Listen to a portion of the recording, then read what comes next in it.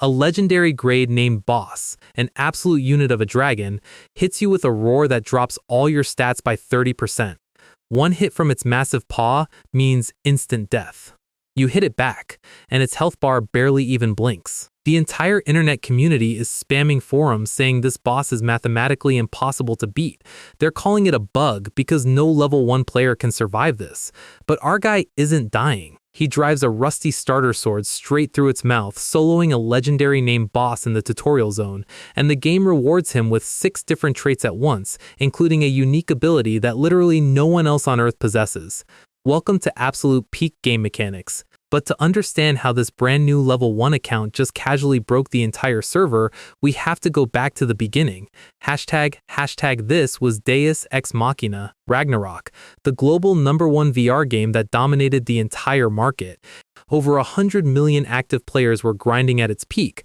But like all good things, the player base slowly bled out, and now the servers are shutting down forever. With 30 minutes left until total server termination, our main guy, Kang Do-hyun, known in-game as Kaiser, is sitting by a campfire. He's surrounded by the top 5 rankers on the server, like Purple Taste, Sword Emperor, and Kukuku Chicken, who wears a mask as tacky as his username. These guys are reflecting on the game's terrible gacha drops, and immediately starting to bicker like a bunch of toddlers. Do-hyun just stares into the fire, admitting that seeing the game die actually feels pretty disappointing, because while everyone else carried flashy legendary skills, Kaiser maintained the #1 rank through pure god-tier control. The man had the absolute worst RNG luck on the entire server, not a single legendary skill, failing 10 gear enhancements in a row while screaming at the sky. His friends roast him for being an absolute magnet for bad luck, laughing around the fire during their final moments together. Even Sword Emperor admits Do-hyun's bad luck was legendary. The system banner pops up announcing final server shutdown. The top rankers look at each other one last time, wishing each other well and promising to meet in the next good game. Their avatars fade into pixels, leaving only the campfire burning in the quiet forest until the light cuts out completely and the world vanishes. Do-hyun takes off his VR headset in his dark room, and just like that, 2 full years pass by. On a normal city bus, 2 high school kids are staring at a phone screen in awe, watching gameplay footage of a ranker soloing a demon lord, glazing players like Annihilation from the Execution Guild, and Empress with her lone wolf playstyle. They wonder if anyone could ever stand at the top alongside them, reminding each other of Kaiser, the legendary rank 1 player from Demrock who vanished. Right behind them, a guy in a military uniform tilts his cap with a smirk. That new game everyone is playing? It's God of Savior, or GOS, the spiritual successor to Demrock with a massive global player base, tons of new classes, and absolute freedom. And Sergeant Kang Do-hyun has just officially been discharged from his 18-month military service. He walks into his family's apartment complex, banging open the front door and demanding to know where his capsule is, while his younger sister and mother look at him like he's lost his mind. His mom sighs about how useless kids get when they grow up, but Do-hyun opens his bedroom door with sparkling eyes. Right there in the room is a full VR capsule, the fruit of his labor, bought by grinding and saving every single paycheck from his 18 months in the military. He practically hugs the metal casing like it's his soulmate, not caring at all that it's pre-owned because the cushioning is fire. He climbs inside, puts on the visor, and initiates the neural synchronization sequence. Retina scan complete. ID verified, and he drops right into the stunning character creation hall of GOS. His default avatar spawns in a tunic, looking every bit like a freshly discharged soldier. He thinks his default face looks a bit too aggressive, scrolls through hundreds of preset options, gets lazy, and just hits randomize. Now for the IGN, he smirks and types in his old legendary name, Kaiser. The system confirms the character creation, assigns him a hashtag identifier, and warps him directly to the tutorial zone. He spawns in the middle of a burning fortress, the tragic battlefield of Arlen Castle. The graphics and realism blow his mind immediately. A floating menu asks him to pick his starter weapon, showing a bunch of basic, crude gear. He reaches out without hesitation, grabbing a basic, crude sword because swords are the only thing he mastered in his previous life. Suddenly, someone shouts behind him. An NPC knight in gleaming white and gold armor comes sprinting up. It's Knight Captain Charlie, looking panicked out of his mind. Charlie grabs Do-hyun's arm without asking questions, dragging him forward as a system prompt forms an automatic party between them. They sprint down the burning stone corridors and Do-hyun looks over as Charlie stops in front of a heavy door. Dead knights and dead beastmen are littered across the floor. Charlie warns that the enemy mercenaries have joined forces with monsters, and if they don't stop the dark ritual inside, an ancient terror will descend. He kicks open the heavy doors to lead the way, and an arrow instantly comes flying out of the dark. Charlie dodges just in time as arrows strike the stone wall behind them. A pack of monstrous, armored hyena beasts comes growling out of the shadows. Before Charlie can even swing his blade, Do-hyun casually walks right past him. A hyena beast leaps forward with a massive axe, screaming for blood. Do-hyun's eyes glow with lethal focus. Charlie screams for him to watch out, but Do-hyun smoothly shifts his footing, ducking right under the massive axe swing. The monster's eyes go wide as it realizes it missed completely. Do-hyun draws his crude sword with lightning speed, slicing right through the beast's neck in one fluid motion. Blood splatters across the floor as his glowing blue eyes lock onto the remaining enemies. He darts forward like a ghost, cutting down another monster before it can even react. The remaining beasts back away, sweating in pure terror. One tries an overhead strike with all its weight, and Do-hyun doesn't even bother parrying, he just steps to the side. He drives a heavy kick, crushing the monster's windpipe with a sickening crunch. The beast coughs blood and collapses, leaving two archers standing at the back of the room, trembling as they try to notch another arrow. Do-hyun's eyes flash again, and with a single horizontal arc, he slashes both of them down at once. He slides to a smooth halt on the blood-soaked stone, standing amidst 5 dead monsters without taking a single hit. He flicks the blood off his starter sword, smirking because even after a 2-year break, his mechanics are still clean. In fact, the movement in GOS feels even smoother and lighter than Demrock. Behind him, Captain Charlie is standing with his jaw practically on the floor. A system notification pops up. Knight Captain Charlie is so impressed that his favorability shoots through the roof.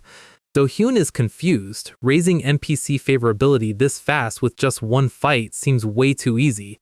Charlie gazes at him like he's looking at a literal legendary hero from ancient prophecies. Multiple system pings chime at once, maxing out Charlie's favorability completely, meaning Charlie now trusts him blindly. He even unlocks a rare title, Affection Max from the start, boosting all his stats by 2. Charlie laughs with joy, thanking heaven for sending such a warrior. He points toward the inner sanctum, saying they just need to stop the dark sorcerer inside. Suddenly, violent dark lightning surges out from the sanctuary doors. Demon bats and shadowy creatures start creeping out from the dark cracks. Charlie draws his sword, telling Do-hyun to run ahead while he stays back to hold the horde off. His armor glows with aura as he entrusts the future of Arlen Castle to Do-hyun. He prays for the hero's blessing and charges straight into the dark lightning with a war cry.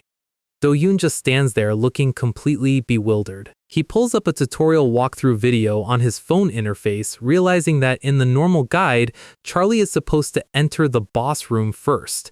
Because Charlie's favorability maxed out, the entire tutorial scenario altered its script. He steps toward the glowing sanctuary door, staring at the massive wooden gates coated in dark magic. A special system prompt pops up. Only one person can enter. If you die, the ceiling array collapses. Do-hyun's eyes widen. A custom prompt inside a tutorial zone means he just triggered a hidden piece. Hidden pieces are secret mechanics placed by developers that offer insane rewards if completed under specific conditions. He smirks and hits YES without a second thought. The massive doors creak open, and purple light swallows him as he steps inside. Inside the chamber, a dark sorcerer screams in horror as his own ritual backfires. A massive, armored, beastly jaw snaps shut, instantly crushing the sorcerer to death. Do-hyun's eyes widen as crimson light fills the hall. Chained down by massive iron shackles is the restrained iron-blooded demonic dragon. The system tag confirms it, a legendary grade named Boss, currently sealed and restricted. Do-hyun stares in disbelief. Putting a legendary grade boss inside a starter tutorial zone is completely unhinged. The game logo flashes in his mind as he processes what's happening. GOS inherited its tiering structure directly from Demrock, ranking everything from normal, rare, heroic, up to legendary. This tier system applies to all monsters, and named bosses are the most lethal, unique creatures in the entire lore. And sitting right in front of this level 1 player is the absolute apex of named monsters. The demonic dragon raises its massive head, eyes burning red. It lets out a deafening, floor-shattering roar that shakes the entire sanctuary. System debuff windows flood Do-yoon's vision, slashing his movement speed, attack speed, defense, and magic resistance across the board. Do-yoon grits his teeth, cursing out the developers for putting a raid boss in a tutorial. He notices that despite the terrifying aura, all of its major magic abilities are still sealed by heavy chains. However, if one of those massive razor-sharp claws catches him, he gets flattened instantly. He catches his breath, remembering he fought impossible odds like this every single day in Demrock. Back then, when faced with an unkillable monster, there was only one option: do or die. His eyes ignite with a sharp blue glow. The dragon slams its giant tail down, shattering the stone ground right where Do-hyun was standing. Do-hyun slides across the debris, leaping forward and striking the dragon's thick hide with his starter sword Clang. The dragon roars in annoyance, swinging its massive claw down like a falling meteor. Do-hyun sidesteps at the literal last millisecond, air pressure whipping past his face. He keeps moving continuously, never staying in one spot for more than a second. He parries a stray spike strike, shockwaves traveling up his arms, and lunges back in to slash at the dragon's exposed joints. He checks the damage indicator and almost loses his mind. 120 total damage on a health bar that sits at almost 1 million. He sighs, realizing the community posts weren't lying about this being set to the absolute worst difficulty. Meanwhile, on the official game forums, players were spamming threads claiming the tutorial boss is literally impossible to beat. Comments were calling the dragon creepy and completely broken, stating that even famous rankers like Myolsol failed to beat it and just gave up. Most players figured the developers put it there as an unbeatable cutscene monster where you're meant to die. Suddenly, the live server status updates, showing the dragon's name changing as its health drops, sending the entire forum into absolute chaos. Back in the boss room, after a grinding marathon of perfect dodges and slashes, Do-hyun drives his sword straight into the dragon's throat. The massive beast lets out one final agonizing roar and collapses onto the stone floor, completely dead. Glowing system windows flood the dark hall, announcing that he is the first player in history to solo a legendary named boss in the tutorial. Do-hyun drops to his knees, leaning on his sword, panting like he just ran a marathon. He calls the dragon a stubborn bastard, wipes the sweat from his forehead, and laughs to himself as he pulls his blade out of the dragon's neck. He realizes that none of the famous rankers from his old squad managed to kill this thing either. He pictures Kakuku Chicken and Purple Taste throwing tantrums over the difficulty, wondering with a grin how his old gaming buddies are doing these days. A gold title pops up, First Slayer, unlocking special gameplay traits corresponding to his achievement. Traits start unlocking one after another: Weapon Master, Hidden Dragon, Slayer, Hero, Overcome, and finally, a dark purple icon flashes with a ping, Eye of Truth. Do-hyun stares at the panel in utter disbelief, because tutorial clears usually grant only one single trait. Traits in GOS are class-defining abilities, ranging from exploration skills like Guide to combat skills like Swordmaster. His new traits give him stat boosts, weapon mastery, location tracking, and complete immunity to status effects. And then there's the big one, the unique trait, Eye of Truth, an ability that allows him to see through anything hidden in the entire game world. Traits like Slayer or Hero are great, but they aren't unique. Other top players might eventually acquire one or two of those through high-level quests. But Eye of Truth? It is classified as unique, literally the only one in existence across the entire global server.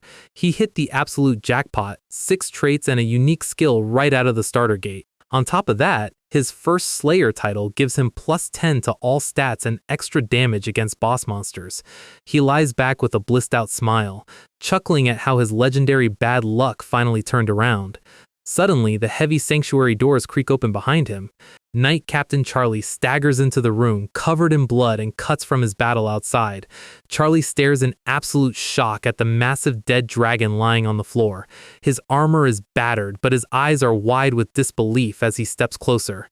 He stammers, asking if Do-hyun genuinely defeated the legendary calamity single-handedly. He looks at Do-hyun, who doesn't have a single scratch on his clothes, asking who he truly is. Charlie shakes his head and raises a hand, cutting himself off. He says it doesn't matter where he came from, declaring that a true hero is born during times of chaos. With tears of emotion in his eyes, he salutes Do-yoon with everything he has. He drops to one knee, armor clanking against the stone floor, and officially requests the opportunity to pledge his sword and become Do-yoon's subordinate. System windows flash. Charlie wishes to pledge his loyalty as your liege! Do-yoon is stunned. A subtext warning clarifies that because Charlie is a historical NPC recreation from the past, no real-world system stat benefits will be transferred. Do-yoon nods casually, telling Charlie to do whatever he wishes since it's just a formality. The system confirms the oath, recording a historical victory for Arlen Castle in Charlie's memories. The system notes that Charlie will now rest in peace, looking forward to a future alongside his liege. Blue portal mana begins swirling around Do-yoon as a 5-second countdown to warp to the Pantheon initiates. A massive magic circle envelopes the room, lifting Do-yoon into the air. Charlie looks up at his new liege through the glowing light, asking where their next destination will be. Do-yoon smirks down at him through the light, telling him they'll go wherever they are needed in this chaotic world. Charlie smiles peacefully, repeating those words with tears in his eyes as he fades into light. The warp countdown ticks down to 0. Right as Charlie vanishes, he reaches out, holding up a sparkling purple pocket watch pendant. Do-yoon catches it mid-warp, seeing a system ping. "You have acquired an unknown item." Charlie smiles warmly one last time, whispering a final prayer for salvation. The bright light swallows everything as the tutorial officially completes. System message. Welcome to the Pantheon. Do-yoon lands inside a colossal white hall filled with infinite glowing pillars standing before the realm where players choose their god and dictate their destiny. So after killing a legendary dragon with a toothpick, our guy lands directly in the Pantheon. Official game lore calls this the Holy Chamber of Divine Ascension. Players call it what it actually is, the Gacha Room.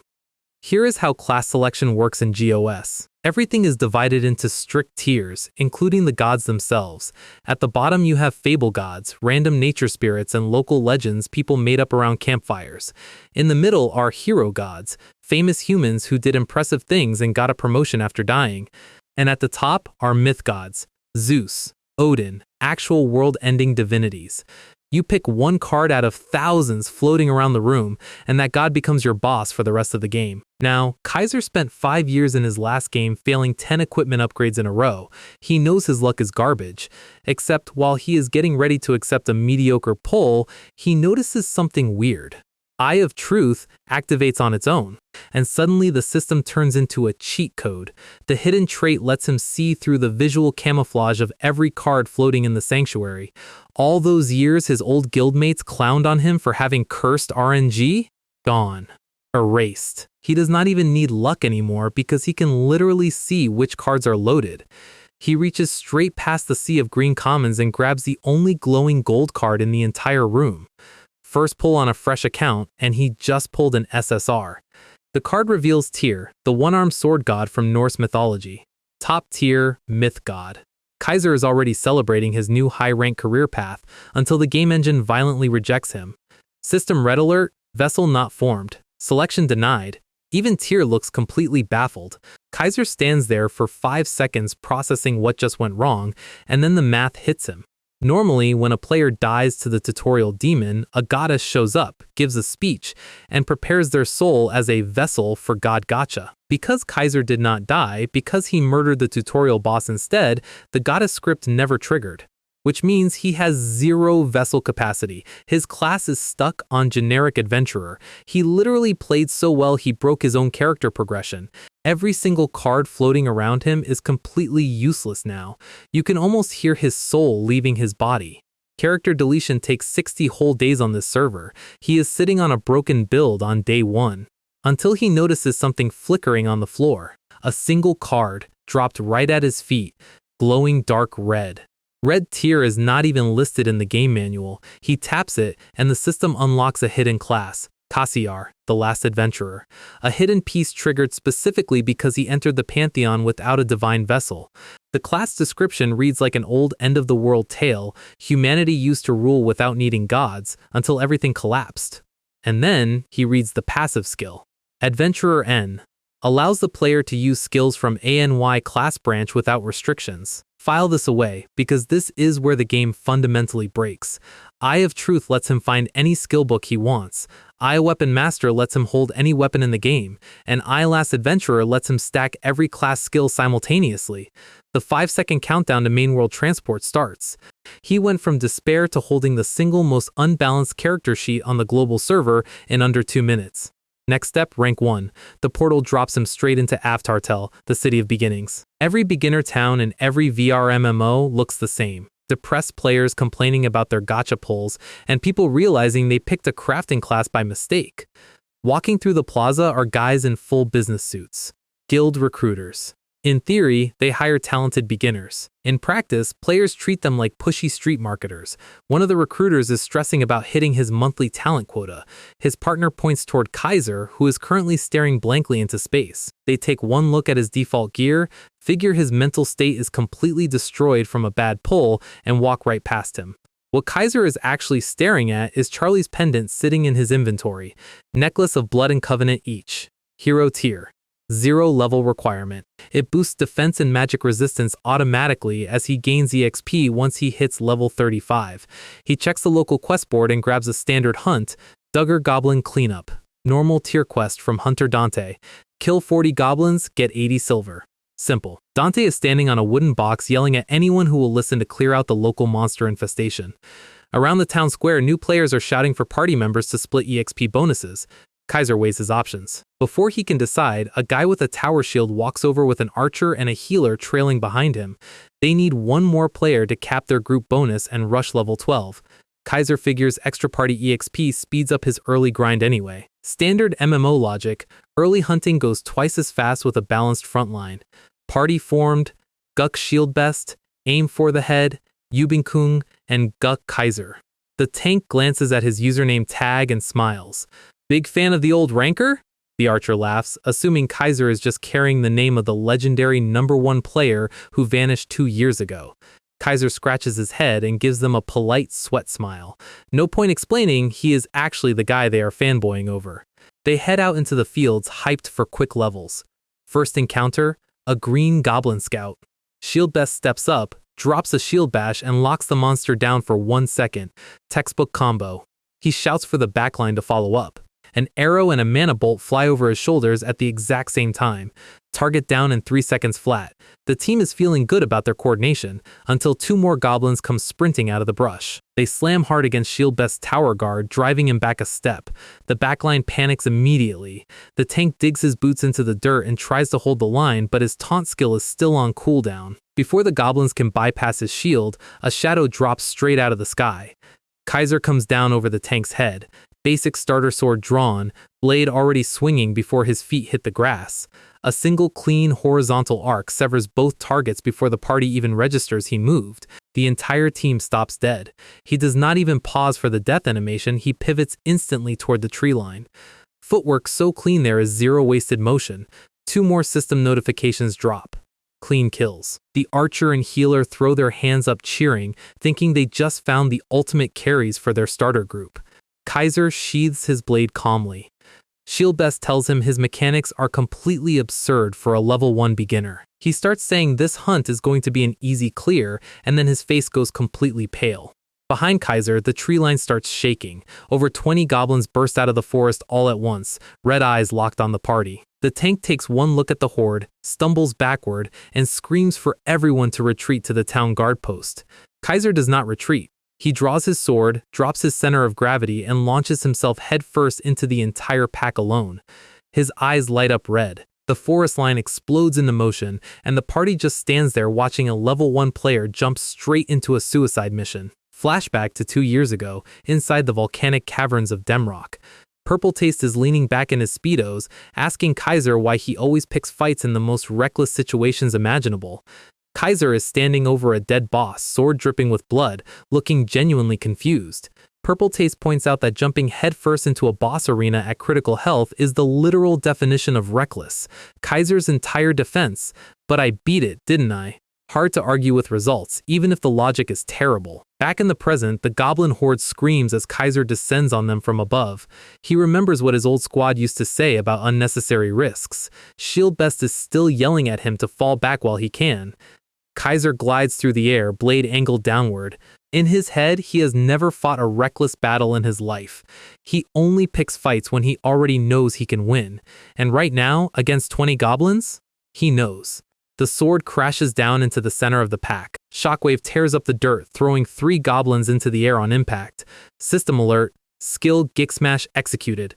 First kill confirmed. He scans the crowd instantly, picking out the poison dart snipers hiding in the back row. First rule of fighting mob packs, take out the ranged units before they start controlling the field.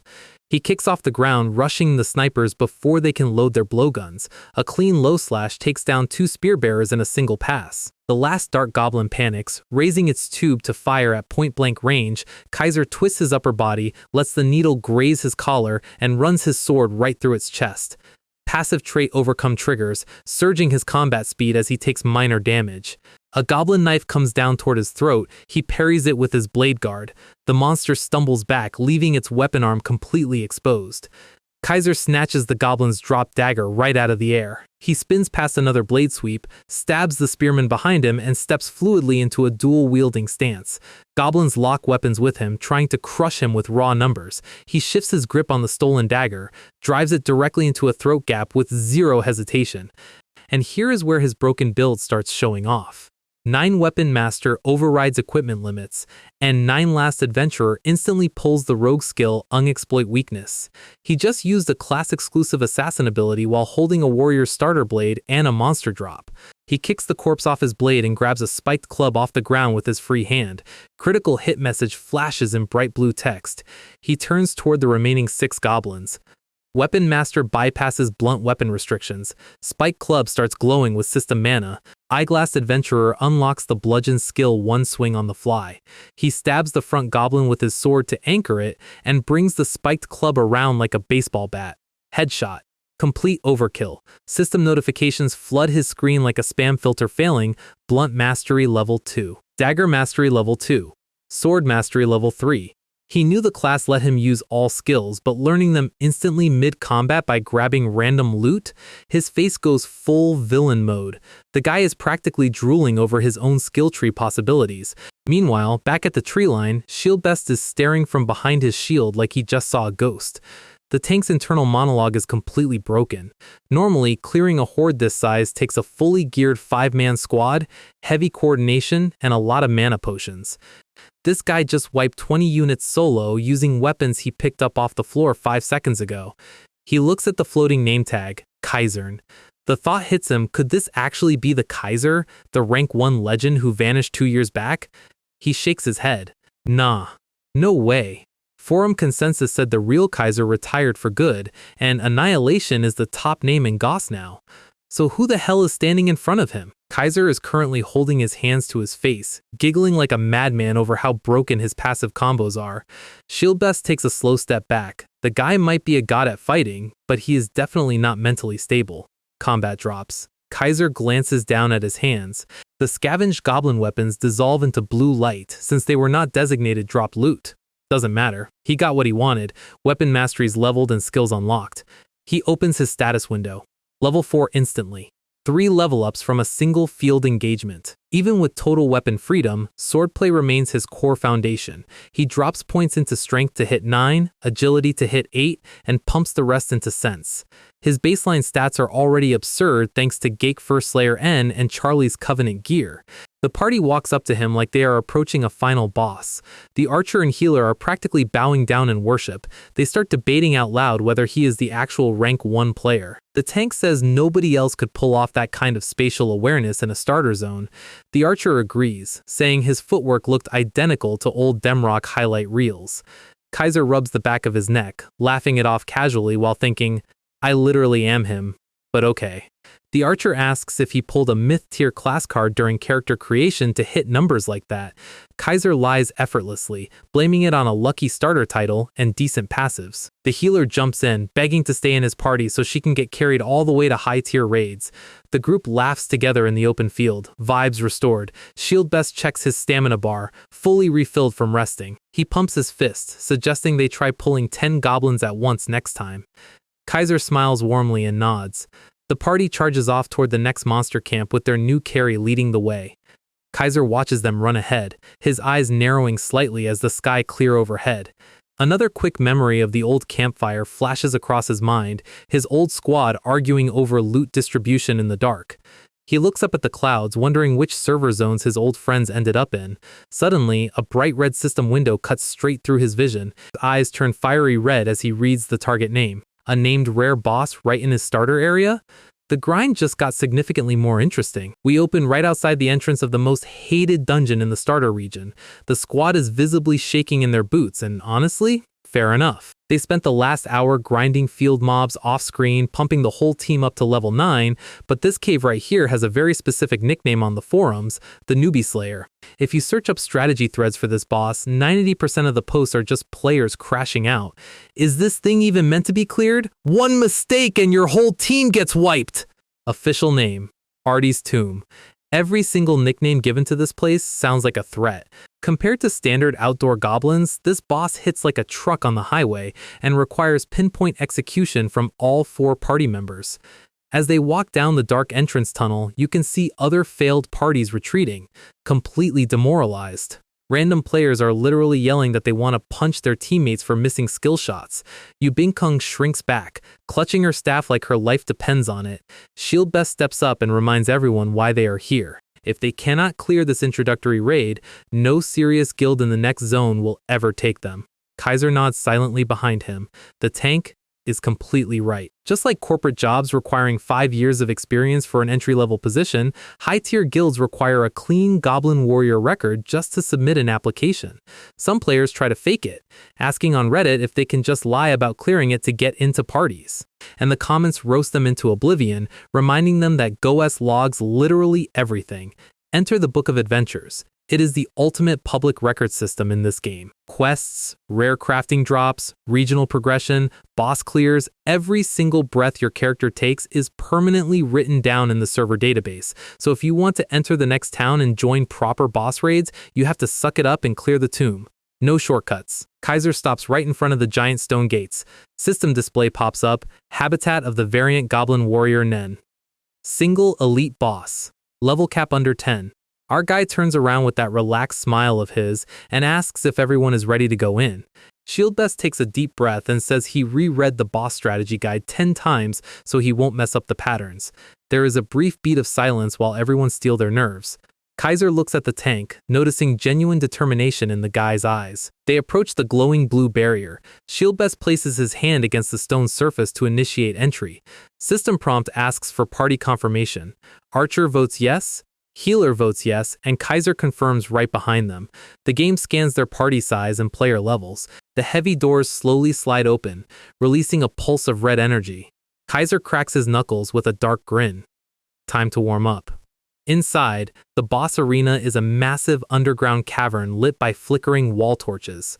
Their footsteps echo across the stone floor as they step into the center circle. The air is thick with smoke and ambient mana pressure, and standing right at the far end of the room is the boss. Variant Goblin Warrior, 20,000 HP. An exiled warrior cursed into a hulking monstrosity. This thing is built like a brick house, flexing muscles 3 times the size of a human, holding a cleaver bigger than our MC. It throws its head back and lets out a roar that literally shakes dust off the ceiling. The party freezes. Shieldbest sweats through his armor, wondering if a level 9 group can actually survive this.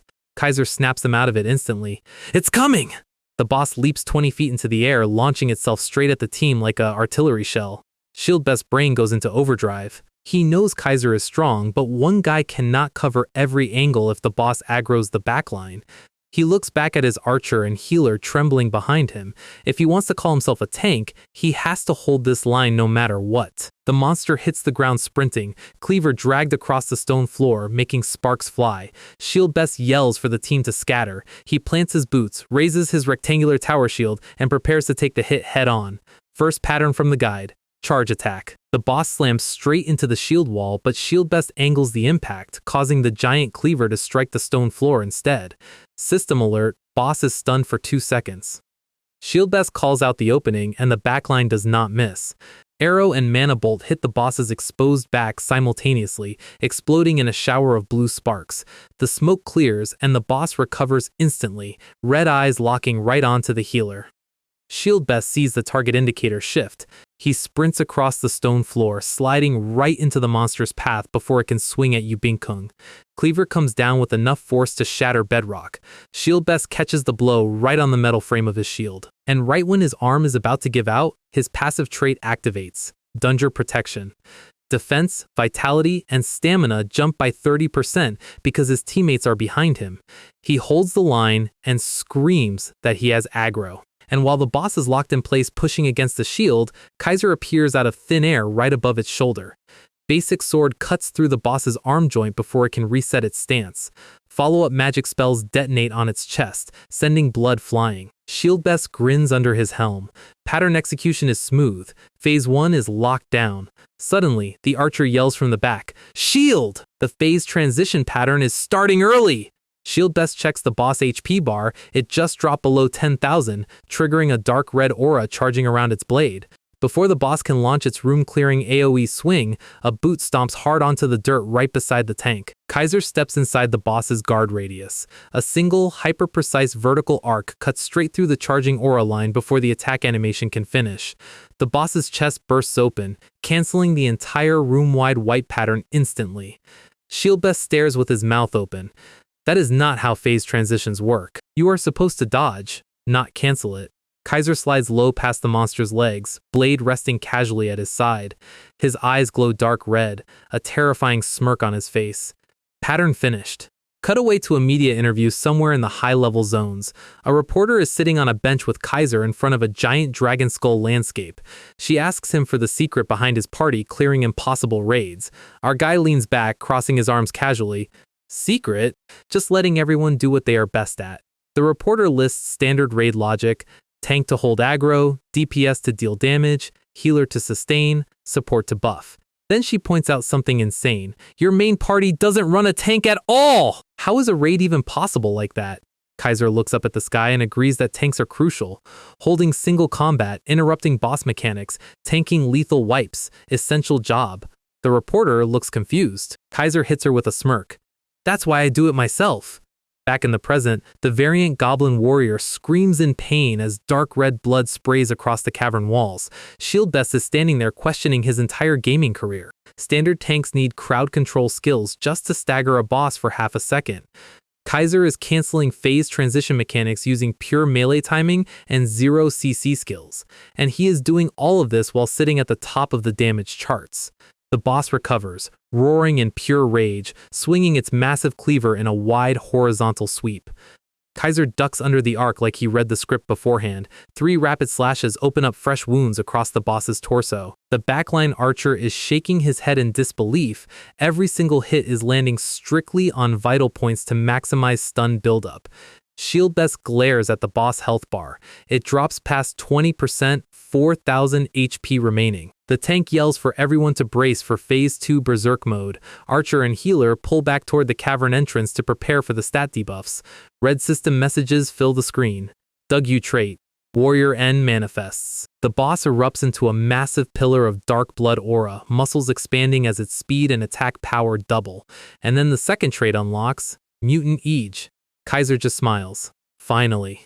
For those who don't know, mutant traits grant random, gimmick-heavy mechanics that ruin normal party runs. This specific boss has a mechanic known in the community as 0007 Bang. Here are the rules. If 4 physical attacks land in a row, the entire party gets hit with a severe movement debuff. If 3 magic attacks land in a row, all magic damage is reflected directly back to the caster. The boss roars, releasing a wave of red force that hits the room. Party-wide debuff applies, attack and movement speed reduced by 4%. The archer panics, realizing they cannot outdamage the boss while slowed. Then, Kaiser's personal system window pops up. Do trait, hero activates, immune to mental contamination, immune to berserk slow, immune to mutant debuffs. Our guy gets that unhinged red-eyed look again. So you're saying the rules don't apply to me? Shield Best yells for everyone to stop attacking and focus strictly on dodging until the berserk timer runs out. He shouts over to Kaiser, asking if he has any way around the attack limit mechanic. Kaiser walks past the tank's shield, completely relaxed. Just wait a second. Red mana bursts around his body like a volcanic eruption as he draws his blade. I'll go slice it up. Shield Best's jaw hits the floor. Kaiser launches forward like a missile, leaving a streak of blue light behind him. The boss brings its massive cleaver down in a vertical overhead strike, and Kaiser parries a 5-ton cleaver using a basic level 1 starter sword. Sparks blind the entire cavern. Eye of Truth predicts the recoil trajectory. He weaves through the boss's guard, delivering 6 slashes in under 2 seconds. The archer stares in shock. Why isn't Hyung getting hit by the attack count status debuff? Shieldbest watches the trail of sword light cutting through the dark aura, and in that moment, seeing the silhouette against the flames, the memory hits him. The steel clash echoes like thunder through the cave as Kaiser forces the giant boss backwards step by step. This isn't just a high-level player carrying a beginner party, this is an absolute god of battle. The phantom outline of the old ranker IDR Kaiser overlays onto Do-yoon's back. The boss, near death, throws one last desperate wild swing. Kaiser ducks beneath the blade with absolute calm. He cuts through the attack arc, severing the monster's weapon wrist mid-swing. Spins into a low reverse stance, driving his blade upward through its core. System messages flood the screen, level oop. Swordsmanship proficiency reaches level 7. Level 7 swordsmanship adds a 7% damage multiplier on blade skills. Dig Your First Slayer Fury title adds another 10% boss damage boost. Kaiser leaps straight over the monster's head. He grips the hilt with both hands overhead, eyes blazing red like a demon king. A vertical downward strike splits the air and cleaves the variant goblin warrior straight down the center. Blood sprays sky high as the boss lets out its final death roar. The massive corpse crashes face first into the dirt floor, motionless. System alert. Wav defeated the mutant goblin warrior. Dungeon cleared. The backline party stumbles forward in total silence. That's insane. Shieldbest turns slowly to the archer, his voice trembling. About Kaiser. Could it be that he's the actual, real Kaiser from Demrock? The archer and healer scream in shock. WHAT! They all stare across the cavern at the guy standing over the boss corpse. Do-yoon is standing on top of the dead raid boss, blade rested casually over his shoulder like it was just a casual walk in the park. System prompt pops up with the global speedrun timer. Clear time, 29 minutes 58 seconds. First place, 1 Best Shields Party. Second place, Anonymous 35 min. Third place, Annihilation's Party 42 mins 12 secs. They didn't just beat the dungeon, they wiped the floor with the top server ranker's record by 12 full minutes. System notification. YU have reclaimed 1 ST place in the time limit rankings.tel contribution distribution. First place, Kaiser. First place contribution reward granted, Mutant Goblin Warriors red leather top. Equipment preview, red leather top and red armor epaulets. Weapon drop, Mutant Goblin Warriors red greatsword etch. And then the main prize drops, hero tier title, Throne of the Time Attack Nen. Effects. All movement and attack speeds increased by 10%. All base stats increased by 5 points permanently whenever a record is renewed.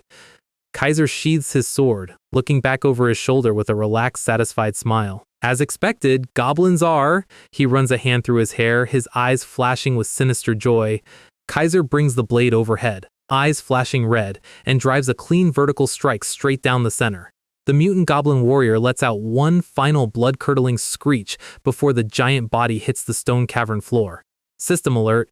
Target defeated. Dungeon cleared. Speedrun calculations pop up instantly, 29 minutes and 58 seconds. He sheathes his starter blade with a click. Server log updates. First place contribution reward goes directly to Kaiser. Items acquired. Mutant goblin warriors red leather top and red epaulets. And the main boss weapon drop, the red greatsword. To top it off, he unlocks the hero tier title Throne of the Time Attack Dedge, boosting all speeds by 10% and permanently increasing base stats. Our guy wipes the dust off his jacket, sports a villainous grin, and notes that goblins really are best when sliced up. The rest of the party is hovering over their own reward windows in complete disbelief. The archer and healer pull hero-grade gear out of their loot boxes, screaming over the absurd casting stats. They bow down to Kaiser, declaring they would never have seen rewards like this without him. Kaiser gives them the standard casual smile and says it was nothing. Shieldbest fidgets nervously, stepping forward with his head down. He points toward the global server leaderboard floating in the air. First place on the server wall read, Ugger Best Shields Party. The tank apologizes profusely, explaining the system automatically registers the record under the party leader's handle. Kaiser scratches his cheek, telling him it is totally fine. Having your name at the top of a server speedrun board gets you noticed by top-tier guilds, and the tank actually needed that clout way more than he did. Plus, they literally dethroned Annihilation's old record by 12 minutes. The team offers to pay him financial compensation or give up their gold to make up for stolen credit. Kaiser waves his hand dismissively. He explains that party registration mechanics work that way, and he didn't care about the board name anyway. In his head, total spotlight is just annoying. The actual loot is what gets his inner goblin going. He checks the stat sheets on his 3-piece warrior set, rare to rare plus tier, unmatched defense and agility scaling for starter gear. He clutches his face, practically chuckling like a madman over his fresh gear set. Shieldbest watches him laughing hysterically into his hand, low-key wondering if their carry is mentally sound. Kaiser catches himself, pulls his hand down and reassures them one more time not to sweat it. The party cheers, deciding Kaiser is the most generous god gamer to ever exist. Swirling blue light fills the cavern as the exit portal opens up. As they walk toward the exit, Shieldbest tells the archer he thought all the forum hype about Kaiser was fake news. He looks back at Kaiser's silhouette against the portal light. Now I get it. That's what a real legend looks like. Kaiser calls out for them to hurry up before the dungeon instance closes, and the four of them step into the blue light together. The cave dissolves into portal particles. They respawn under the bright sun of Ard City. Heading down a shady side street, they locate the back alley alchemy shop. The healer gasps, admiring the magical potion bottles lining the dark wooden shelves. Kaiser turns toward the front counter. A creepy guy wearing a dark hood sits in the shadows. Calde the alchemist glaring up at them. "Who the hell are you lot?"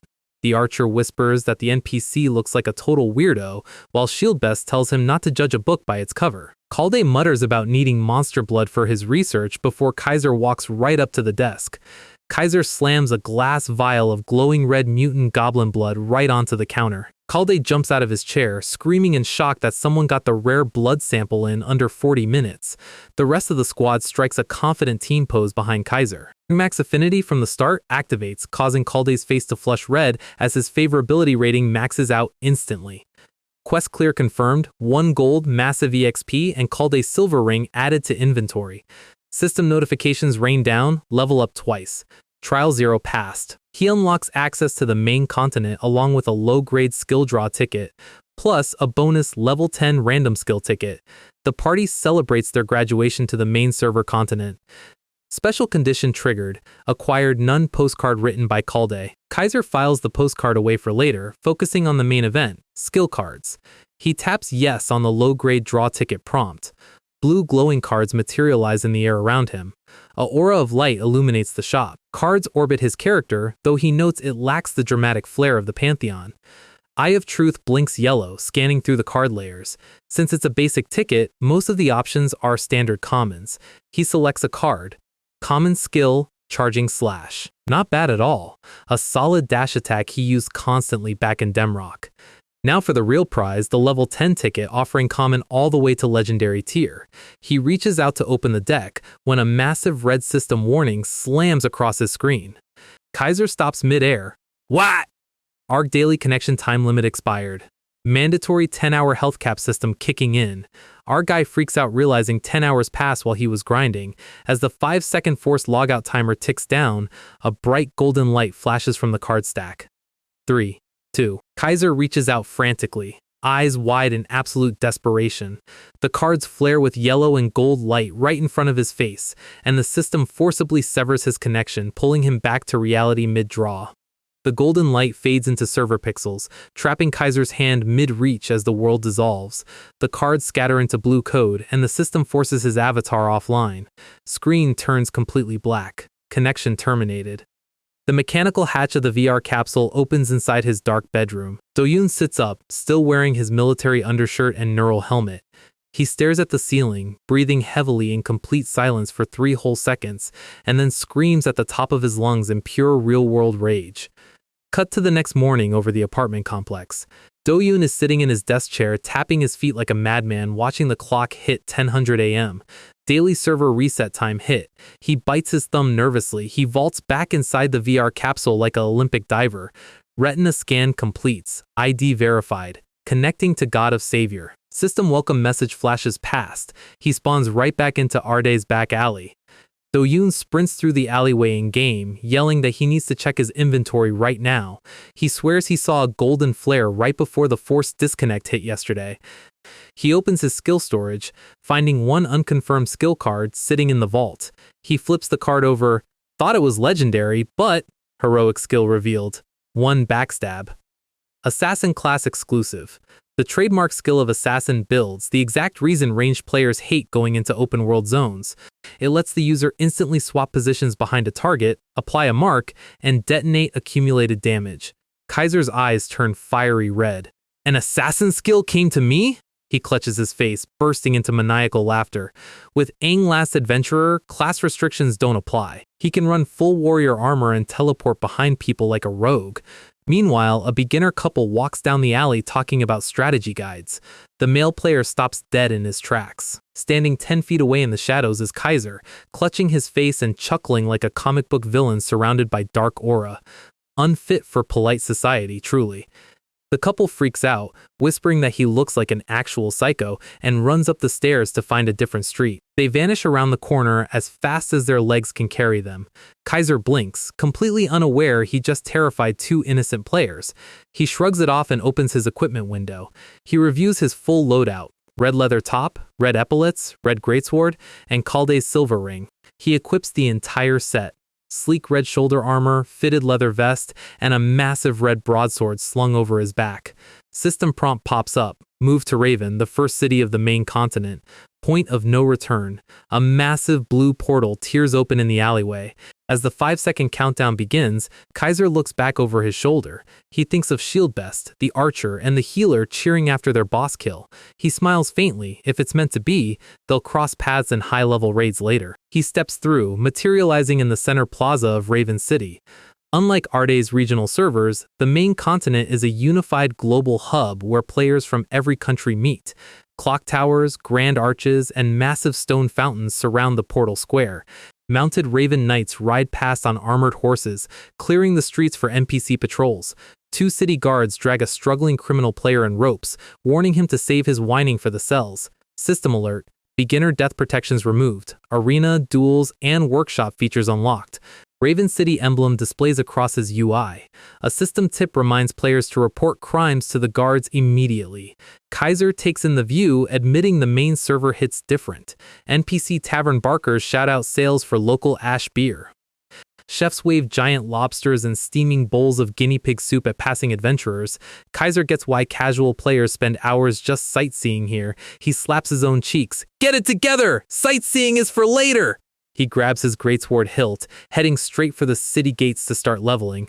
Cut straight to the Raven Plains, blade cleaving a blue goblin clean in 2. Kaiser glides across the field, chopping down field mobs in single sweeps. Warrior set 3-piece effect activates, all applied to all goblin-type enemies, plus 7% damage, plus 2 base stats.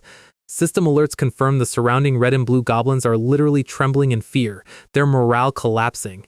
He triggers Charging Slash, launching himself forward like a cannonball. The wide horizontal arc severs 2 goblins simultaneously in a splash of blood. His boots land firmly on the grass. Sword plants into the dirt, eyes flaring red. Red Greatsword passive triggers, plus 1 attack power for every enemy slain, stacking up to 12 times. High base stats, percentage damage multipliers, and a weapon that gets stronger as he slaughters? Chibi Kaiser sheds happy tears against a backdrop of fireworks, thoroughly enjoying his monster clearing spree. He checks his quest progress, noting he's a hair away from hitting level 11. Suddenly, Eye of Truth blinks yellow in warning. A purple outline drops straight out of the trees behind him. A player-killer assassin leaping with dual daggers, eyeing Kaiser's shiny red warrior set. The PKer lunges forward, screaming that there's no prey sweeter than a rich newbie. He drives his purple dagger downward at Kaiser, who is casually standing with his arms crossed. Clang. Kaiser parries the dagger strike behind his back using his greatsword blade, without even turning around. The assassin's eyes widen in absolute shock. Kaiser turns his head slightly, red aura flaring like a localized typhoon. What? The PKer flips backward, landing on the grass in a complete panic. He screams toward the tree line, "What are you guys doing? Take him down!" An archer in the trees fires a double volley of magic arrows straight at Kaiser's head. Kaiser spins his giant greatsword effortlessly, swatting both magic arrows out of the sky like flies. An axe warrior PK heir charges out of the bush, raising a two-handed battle axe with a loud scream. Axe crashes into the greatsword guard, sending sparks flying across the field.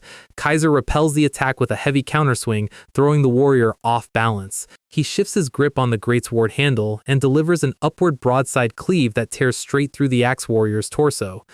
The remaining assassin and archer stand frozen, sweating bullets. How is a beginner wiping a PK squad? The assassin tries to reset his stance, but a system mark flashes over his head. Due mark is created. Kaiser activates heroic skill, 1 backstab. Instantly, Kaiser vanishes from the front and materializes directly behind the assassin PKer like a shadow demon, greatsword resting over his shoulder. Our guy leans down with the ultimate dark villain smirk. Every game has people who refuse to play by the rules, and VR MMOs are no exception. Not sanctioned arena duels with referee timers, but open-world ambushes. PKers.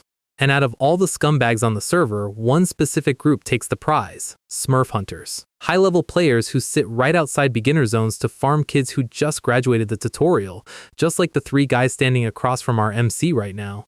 Kaiser towers over the assassin, glowing red eyes locked on his target. Unbackstab's mark expires, and the assassin stammers out his last words. How is a swordsman using backstab? The critical damage detonates, spraying blood across the grass. System logs clear 3 kills back-to-back: Assassin Boy, Seker Canthitme, and their archer. Evildoers eliminated. System flags it as valid self-defense, keeping Kaiser's karma clean. Ard City had beginner protection and unusually nice people, like Shieldbest and his squad. Out here on the main continent, the open world is crawling with bottom feeders. He sheathes his blade, brushing the dust off his collar. Time to turn in his remaining open world bounties. Hug Goblin Extermination complete, 70 silver earned. Hunter's Request complete, 80 silver and a Beastfang necklace acquired. Level UP. Level 17 unlocked, opening access to the West Gate. He stands before the giant wooden doors of Raven's West Gate. Beyond this gate lies the Raven West Forest, a zone so nasty that local town NPCs actively warn beginners to stay away. Unlike the wide-open, sunny fields of the East Gate, the West Forest is a dark, claustrophobic jungle with cramped visibility. Not just goblins, but giant predatory insects lurking in the canopy. Goblins launch poison ambushes from the bushes while giant wasps drop onto your neck from above. Because of the brutal difficulty spike, players created an unwritten server law: never enter the West Forest without a party of at least 3, which is why the plaza in front of the West Gate looks like a crowded auction house. Players are screaming at the top of their lungs looking for tanks, DPS, and carries. One squad is groaning because they can't find a single healer in the entire square. Standard MMO problem: healer classes are boring to level, so nobody plays them. A player points toward the archway, nudging his buddy. Kaiser walks right past the recruitment signs, heading toward the forest entrance completely solo. The crowd scoffs, calling him another foolish moth flying straight into the fire. They laugh, saying even top-tier rankers run the West Gate in full groups. Kaiser just smirks, stepping into the dark shadows of the canopy alone. The trees close overhead, cutting off the sunlight. First ambush hits instantly. Blade cuts a goblin clean in half before it lands. Red eyes flaring, Kaiser spins through the brush, cleaving 3 more goblins mid-air. A sniper goblin drops from a high branch holding a blow dart. Kaiser plants his greatsword into the dirt, vaults off the hilt, and dodges the poison needle by an inch. He grabs the goblin's head mid-air, throwing it into the ground like a rag doll. The monster skids across the dirt, coughing up dark blood. It struggles to stand, and Kaiser's follow-up severs its torso before it can draw a knife. 3 blow darts fly out from the shadow of an oak tree. He spins his greatsword blade in a rapid circle, deflecting all 3 needles with sparks flying. The goblin archer panics, realizing its position is blown. Kaiser drops his greatsword, unequipping the warrior set. He leaps across the clearing, closing 30 feet in a single bound. A heavy strike splits the goblin archer down the middle. His greatsword slides across the dirt behind him as the set bonus removes. System alert: warrior set effects disabled. Hordes of red goblins swarm out of the trees. They charge with serrated knives, thinking the lone player lost his main weapon. Kaiser snatches a discarded battle axe off a corpse, lightning crackling around the steel. Weapon Master overrides class requirements. One Last Adventurer grants basic axe skills instantly. He activates one Backstab Mitch while holding a giant battle axe, teleports behind the lead goblin and crushes its skull into the dirt. Overhead Smash executes, causing a shockwave that throws 4 goblins into the air. He spins the battle axe in a full circle, severing every limb within 5 feet. Blood sprays across the grass as the last red goblin falls. Kaiser grins, admiring the weapon weight. Gotta admit, axes feel pretty good in the hand. System confirms multiple kills. Axe Mastery levels up to level 2. He opens his quest window, confirming all regional goblin bounties are cleared. Now he just needs to pick up that lost pendant when the earth beneath his boots violently ruptures. A giant forest centipede the size of a city bus erupts from the ground, mandibles dripping with purple acid. Kaiser looks up at the massive insect, his face dropping deadpan. Birds scatter into the sky as the forest floor collapses. Kaiser leaps backward into the air, dodging a strike from the monster's head. The giant forest centipede crashes into the dirt where he stood a second ago, shattering boulders. Our guy hits the ground running, shouting over the roar. He draws his greatsword mid-sprint, stepping inside the insect's turning radius. Red aura flares in his eyes as he locks onto the armored joint gaps. The centipede shrieks, opening its acid mandibles to swallow him whole. Kaiser vaults high above its head, executing a wide circular arc downward. The broadsword cuts clean through 3 armored body segments, spraying green fluid across the clearing. The giant bug crashes into the earth, thrashing its legs violently. Kaiser lands smoothly in a low stance, blade held wide. The centipede recovers, whipping its tail around in a blind rage. Kaiser's eyes narrow, calculating the attack angle in real time. He brings the greatsword up, catching the massive mandible strike right on the flat of his blade. Sparks fly as 40 legs push against his guard, driving his boots into the dirt. Kaiser groans under the weight, and it looks disgusting too. He shifts his weight, shoving the monster's face back and severing its left mandible with a quick slice. Green acid erupts from the wound as the bug shrieks in pain. Kaiser grips the greatsword with both hands, pulling it over his head. A single vertical downward strike splits the giant forest centipede straight down its spine. The massive insect collapses into 2 halves, completely motionless. System notifications flood in, giant forest centipede slain. Swordsmanship proficiency reaches max level 10, level UP. Status window pops up, level 19 reached, strength hits 35 plus 38 bonus points. He crosses his arms, pleased with his grinding efficiency. 2 levels in 1 forest run. Now for the final remaining Westgate errand. Dug lost pendant each, normal plus quest from NPC Camilla.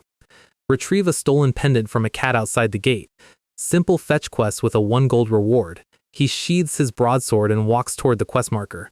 When he arrives at the location, he finds a group of players standing under a giant oak tree shouting at each other. "Line up, everyone! No cutting in line! We've all been waiting!" Turns out, the stolen pendant respawns on a branch under this specific tree, and players are literally forming an orderly line to take turns clicking the quest item. While waiting his turn, Kaiser overhears 2 armored players gossiping in front of him. "Did you hear about the execution hit list issued on those open-world griefers? Yeah, some assassin brat was going around using the name Kaiser." Kaiser's eyes open wide. "Why is my handle coming up in casual town gossip?" The player laughs. "Rumors say a swordsman used backstab to kill 3 PKers, as if that makes any sense." They both laugh at how fake the rumor sounds, while Kaiser sweat smiles right behind them, deciding he needs to lay low. A swordsman using assassin skills and running 6 traits would make top guilds panic. Some might try to recruit him, but high-ranking Demrock veterans leading major guilds would try to wipe his account before he gets too strong. The line moves forward, and Kaiser grabs the glowing pendant off the tree branch. Quest item secured. Time to turn it in and keep a low profile. Back inside Raven City, he locates the NPC girl Camilla waiting near the fountain. She gasps in joy as he hands her the pendant. Quest complete. System alert. Level up. Reached level 20. Skill draw ticket acquired. Camilla hands him a glowing golden box. Camilla's small gift symbol plus random box. Kaiser pats her head, telling her not to lose her necklace again. Max affinity from the start activates, causing Camilla's face to light up with pure affection. She waves goodbye, calling him the best big brother ever. Now for the next main quest. 1 dungeon subjugation Nen. Rare tier quest from NPC Zrina. Clear a Westgate dungeon within 48 hours for 10 gold and a skill ticket. There are 2 dungeon options outside the West Gate: the Goblin Chief's Den and the Ant Nest. Given his warrior set bonus against goblins, the Goblin Chief's Den is the obvious pick. Problem is, both dungeons require a full 4-man party, and revealing his build to strangers is risky. He walks over to the entrance of the Goblin Chief's Den. Dozens of players are shouting for party recruits. Looking for Fire Mage! Level 20 plus only! Production players sit near the cave entrance repairing gear and buying monster drops at high prices. Kaiser notes that the dungeon entrance looks like a fully functional trade market. A rogue player tries joining a group, but the party leader rejects him instantly. "We don't take thieves! Have some shame!" The rogue argues, but the tank tells him thieves are completely useless in this raid. Meanwhile, 3 armored guys swarm a female mage, begging her to join their team because they have full level 20 gear. Kaiser stands on the sidelines, watching every group turn down melee DPS classes. In this specific dungeon, the boss mechanics favor fire magic, making mages the undisputed kings of the zone, and swordsmen? Considered total dead weight. Suddenly, a voice calls out behind him, "Hey you, wearing the warrior set!" A level 24 player in gold armor walks up, offering a friendly smile. "Want to join our party?" Kaiser blinks. "You know I'm a swordsman, right?" The gold-armored guy waves his hand. "Of course! Our levels are higher, we just need a 4th member to start the quest." Kaiser's eyes narrow slightly. Something about their overly friendly tone feels completely off. He decides to play along for now. "I'd be grateful. Send the invite." Party formed. 1 Bastard Sword Sex level 24 leader, 1 Buying Crazy Sacred Gear level 24 tank, Ultimata Top Tarch Magenta Caps level 24 mage, and Kaiser level 20. Kaiser glances at their level tags on his UI, then looks up at his new teammates. All 3 level 24 members surround him with glowing red, sinister eyes. Kaiser's expression goes cold. These guys, they know who I am. Outside the dungeon entrance, 3 high-level players are whispering while looking directly at our guy. Their leader gets that specific smile people get when they think they just found easy money. He calls out to Kaiser, acting like the friendliest guy on the whole server. He offers a party invite, completely ignoring the fact that swordsmen are currently treated like garbage in the meta. The whole squad hits him with fake smiles, claiming level gaps do not matter since they are just here for a quest. Kaiser puts on his best innocent rookie face and accepts immediately. Party formed. We have Bastard Sword, Buying Dope Paladin, and a mage with a username so long it takes up half the screen. They step inside the Goblin Chieftain's habitat, a level 24 rare dungeon instance. Right at the entrance, a red goblin scout gets taken down without much effort. Bastard Sword starts talking big, acting like this dungeon is a casual walk in the park. Kaiser takes a quick look at their positioning and admits they actually know how to press their buttons. The system alerts that the chieftain is sending out reinforcements. Bastard Sword turns around and generously offers Kaiser the front line. The mage backs him up, promising they will step in if things get dangerous. Kaiser reads the room in about 2 seconds. They want to test his combat mechanics. He unsheathes his greatsword and decides to give them a preview. He launches forward with 0 buildup, shattering the floor as he moves. Charging Slash activates, turning 3 goblins into scrap before they can finish spawning. Watching from behind, Bastard Sword confirms that Kaiser matches the execution hit list description. The paladin nods, mildly impressed by the raw speed. Kaiser dodges a club swing, steps inside the goblin's guard, and takes its head off. Bastard Sword tries to rationalize it as high-tier gear carrying him. But the paladin brings up a fair point.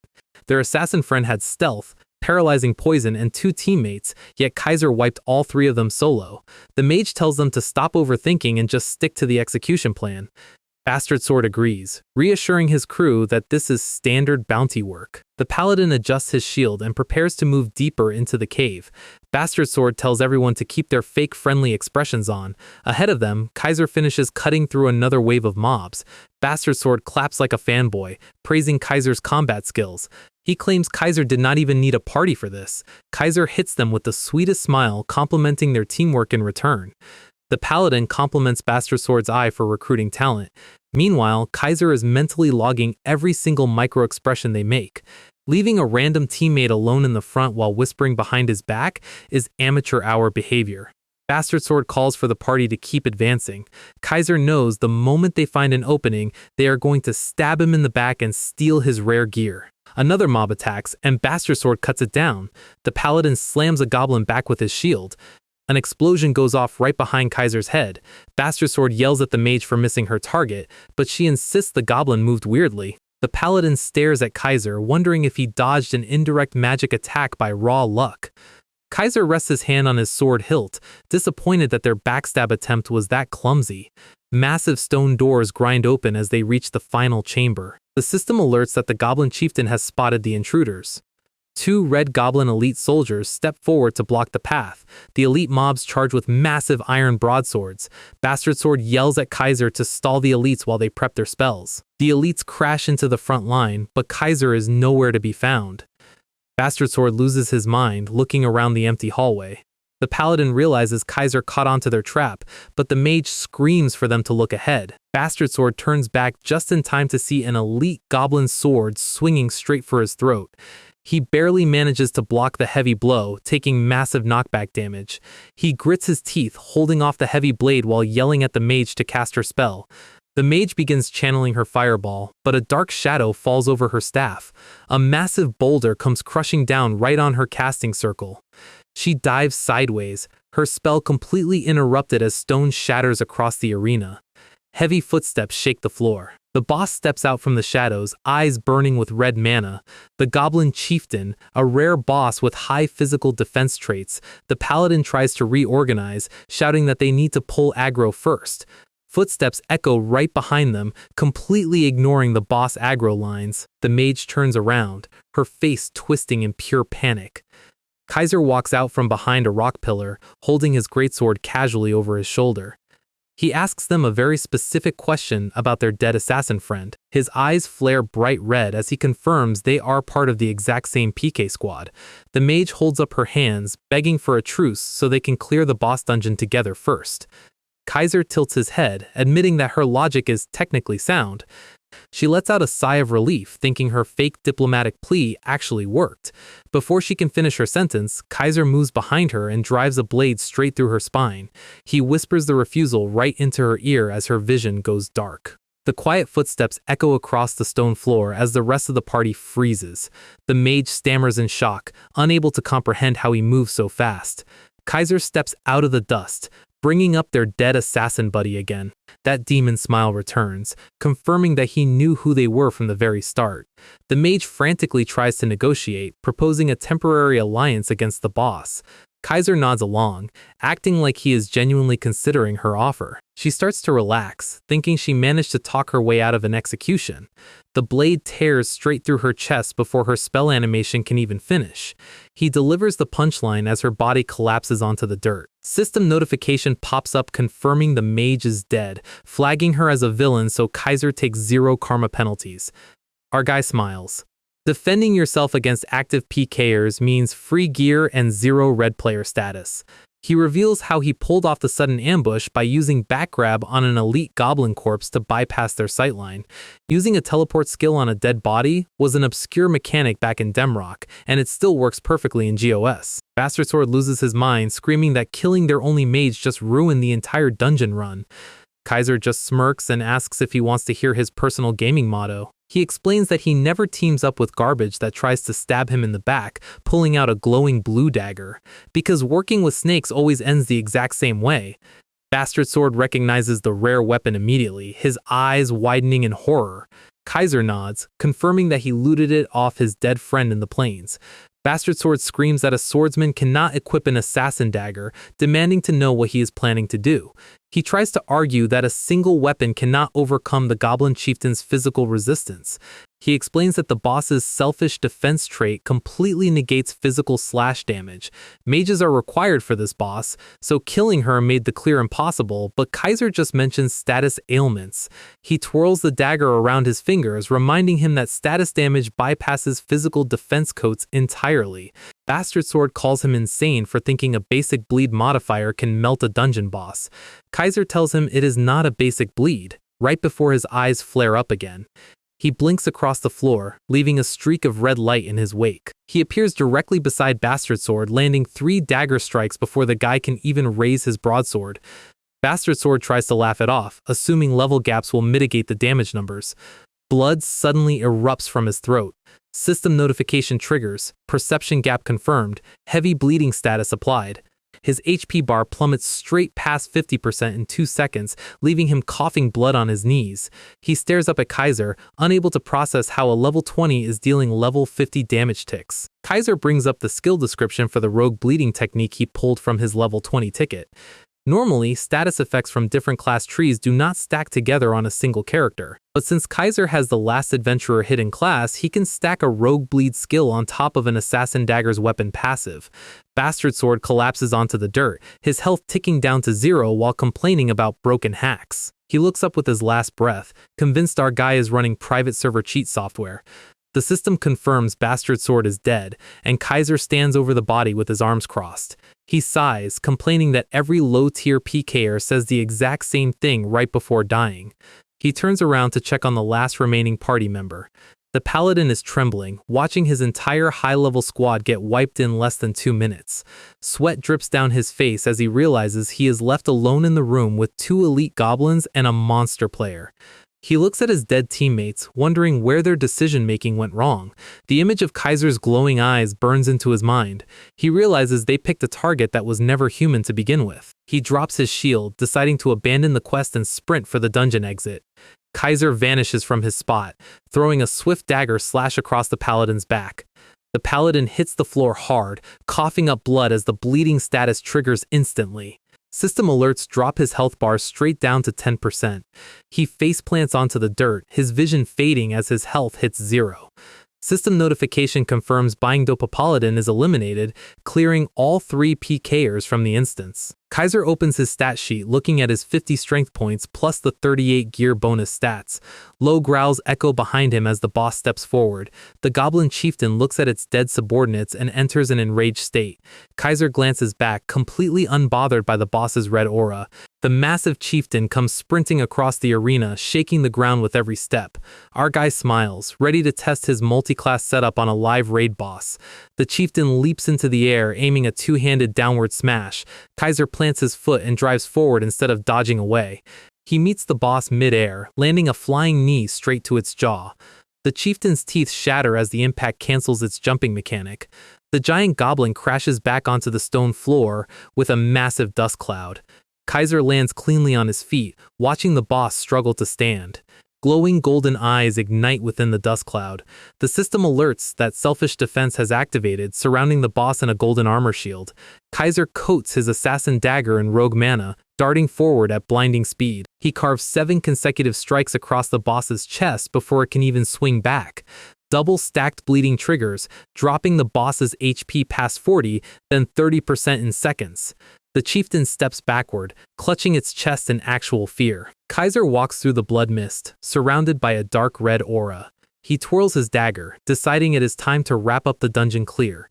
The boss lets out a pathetic squeal, completely losing its aggressive boss AI. It turns around and starts waddling away as fast as its fat legs can carry it.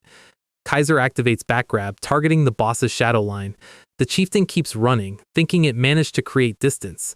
Blue light flashes directly in front of the boss's face.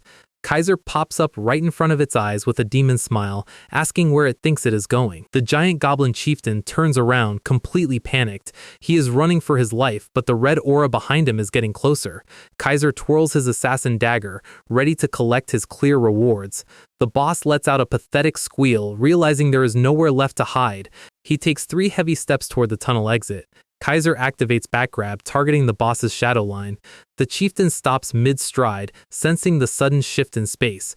Blue pixels flash directly in front of his face. Our guy pops up right in his vision line with a demon smile, asking where he thinks he is going.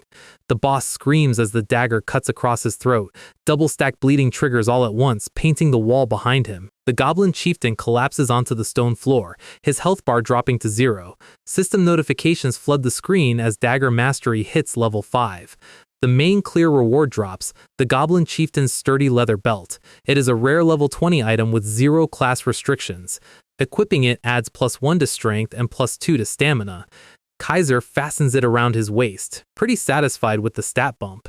He looks at the clear time, slightly disappointed there was no speedrun timer for this instance. Then he turns around to check the player drop loot left by the PK squad. First up is a silver iron shield dropped by the paladin. It is a rare custom piece built to absorb holy damage. Next is Bastard Sword's primary weapon, Bastard's Training Sword, a rare plus blade that gives a chance to trigger minor haste on hit. Kaiser chuckles, realizing Bastard Sword was a hardcore roleplayer naming his character after his sword. He picks up a red crystal pendant dropped by the mage, preparing to vendor the whole pile. Eye of Truth activates passively as he looks at the cave wall. A faint red aura is bleeding out from behind a crack in the rock face. At first he thinks it is stealth or an herb spawn, but the mana concentration is way too thick. System prompt flashes, you have discovered the hidden dungeon, Black Goblin Shaman's hideout. A massive portal of red energy tears open in the rock. He unlocks the title Competent Explorer on the spot. In GoS, dungeons come in all shapes: party raids, labyrinths, event zones. But hidden dungeons are the rarest of them all because their spawn conditions are completely absurd. They spawn in random corners and require hyper-specific requirements just to see the entrance portal. The system checks the requirements, single survivor confirmed, no active party members. Conditions met. Kaiser stares at the prompt in mild disbelief. To trigger this portal, you had to clear a party-type dungeon completely alone without being in a party. Meaning if those PKers had not tried to ambush him, this portal would have never appeared. He checks the info window, hero grade single boss, 1 attempt only. It reminds him of a famous quote from rank 1279 Freed, a guy wearing a schoolgirl uniform who once said entering a hidden dungeon is like shoving your head into a beast's mouth. The forums argued for months over whether that meant it was suicide or just hard, because when a deer drinks water at the riverbank, it does not see the crocodile waiting right under the surface. The jaws snap shut in a fraction of a second. A hidden dungeon is that exact same trap, waiting for prey to step inside. Our guy steps right through the portal without delaying for even 1 second. The moment he spawns inside, black smoke surges toward his face. A cursed orb hits him dead on, trying to apply the dark vision status effect. The debuff tries to narrow his vision to 0. Then the hero trait ignites, completely deleting the status effect before it can even take root. Kaiser lowers his arm with a smirk, calling it a very enthusiastic welcome greeting. A rasping voice echoes through the dark cave, calling him a human devoid of fear. Purple summon circles ignite across the ground, spawning undead goblins and giant spiders. Undead goblins crawl out from the dirt with glowing purple eyes. Giant arachnids drop down from the ceiling, clicking their fangs. Kaiser makes a disgusted face at the bugs, not even bothered by the threat level. The boss sits on a bone throne, laughing about how the human is terrified of his children. System window pops up. Jihad Black, hero grade, named boss. Kaiser's eyes light up when he sees the named boss tag. The last time he fought a named boss was the tutorial dragon, and that dropped 6 traits at once. Jihad Black squints from his throne, confused how a human found his hideout. He notes that Kaiser lacks an explorer class aura, sensing a weird mix of completely different class signatures instead. Kaiser gives him credit for being observant for a goblin. The shaman rises from his throne, unleashing a wave of purple curse mana over his undead army. The horde screeches in unison, rushing down the narrow cavern. Kaiser tells him that ranged spellcasters need to stay on their toes during close quarters combat. Blue pixels flash as backgrab triggers mid-sentence. Kaiser materializes directly behind the shaman's shoulder. Jihad Black's Nimble Fingers trait activates instantly, letting him cast corpse control at light speed. A corpse between them detonates in a blinding purple shockwave. The shaman glides backward through the smoke, putting distance between them. He looks down at his waist in sudden realization. A green slash mark is glowing on his tunic. Kaiser stands in the smoke, holding his blue assassin dagger. He coats the blade in rogue mana with a calm smile. Bleeding status applied. The shaman stammers, wondering when he even got hit. Kaiser tells him he should have stayed tense. Jihad Black flies into a rage, calling him a little rat. He raises both hands, summoning a dozen purple energy skulls. The cursed projectiles slam into the dirt floor, tearing up the stone. The shaman fires continuous waves without stopping to breathe. Explosion after explosion rocks the entire cavern. Inside the storm, Kaiser's spatial prediction mechanics are reading every trajectory in real time. He sees where the shaman is aiming before the spells even leave his hands. He glides through the tiny gaps in the barrage without taking a single point of damage. Jihad Black grins insanely, declaring that this is the end. System alert: Jihad Black is channeling his ultimate spell, Great Corpse Explosion. Cursed projectiles tear through the dirt floor as the dark magic continues to detonate. Jihad Black thrusts his hands forward, channeling every ounce of his remaining purple mana. Kaiser glides along the cavern wall, dodging 5 magic blasts in a single fluid motion. His eyes read the spell trajectories before the shaman can even finish casting. He predicts the exact landing zone for the final shockwave. He steps cleanly outside the blast radius as the floor shatters behind him. The shaman cackles loudly, thinking he just disintegrated his target. System window confirms the activation of corpse substitution art. A massive purple explosion engulfs the center of the arena. Jihad Black boasts about handling his test subject right as the targeting mark vanishes. Kaiser's face appears 2 inches from the shaman's hood. He asks him if his ultimate spell just missed. Before the shaman can react, Kaiser drives a bare fist straight into his chest. The impact sends Jihad Black flying backward, crashing hard against the cavern wall. The boss slides down the rock face, clutching his ribs in shock. Kaiser walks through the dust cloud, glowing red energy swirling around his body. The shaman spits dark blood, threatening to get his revenge. Kaiser steps inside his guard and lands a right hook straight to the jaw. He follows up with a rapid 3-punch combination directly to the face. A barrage of bare-handed strikes pummels the boss into the stone wall. The shaman holds up his hands, desperately screaming for him to stop. He whimpers that hitting his cheekbones is foul play and that his bones hurt. Kaiser stops mid-strike, staring at the boss in complete confusion. He stands there wondering how on earth this pathetic creature is classified as a hero-grade boss. Sure, the corpse explosion hit hard, but the boss's physical durability is completely non-existent. Jihad Black cringes against the wall, clutching his face with both hands. Suddenly, dark energy erupts from the shaman's body, knocking Kaiser back. Kaiser tilts his head as the mana signature rapidly shifts. The shaman cackles from inside the dark cloud, claiming he was just waiting for him to drop his guard. System window pops up. Jihad Black manifests the trait Bloodline Factor. His boss grade is ramping up, boosting all of his base stats instantly. Kaiser narrows his eyes. Going from hero to hero plus grade is a massive jump. Hero plus raids usually require a full balanced team, so letting him finish transforming is a bad idea. Our guy drops into a low stance, reaching for the greatsword on his back. He opens his stat sheet and dumps 20 unassigned stat points straight into strength, pushing it past 100. Variant Goblin Warrior set effect activates, granting plus 7% damage against goblin-type enemies. He launches forward, shattering the floor beneath his boots. Title buffs trigger simultaneously, plus 10% boss damage and plus 10% swordsmanship damage. Kaiser reminds us that all boss mechanics are equal before overwhelming raw physical damage. He executes a single vertical slash, cutting straight through the shaman's transformation aura. Jihad Black gasps as the red slash line splits his body completely in half. System notification. Secret dungeon cleared and recorded in the Book of Adventure. First, clear bonuses amplify the drop table and grant a massive EXP reward. Kaiser rests his greatsword in the dirt as 3 golden reward chests spawn. First drop, Black Goblin Shaman's Vengeful Spirit Orb, a hero-grade weapon for mages. Second drop, Black Goblin Shaman's Robe, a hero-grade cloak with facial recognition interference magic. Kaiser inspects the cloak, impressed by the high-tier stealth stats. He folds it into his inventory, noting it will come in handy for hiding his identity from top rankers. Third drop, Trace of a Forgotten Clan, an item with question marks for its grade. He stares at the glowing black cube, remembering similar unidentified quest items from Demrock. He tosses it into his bag, figuring he will solve that mystery later. A final card reward drops into his UI window. In GOS, everything is recorded in card format, skills, enchantments, and boss records. He flips the card over, expecting a standard monster collection entry. The card displays the face of Jihad Black. Item name, Jihad Black Card, a hero-grade guardian summon. Guardians in GOS act like combat pets, like a fire mage's salamander or an alchemist's golem. Kaiser scratches his head, not particularly excited about pet mechanics.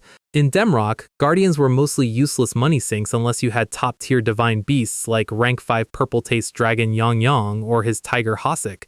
He presses the summon button anyway, just to clear the card from his inventory. A flash of blue lightning strikes the ground. The summon resolves into a chibi-sized version of Jihad Black with 0 loyalty points. The mini-goblin looks up, realizing he is standing in front of the guy who just sliced him in half. Kaiser stares down at the tiny green creature with a completely deadpan expression. He was expecting a Pegasus or an armored beast, not a bald goblin in a tunic. The mini-goblin drops to his knees, whining about becoming a servant to a filthy human. Kaiser checks his guardian traits: strong against the weak, weak against the strong, opportunist. System warning prompt flashes red, loyalty is extremely low. The prompt warns that low loyalty guardians will attempt to backstab their master during combat. The mini goblin glares up at Kaiser with glowing green eyes, clearly planning something malicious. Kaiser looks at his murderous glare and decides this attitude needs immediate correction. He steps forward, his shadow completely covering the tiny guardian. Jihad Black stammers, asking what the human wants. Kaiser's vein pops on his forehead. He asks him if he really just called his master human. The mini goblin backs up, sensing an absolute nightmare approaching. Kaiser cracks his knuckles, telling him his mindset is completely rotten and that they will start with 1 hit per second. The guardian tilts his head in utter confusion. That Demon King smile returns to Kaiser's face as red mana flares around his fists. Jihad Black's eyes go wide as he realizes what is about to happen. Dust flies in the cave as rapid punching sounds echo off the walls. System notifications scroll endlessly. You attacked your guardian. Loyalty increased to 2, 3, 4, 5, 6 out of 100. The sunset glows over the apartment complex outside as another long gaming session wraps up. The capsule depressurizes, releasing a hiss of cooling steam into the room. Do-yoon steps out of his second-hand VR capsule, stretching his back after maxing his daily connection limit. He walks into the living room, asking if there is anything to eat in the house. His sister is lying sideways on the couch, munching on potato chips without even looking up.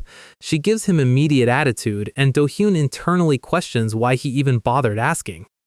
He sits down on the sofa and notices she is watching a gaming broadcast on the wall TV. He is genuinely shocked to find out she plays Go-S as well. She casually flexes that her character is sitting at level 71. Do-hyun's face goes completely blank for a solid second. He mentions that level 71 means she must have dumped serious hours into the main continent. She grabs another chip, explaining a high-level friend power-leveled her over 6 months. Do-hyun does the math in his head, confused why it took half a year just to hit level 70. She snaps back, pointing out that normal people do not dump 10 hours a day into a virtual capsule. Do-hyun stays quiet, feeling personally targeted by that exact connection stat. The TV anchors transition to a news segment covering the Hero Guild. Do-hyun tilts his head, having never heard of them during his Demrock days. His sister explains they are currently the most popular guild among players in their 20s. He points out they are not even ranked in the top 10 global standings. She points at the screen where Guildmaster Vers appears in full ceremonial armor, stating the reason is simple: they are attractive. She rests her chin on her hand, going on about how every casual player simps for their lineup. Do-hyun stares at the screen, thinking the guy looks like a generic webtoon idol. His sister laughs, telling him Verze is in a completely different league compared to him. Do-hyun grinds his teeth, mentally comparing her side profile to a pelican. He stands up to go work out, but she casually adds that their NewTube channel is pulling massive view counts. He stops dead in his tracks at the word NewTube. She mentions all the top guilds upload highlight reels, with some videos clearing 100 million views. Do-hyun's soul practically leaves his body right on the carpet. He rushes back to the couch, frantically asking how much money 100 million views actually translates to. She estimates it is easily over 1 billion won, and Do-hyun immediately converts that into infinite fried chicken. He starts muttering the number 1 billion over and over like a man possessed. He slowly backs away into the hallway, eyes completely wide open. He slides back into his room, locking the door behind him. His sister stares at the empty hallway, convinced her brother has finally lost his mind. Minutes later, the system screen flashes as Do-hyun logs straight back into Go-S. He spawns into Raven West Forest, activating the built-in screen recorder to capture gameplay clips. A small portal opens beside him and Jihad Black steps out, rubbing his eyes. The mini-goblin greets his master and Do-hyun tells him to drop the formal tone. Jihad Black panics, apologizing instantly before Do-hyun tells him to just speak casually. Do-hyun tosses him the hero-grade Black Goblin Shaman's robe he looted earlier. Since Do-hyun is only level 20, he cannot equip level 30 gear yet, so he lets his pet wear it. The mini-goblin puts on the oversized cloak, his eyes glowing green as he assumes he was given a gift. He smugly announces that Master gave him clothes, so Master has set him free, causing his loyalty stat to drop by 2 points. Do-hyun raises a glowing red fist, and Jihad Black instantly reverses his speech, boosting loyalty back up by 2.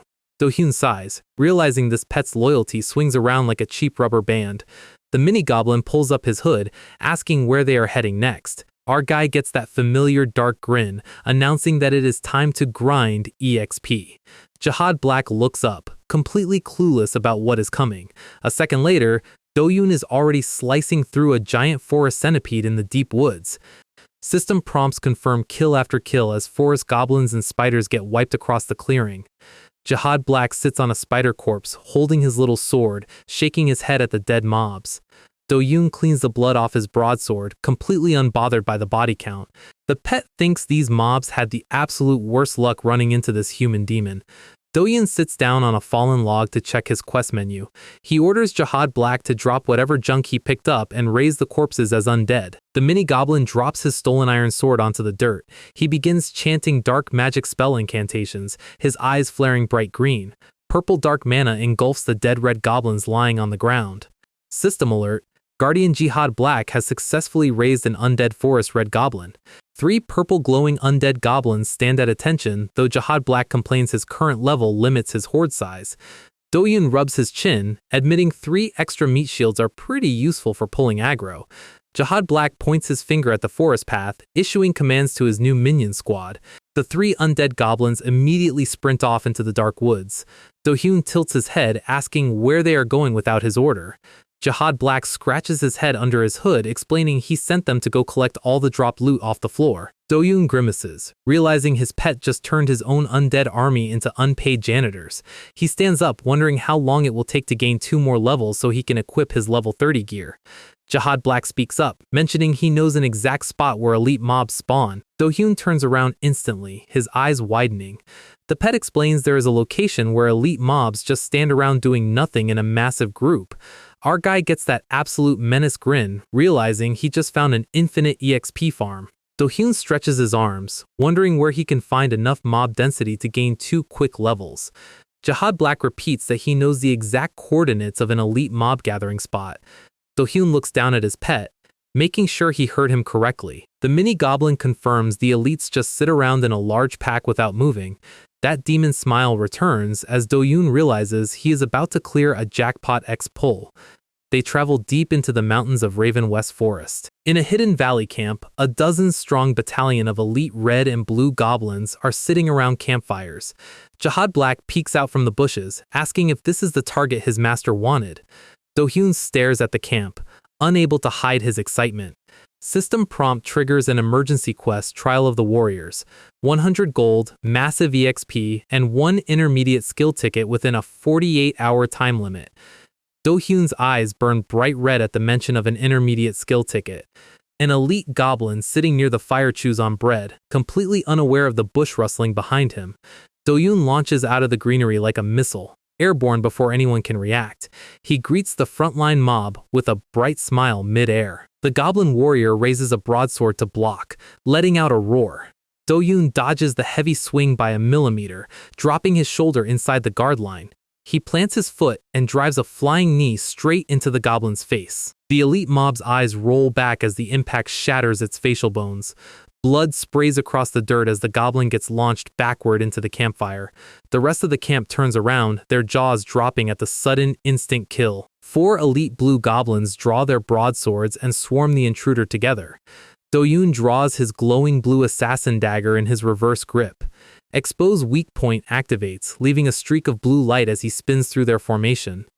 All 4 elite mobs get afflicted with double-stacked bleed status simultaneously. Do-hyun lands cleanly behind them as 4 health bars drop to 0 at the exact same second. Another elite warrior charges from the side, swinging a massive 2-handed club. Do-hyun parries the club blow with his dagger hilt, sparks flying into the air. Steel meets steel, but Do-hyun redirects the kinetic force downward into the dirt. The goblin gasps as its guard is completely broken open. Do-hyun drives a heavy kick directly into the monster's chest, shattering its armor plate. The elite warrior coughs up blood, stumbling backward onto its knees. Do-hyun reaches behind his shoulder and unsheathes his massive greatsword. Red mana ignites along the blade edge as he drops into a heavy downward slash stance. He executes a full power cleave, splitting the elite warrior and the stone floor straight down the center. Dust and blood mist settle across the empty clearing. Do-hyun plants his greatsword in the dirt, standing over a graveyard of defeated elite mobs. Hiding behind a tree trunk, Jihad Black covers his own mouth in pure terror. The pet stammers to himself, realizing his master is not a human player at all. He stares at Do-hyun's glowing red eyes, convinced he is serving an actual demon lord. Do-hyun wipes the blood off his cheek, checking the quest counter in his menu. He notes that clearing out the camp should trigger the main boss event any second now. A massive blizzard shockwave erupts across the forest as a giant blue-skinned monster leaps into the clearing. System prompt flashes red. You have encountered hidden field boss Goblin Warlord Karuk. Karuk swings his frozen battle axe downward with ruthless strike. The ice impact shatters the floor, sending a freezing shockwave through the air. Kaiser leaps straight over the axe head, positioning his greatsword high overhead. The boss looks up in shock as a shadow covers his face. Kaiser grins mid-air, asking if he really burned his main cooldown that early. Karuk roars, but it is already too late to reset his guard. Watching from the bushes, Jihad Black covers his eyes in fear. Kaiser executes a vertical cleave, cutting straight through the boss's chestplate. System prompt confirms. Hidden field boss Goblin Great Warrior Karuk defeated. Clear rewards pop up, 200 gold, massive EXP, Karuk's leather set, and 2 intermediate skill tickets. Do-hyun starts jumping up and down in the forest, celebrating like he just won the lottery. Jihad Black peeks out from behind a tree, staring at his master in total disbelief. He remembers how Kaiser looks like a nightmare demon whenever he is cutting down mobs.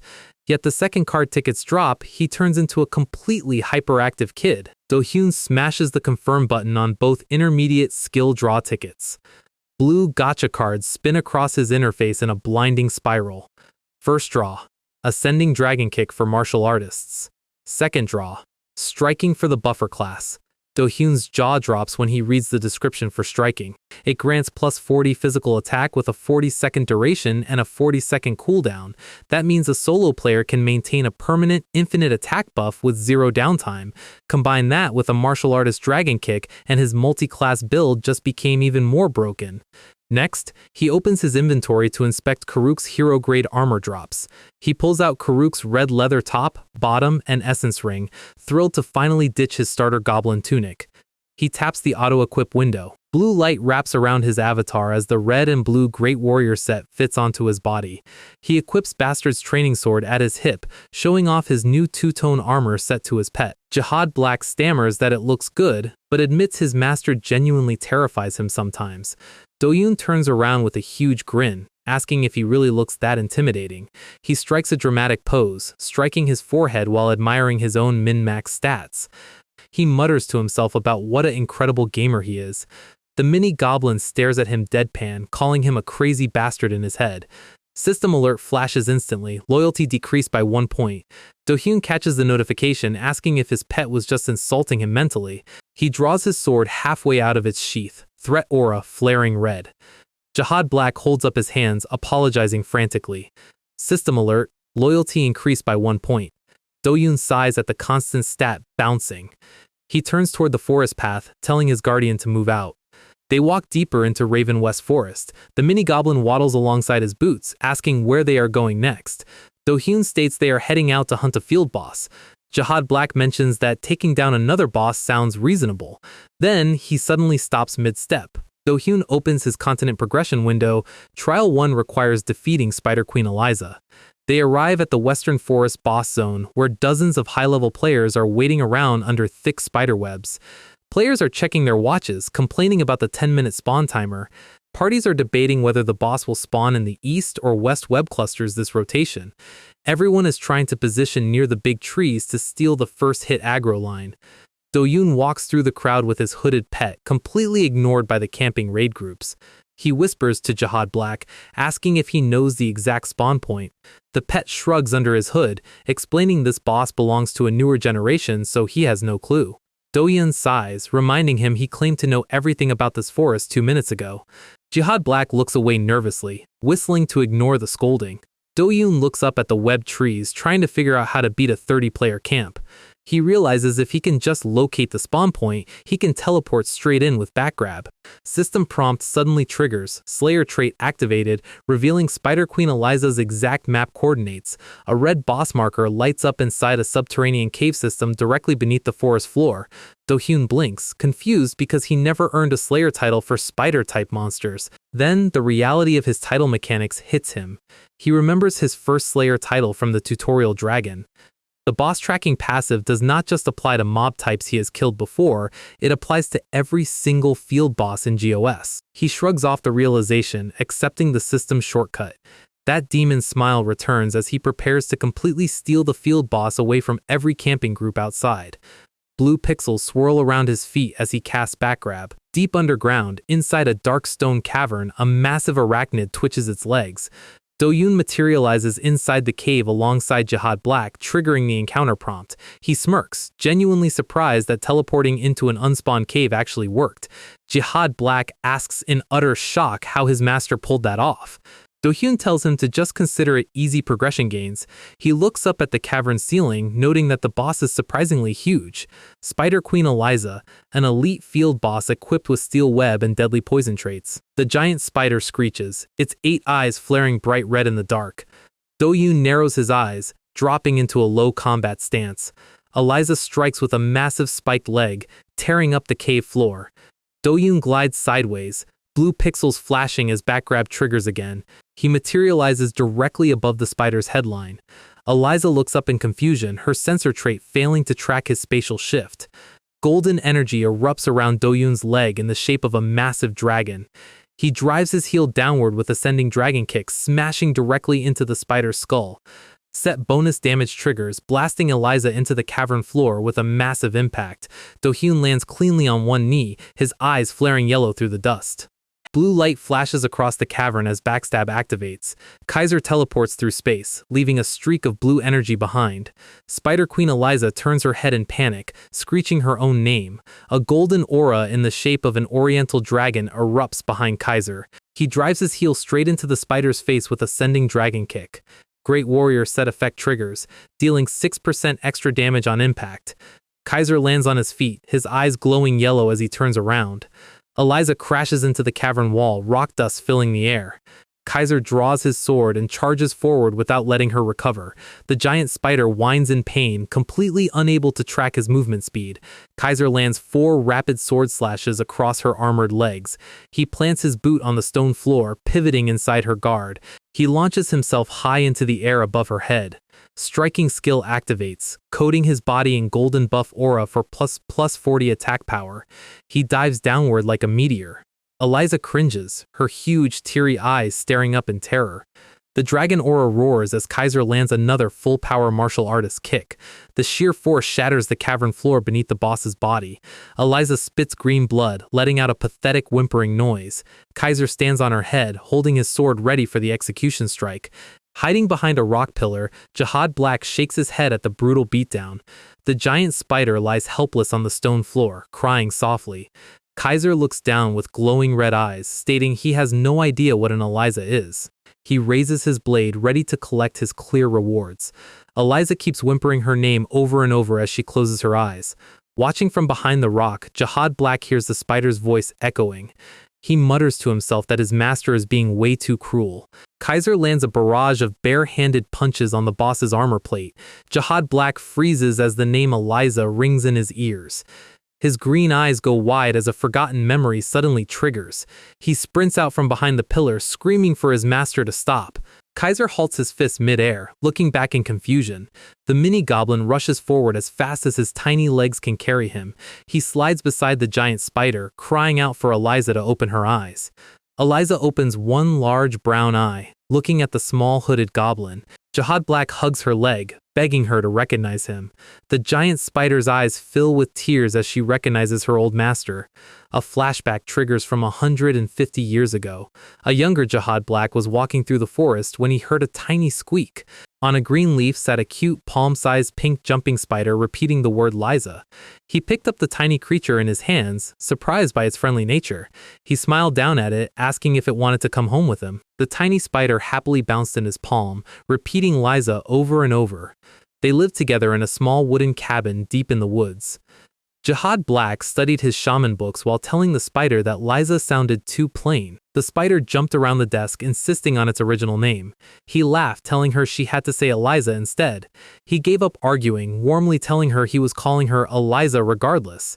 One day, he pulled on his hooded cloak, telling her he had to go out alone. The tiny spider looked up from the table, squeaking in confusion. He told her the mission area was far too dangerous for a small pet. He promised he would be right back before stepping through the cabin door. That was the last time she ever saw him. Her master never returned. Days turned into nights, and the moon rose and fell endlessly over the empty cabin. The wooden table covered in dust as years went by. 1 year, 10 years, 100 years passed while the spider waited patiently by the door. When the cabin finally rotted away, Eliza left to search for him in the western forest. She roamed the woods for a century, constantly repeating the name he gave her so she would never forget. Back in the present, Jihad Black hugs the giant spider, sobbing hysterically. Kaiser stands over them with his hands on his hips, stating that simply put, Jihad Black abandoned her. The mini goblin flinches, guilt washing over his face. He buries his face in Eliza's purple fur, crying even harder. Kaiser asks why he was hiding for 150 years in the first place. Jihad Black looks down, his expression turning deathly serious. He states that he cannot reveal that information because it is currently locked beyond his system capabilities. He bows his head, apologizing to Kaiser for keeping secrets. Kaiser stares at him quietly, realizing there is a massive lore mystery connected to his pet's past. He sighs, pointing out that this is a progression quest, so he still needs to clear the boss. Jihad Black looks back at the spider, his heart breaking. Eliza gently nudges the mini goblin with her leg, whispering softly. Jihad Black stammers, asking what she is trying to say. Eliza looks at Kaiser without any fear left in her eyes. Kaiser tilts his head, asking what the spider wants. Jihad Black looks up with tears in his eyes, translating her final request. She wants his master to end her life. So right now, our guy is standing in a dark cave watching a giant purple spider whine while his goblin guardian screams bloody murder. Jihad is practically hyperventilating, begging him not to do it, while the spider keeps repeating its own name like a broken record. Do-yoon is just trying to parse the situation because 10 seconds ago, this was a routine boss fight. Then Jihad drops the translation.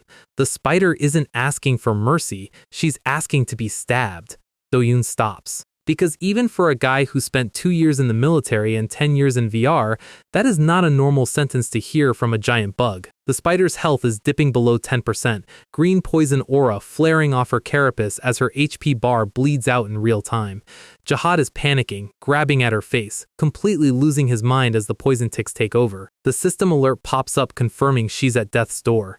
Jihad is screaming her name, trying to hold on to a giant monster that's melting in front of him. He looks back at Do-yoon, tears practically shooting out of his green face as the spider gives him one last look. Jihad turns around and yells at his master to hurry up and drive the blade home. "She's telling you to do it! We don't have time!" Our guy hesitates for a fraction of a second because, honestly, who wouldn't? Jihad keeps pushing, completely frantic. Do-yoon sighs, draws his iron broadsword, and accepts that today is just going to be weird. "All right, I'm stabbing. Don't blame me later." He steps forward, brings the blade down in a clean downward arc, and severs the boss's HP to absolute 0. The system alert flashes immediately. Field boss Spider Queen Eliza defeated. Recorded in the Book of Adventure. All stats increased by 6 through predation. Do-yoon looks down at the corpse, checking if his guardian is about to try and bite his ankles in revenge.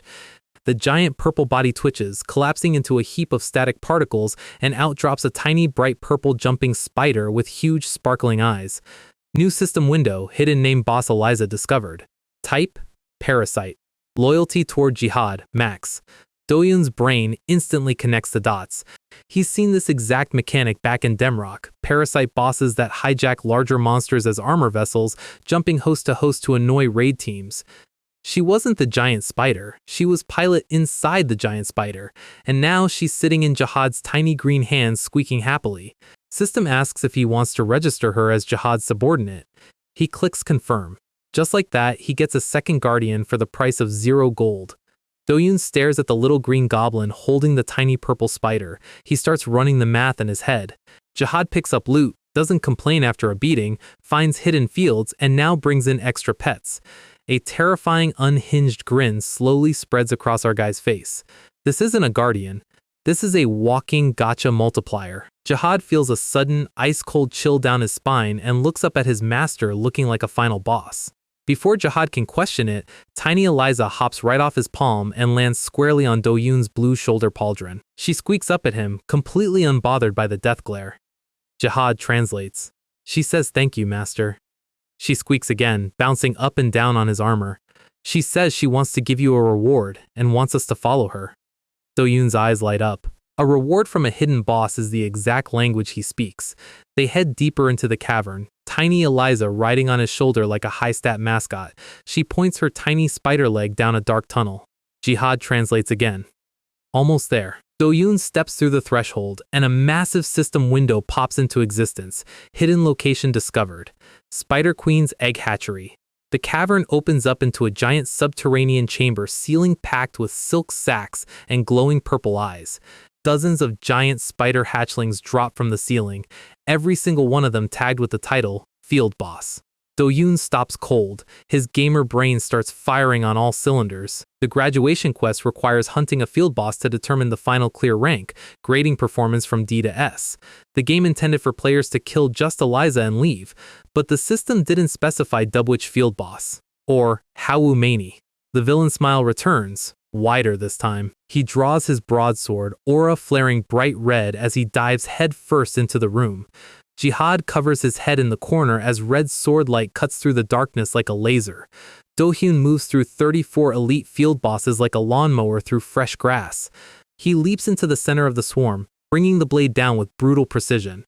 Explosions of green blood and red mana light up the entire chamber. He parries a leg attack, spins inside the frame and severs 3 hatchlings in a single sweep. Red sword arcs trace through the air as he clears the entire room without taking a single point of damage. Jihad and tiny Eliza watch from the sidelines, the goblin looking genuinely terrified at the monster he works for. Master is ridiculously strong. The last spider legs hit the floor, disintegrating into static. Do-yoon drops to one knee, breath steady, broadsword resting over his shoulder. System notifications flood his vision like a slot machine paying out. Hidden Field Boss X1, Field Boss X34. First trial cleared. S-rank updated with 1,471 points. First player on the entire server to achieve S-rank in the first trial. Recorded at first place globally.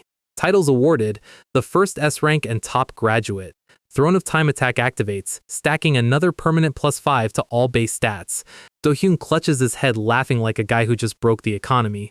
Tiny Eliza squeaks on his pauldron. He looks at her and grins. Thanks, Eliza. That was way better than I expected.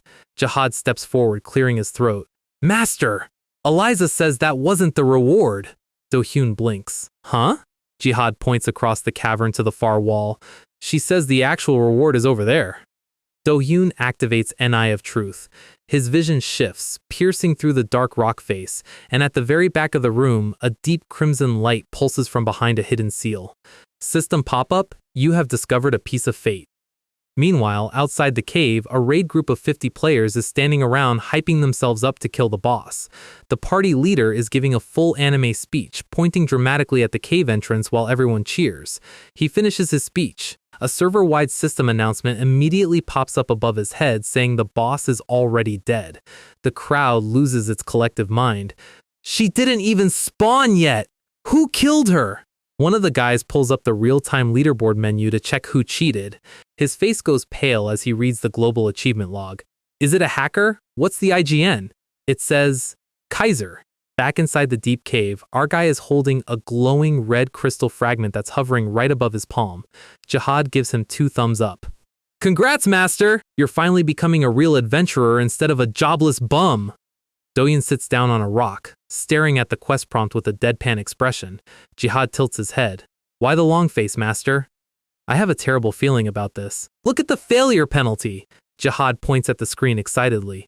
Look, it's a relic! You get a relic item like a real ranker! Do-hyun snaps. Read the bottom text, you idiot! If I fail, the quest disappears and my hidden class gets revoked! I literally become a basic NPC with free will! He clutches his hair in stress. Everything he built, his multi-class stack, his stats, his multi-class builds, gone in one shot. Then he slowly turns his head toward Jihad. Wait a second. If I lose my class, what happens to my guardians? Jihad sweating bullets instantly. What? Are you doubting my absolute loyalty right now, Master? Do you really think I'm just encouraging you because I want you to fail so I can run away free? Do-yoon doesn't even argue. He just steps on Jihad's head and plants him into the floor. Thanks for spilling your actual plan, you little rat. Jihad loyalty goes up by 1 point. Do-yoon stares back at the blue quest panel. He remembers taking down the iron-blooded demonic dragon in the tutorial with 0 stats. He handled that. He can handle a class quest. He hits confirm. All right, bring on whatever boss you've got. The red crystal dissolves into light, shooting straight up into the air. System text fills the screen. The trial of fate is beginning. Do-hyun remembers when he first pulled Kasyar's card back in the tutorial setup. Every single time he mentioned Kasyar's name to an NPC priest or church official, they would scream like he just brought plague into the building. He'd walk into a chapel asking for a basic quest blessing, smile, mention Kasyar, and the priest would instantly throw holy water in his face, canceling the quest on the spot. Silence! How dare you bring that filth into this holy place? Do-hyun would get kicked out into the street, yelling back at the door for his quest deposit. He used to think Kasyar was just some guy who mugged a bishop back in the lore history. So while eating a sandwich in town, he finally pulled up the deep lore archive to read Kasyar's class description, and learned that war god Kasyar was the former master of Avtartel, a warrior god so absurdly violent that every other deity in the pantheon teamed up to seal him away. To the church, he wasn't a hero. He was the devil. Back in the present, a giant iron flail smashes through the roof of the cavern, crushing the rock floor 3 feet from Do-yoon's boots. He jumps back. Holy crap! Giant swords, spears, and axes start raining from the ceiling like a metallic thunderstorm. Jihad covers his head, pointing frantically at the glowing magic circle forming in the sky. System notification. The war god Kasyar awakens from his seal. Do-hyun looks up into the swirling blue light. Descending from the portal is a muscular, dark-haired warrior wrapped in heavy iron chains, glowing red eyes burning through the shadows. War god Kasyar himself. Do-hyun's eyes narrow. Not an elite mob, not an avatar projection. The actual war god. Survive for 5 minutes, huh? He draws his broadsword, aura flaring up around his blade. 5 minutes is nothing, he smirks, getting into a combat stance. If it's just survival, I can. Kasyar shifts his head, his crimson eyes locked directly onto Do-hyun. An invisible, suffocating weight slams into the entire cavern. Blue spectral chains manifest out of thin air, wrapping tightly around Do-hyun's arms, chest, and legs. He can't move a single muscle. Kasyar takes a single step forward, boots heavy on the stone floor. Jihad screams from behind a rock for his master to get ready, but Do-hyun doesn't respond. Master, why aren't you saying anything? Do-hyun is teeth clenched, sweat pouring down his face, struggling just to keep his knees from buckling. He tries to force his hero trait to trigger, the passive that gives him absolute immunity to status debuffs and mind control. A red system box pops up with a cold message. This isn't magic. This isn't a spell. Kasyar is freezing him completely in place using nothing but pure, unadulterated killing intent. Jihad sees the writing on the wall, grabs tiny Eliza, and books it toward the exit. Run for it! Master is already a goner! Do-hyun's veins bulge on his neck. His gamer pride flares up like a volcano. I'm frozen over a bunch of server data? Don't make a me log! He roars, ripping through the mental pressure with sheer force of will. Kasyar stops, his expression shifting for the first time. Do-hyun swings his broadsword around, breaking the stance lock and pointing the tip directly at the war god. He forces a cocky smirk onto his face. Hey, after everything I've been through, you think I'd be scared of a floating boss bar? Jihad peeks out from behind a rock. Master, your legs are shaking way too violently for someone who isn't scared. Do-hyun turns his head and screams at his guardian, Shut up, yo, you idiot! I'm trying to look cool here! He turns back to Kasyar and starts loudly complaining at the top of his lungs.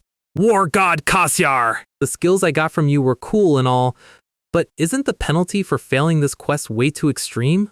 He starts pacing around the cavern, waving his arms, launching into a full 5-minute Karen rant at a literal deity. Kasyar just stands there silently, watching this tiny human dramatically gesticulate in front of him.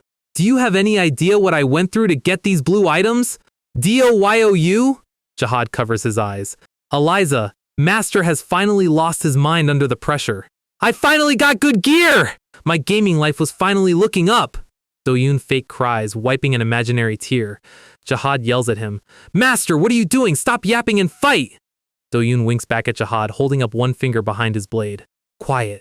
Only 1 minute left. Jihad's jaw drops. "Oh, you were just yapping to stall out the 5-minute survival timer. Your goblin-level cunning is an inspiration to us all. Keep yapping, master. Use that silver tongue. We might actually live through this." But Do-yoon doesn't keep yapping. With 60 seconds left on the clock, he lowers his center of gravity, because stalling is for normal players. Greedy rankers go for the bonus objective.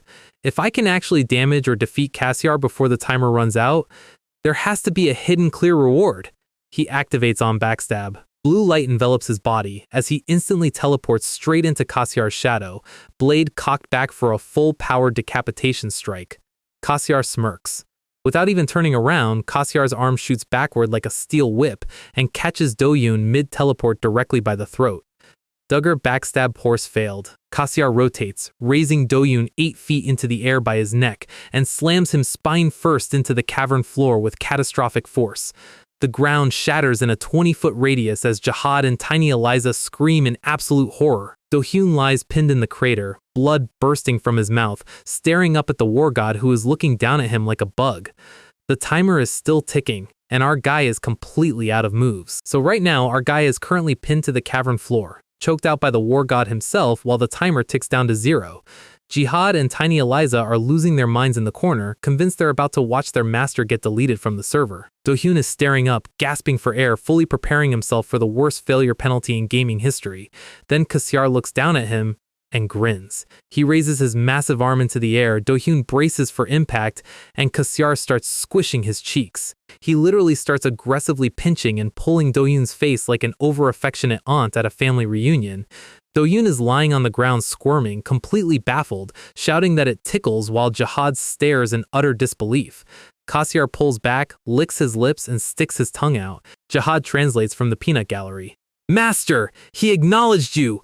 Sticking out the tongue means he respects you." Cassiar smiles down at him, leaning over with a surprisingly friendly expression. "He's asking if you're the one who will inherit his will." Do-hyun scrambled backward onto his rear, nodding frantically. Yeah! That's me!" Cassiar suddenly strikes a wildly dramatic, fabulously posed flex, glowing particles sparkling around his arm chains. Do-hyun stares at the floating deity. Can't he just say that with words? And how do you even understand that? System window flashes blue. 5 minutes completed. Job quest, Inheritance of Fate cleared. Fragment of Fate acquired. The route updates. Instead of becoming a standard divine apostle, Do-hyun enters the unique successor path. Cassiar gives him a big thumbs up. Jihad speaks up again. "He says he's going to give you his relic, master." Cassiar reaches down, untying his crimson sash and reaching deep into his waistline. Do-hyun's face completely contorts in horror. He scrambles backward on all fours, hands waving frantically in front of his face. A bright golden light starts pulling out directly from Cassiar's waistband. "Whoa, whoa, whoa! Stop! This is not that kind-off game!" Cassiar pulls out a solid, glowing red cylinder rod. "Yo, you crazy bastard!" Cassiar just tilts his head, holding a dark red baton like it's the most normal thing in the world. Jihad looks at Do-hyun like he's the weird one. "What were you thinking, master?" "YHYI is the item coming out from there." System pop-up confirms the loot. Relic of Cassiar acquired. Cheon Bion, 1000 cheer. Cassiar waves a casual goodbye, his form starting to fade into purple light. He says time's up. "Leave quickly." A massive glowing teleportation array opens up right beneath Do-hyun and Jihad. Before our guy can even inspect his new red rod, gravity drops out from under him. They tumble head over heels through a dimensional rift, screaming all the way down. They drop out of the sky onto the stone floor of an ancient, ivy-covered ruin under a clear blue sky. Jihad hits the cobblestones flat on his face with a pathetic thud. The goblin lies there dazed, motion sick, while Tiny Eliza dizzy swirls on his head. Do-hyun sits up, checking the map notification, entered the second continent city, City of Promises Bryon. A calm, aged voice echoes across the courtyard. I wondered what the commotion was, so it was today. An elderly man with a long white beard and dark blue robes steps out from behind a stone pillar. Jihad jumps up, his eyes widening. "Be careful, master! This guy's aura is not normal!" Do-hyun instantly draws his broadsword, stepping into a defensive stance, and the old man drops flat on his face, prostrating himself directly onto the dirt. I have been waiting, O successor who inherits that person's will. He introduces himself as Gamilion Adran, a member of an ancient house that served royal bloodlines since the beginning. Jihad instantly flips his stance. As expected! He's not ordinary! Do-hyun looks down at him deadpan. Will you shut up, you jinx? System alert triggers. Job quest 1 step toward the truth activated. Objective, listen to the erased history of humanity. Reward, unlocks the main quest category. Do-hyun freezes. Main quest? He remembers the community forums back in town. Over 1 billion players have been playing GOS for a year and a half, and top rankers like Barian explicitly confirmed there was no main questline in the game. Gamilion looks up, his expression serious. Since you came here, you have met Lord Cassiar. There is something you must know. Do-hyun sheathes his sword and sits back. Tell me. Gamilion begins the tale. Nearly 1,500 years ago, humanity wasn't the weak race it is today. They possessed overwhelming potential, holding one of the 5 great thrones of the world. Just as humanity was about to claim their true place, the invasion began. The entities that currently rule the sky and command player apostles, the beings called gods. Jihad gasps, pointing a finger. The gods are the ones behind it? Do-hyun swats his hand down. Be quiet, so I can listen. Gamilion continues. The gods fled to this world after their own divine realms were destroyed in a cataclysmic war called Ragnarok, attempting to conquer Abtartel as their new home. A terrible war broke out, destroying 1/3 of the continent, and only one human managed to turn the tide against divine army, war god Cassiar. Single-handedly cutting down myth-grade deities, Cassiar nearly secured victory for humanity, until something far worse crawled out from the depths of the earth. The accumulated grudges of dead gods and fallen races coalesced into a void of pure destruction, the abysses. With the world on the verge of total annihilation, the gods and humanity made a desperate deal to seal the void. But the gods betrayed them. The condition for the deal was the complete sacrifice of humanity's potential, turning humans into faith farms to fuel divine power. Humanity was stripped of its strength, reduced to weak slaves, and Cassiar was immediately sealed away in iron chains. And the gods used otherworlders like you, throwing you into the abyss to break your original vessels and make you puppet apostles. Do-hyun's eyes go wide as the entire game structure clicks into place in his head. Jihad tries to chime in again, but Do-hyun holds up a hand. Master, be quiet, I'm trying to think! Do-hyun puts his hand over his chin, a dark smirk spreading across his face as Jihad fumes in the background. Master, you are genuinely so annoying! Do-hyun stands there connecting every single dot. Back in the tutorial, when the system rejected his tier selection because his vessel capacity was 0, he kept his human adventurer vessel instead of becoming a divine puppet. That choice led to soloing the demon dragon, obtaining Eye of Truth, and meeting Cassiar. He sticks his tongue out imitating Cassiar's smirk. He wasn't just lucky, he was built fundamentally different from every other player on the server. Gamilion bows his head. We have waited nearly 1,000 years for the prophesied successor to arrive. A rush of pure gamer adrenaline hits Do-hyun's chest. In his head, he's literally walking down a red carpet in a tailored tuxedo, paparazzi cameras flashing as he writes history. Being this talented is actually a sickness. He clutches his face, laughing like an anime villain while Jihad looks at him like he's completely lost his mind. System window completes the sequence, Truth of Abtartel learned. Quest cleared. Mainstream activated. Main quest category created. Do-hyun holds out his hand. All right, show me the main quest. System display updates, Gamilion looks up. From now on, you must collect the remaining fragments of Fate's successor. Do-hyun inspects the glowing red shard in his inventory. 10 fragments. Gamilion explains that before Cassiar was chained away by the gods, he used the last of his divine power to shatter his original vessel into 10 shards, scattering them across the world as a contingency plan. When all 10 are gathered, the eternal seal binding Cassiar will shatter completely. You must gather them all before the promised day comes to stand against those hateful bastards. Do-hyun leans in. What promised day? I cannot tell you yet. That is part of the oath. Fine, whatever. Where's the next fragment? Gamilion raises a finger. They were sighted near Brion, but before that, Lord Cassiar left a request. Do-hyun's eyes light up with greed. A request from Cassiar? What is it? Details! Gamilion smiles warmly. Please eliminate the monsters around Brion. About 1,000 should be enough. Do-hyun stops. What? System window pops up like a jump scare. Side quest Chameleon's trial. Eliminate 1,000 monsters near Breon. Time limit 60 hours. Failure penalty. Class revoked. Prompt flashes in bright red. Do-hyun loses his composure entirely, shaking his fists at the sky. Why is that Cassiar Gui always trying to delete my account? Chameleon clasps his hands, sweating nervously. I am sure he has deeper intentions. Do-hyun visualizes Cassiar striking that stupid fabulous pose in his mind and grinds his teeth. He starts doing quick math on his fingers. 60 hours for 1,000 kills. I have to kill one monster every 3 minutes without sleeping. Chameleon raises a fist. Then I wish you the best of luck.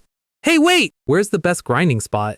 The ancient, legendary NPC turns around and sprints away like a track athlete, leaving dust clouds in his wake. Do-hyun stands alone in the ruins, face-palming. Monsters around Breon are way higher level than Raven City, and he has zero time to adapt. Jihad walks over, looking up. Master, why are you saving that thing for later? What thing? That long, thick, solid red creature thing that Cassiar pulled out of his crotch. Do-hyun yells so hard his soul almost leaves his body. Cheonbyeon, yo you idiot! It's called Cheonbyeon! Stop describing it like that! Jihad shrugs while tiny Eliza squeaks. Do-hyun sighs, pulling the dark red cylinder rod out of his inventory belt. Whatever, let's see what this stick actually does. He inspects the item window. Do-hyun's eyes nearly pop out of his head. Mythic grade? He grips the rod as a soft golden aura radiates from the metal. In 3 years of playing Demrock and a year of GoOS news, he's never seen an item tier above legendary. He swallows hard, scrolling down to the weapon's passive abilities. Passive 1. Can devour weapons, transform into them, and inherit their special options. Passive 2. Responds instantly to the owner's mental call. System warning below reads, Level too low to use full power. Attack power scaled down to match user's current level. Do-hyun nods. So it's a growth-type mythic artifact that evolves as he levels up. He stares at the weapon devour text. Devouring weapons to copy their forms. Let's test this out. Deep inside the fishy rock forest outside Breon city limits, dark fog hangs over the trees. An archer in light armor pulls back a heavy bowstring, aiming down a sightline. An arrow flies through the mist, striking a massive, muscular green orc in the shoulder. The orc slowly turns around, completely unbothered by the tickle damage. The archer panics. Gasp! It turned around! The orc roars, charging forward like a freight train toward a party of players. A sudden explosion rocks the orc's skull as a fireball lands right on its nose. The monster staggers, smoke rising from its head. Standing behind the party is a hyper-muscular male priest with a grizzled face, purple pigtails, and a staff, shouting at the top of his lungs. Stay down, you green bastard! A spiky-haired warrior leaps forward with a heavy iron sword, screaming a battle cry. He delivers a full-power slash across the orc's chest, blood spraying across the grass. The orc counters with a heavy backhand, sending the warrior sliding back into the dirt. Everyone focus fire now! The entire 4-man party dogpiles the single mob with skill effects and physical slashes. The orc finally collapses with a heavy thud, disintegrating into experience points. The warrior wipes sweat from his forehead, breathing heavily. Man, orcs around here are no joke. The pigtail priest flexes his massive biceps. We only cleared it because it was us. We didn't come to Breon for nothing. The party leader smirks arrogantly. Yeah, no other squad in this forest has physical specs like ours. The whole party bursts out laughing, high-fiving over soloing a single standard field mob. Footsteps crunch on the dirt path behind them. Do-hyun walks casually past their camp holding his plain red cylinder rod, Jihad trailing behind him in his hooded cloak. The party leader blinks, looking over his shoulder. Hey, bro! Do-hyun stops, turning his head slightly. The buff warrior walks up with a smug grin. Did you come out here alone? Do-hyun stares at him with totally blank eyes. Yeah, I'm still single. The warrior snorts, and the entire party erupts into hysterical laughter. They point and mock him openly. Look at this guy! Trash starter gear, an ugly goblin pet, and he's holding a red plastic club! Do-hyun keeps walking deadpan. I can hear literally every word you're saying. Suddenly, the trees rustle loudly. A massive green shadow steps out of the brush right in front of Do-hyun. 2 massive, elite-sized orcs step into the clearing, weapons drawn, blocking the path. Do-hyun stops in his tracks, staring up at the 2 giant mobs. He sighs, resting the red rod over his shoulder. Man, I was just about to chat before grinding, and you guys interrupt? The leading orc roars, swinging a massive wooden club down toward Do-yoon's head. Do-yoon doesn't dodge. He grips Cheonbyeon niche with one hand. Golden light erupts from the rod. System window flashes. In a single flash of golden sword light, Do-hyun leaps through the air, cleaving both giant orcs in half before their weapons even hit the grass. Behind him, the entire buff party's eyes pop out of their sockets in sheer, unadulterated shock. The party leader stammers, his jaw hanging open. That Do-yoon stands over the disintegrating monster bodies, his weapon glowing with golden light. So right now, our guy is standing over two freshly sliced orc corpses while a squad of hyper-muscular players stares at him like he just broke physics. The buff warrior's jaw is practically on the dirt, completely unable to process what he just saw. Because 2 seconds ago, Do-hyun was holding a plain red stick, and now it is a glowing golden sword. A third orc charges out from the tree line, swinging a massive club straight for Do-hyun's skull. Do-hyun doesn't even turn his body around. He grips the hilt, golden light flaring off the metal, system alert flashes, Cheonbyeon transforms into Assassin's Dagger. The pigtail priest screams from the back, "IT changed Wapons again?" Do-hyun leaps directly over the orc's shoulder, driving the dagger straight through its chest in one fluid motion. The party leader covers his mouth. What is this guy using? Is that a unique weapon option? The dagger stays pinned in the orc's heart as the massive mob collapses face first into the dirt. Do-hyun holds his hand out casually, smiling like a guy testing a cheat code. Oh, even I didn't expect a one-shot. Golden energy surges around the blade, pulling it right out of the corpse, and Cheonbyeon flies straight back into Do-hyun's open palm like Thor's hammer. The buff party is losing their minds in the background, arguing whether it's a Thor weapon, a unique trait, or pure server hacking. Do-hyun rests the red rod over his shoulders, turning around with a completely blank expression. He rubs the back of his neck, pulling off the most fake, innocent rookie smile in gaming history. Weren't you guys trying to kill those? Oops, I got excited and stole two. The party leader sweats bullets, backing away with a terrified laugh. No! We already killed plenty! All yours, bro! Do-hyun gives them a deadpan stare. Ah, I see. He turns back toward the dark forest as a horde of green orcs steps into the clearing. He twirls Cheonbyeon around his fingers like a baton. Then, should I casually kill about 100 more? He dives into the horde, and the entire forest erupts into green blood and severed limbs. 10 minutes later, Do-hyun stands in the middle of a pile of bodies, looking around disappointed. Man, I'm nowhere near done. Don't these guys spawn faster? Jihad looks around the empty clearing. They didn't stop spawning, Master. You wiped out every orc in the entire zone. Do-hyun points at the terrified buff party hiding behind a tree. Me? No way! Look at those insanely strong guys over there. They must have done it. Do-hyun turns his head and spots two orcs tiptoeing backward into the brush, desperately trying not to make eye contact. Jihad points a green finger. Looks like they recognize you as a top predator, Master. Do-hyun checks his status window. His titles, first S rank, top graduate, inheritor of Cassiar's will are all stacking stats through the roof, and his Black Raven gear set from the graduation trial is giving him massive weapon stats. He stretches his arms over his head, pretending to feel generous. Maybe I should take it easy. Other people need to hunt too. Then an unhinged demonic smirk spreads across his face. Wait, why should I care about other people? Jihad covers his face. Master's personality is genuinely disgusting. Do-hyun grips the red rod as golden energy bursts around his arms. System alert, Cheonbyeon transforms into Black Raven Spear. If Yaoyu want mob slots, graduate with an S rank like me. He leaps 50 feet into the air, laughing like a villain as he drives the spear straight down into 3 orcs at once. Spear tip cuts through armor, cleaving through green torsos, and his kill counter starts flying up like a broken slot machine. 127. 162. Just die quietly, you trash! 208. Total monsters eliminated, 249 out of 1,000. Do-hyun sprints after a fleeing orc like a maniac, spear raised over his head, eyes glowing yellow. Where are you running? The orc looks back, sweating, genuinely crying for its life. Do-hyun skids to a sudden halt, almost tripping over Jihad. System window pops up right in front of his face. 3 minutes remain before mandatory disconnection. Do-hyun stares at the floating blue screen, then looks at the fleeing orc. Should I stop here? Nah, let's make it an even 250. He lowers his stance, preparing to lunge when a golden flash illuminates his vision. System alert, Eye of Truth activates. Do-hyun stops dead in his tracks. Jihad crashes face first onto the grass behind him. Geez, master! Make up your mind! Shut up for a second and look at that! Do-hyun points his finger toward the jagged mountain peak looming over the forest. A thick beam of deep crimson light is shooting straight into the sky from behind the rocks. Jihad squinting hard. What? I don't see anything over there. Only AI of truth can see it. That means there's a high-tier hidden drop up there. Do-hyun abandons the orc and sprints up the cliff face. He reaches the rocky summit, stepping into a crater stained with dark blood. He kneels down, pressing his hand against the glowing red rock face. Could it be another fragment of fate?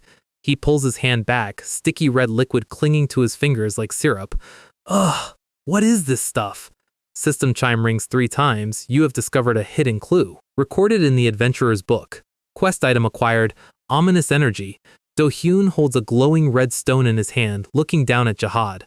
Ominous energy? Jihad gives off plenty of that every day. Jihad barks back, teeth showing. Do-hat D-O-U say, punk. Quest details load.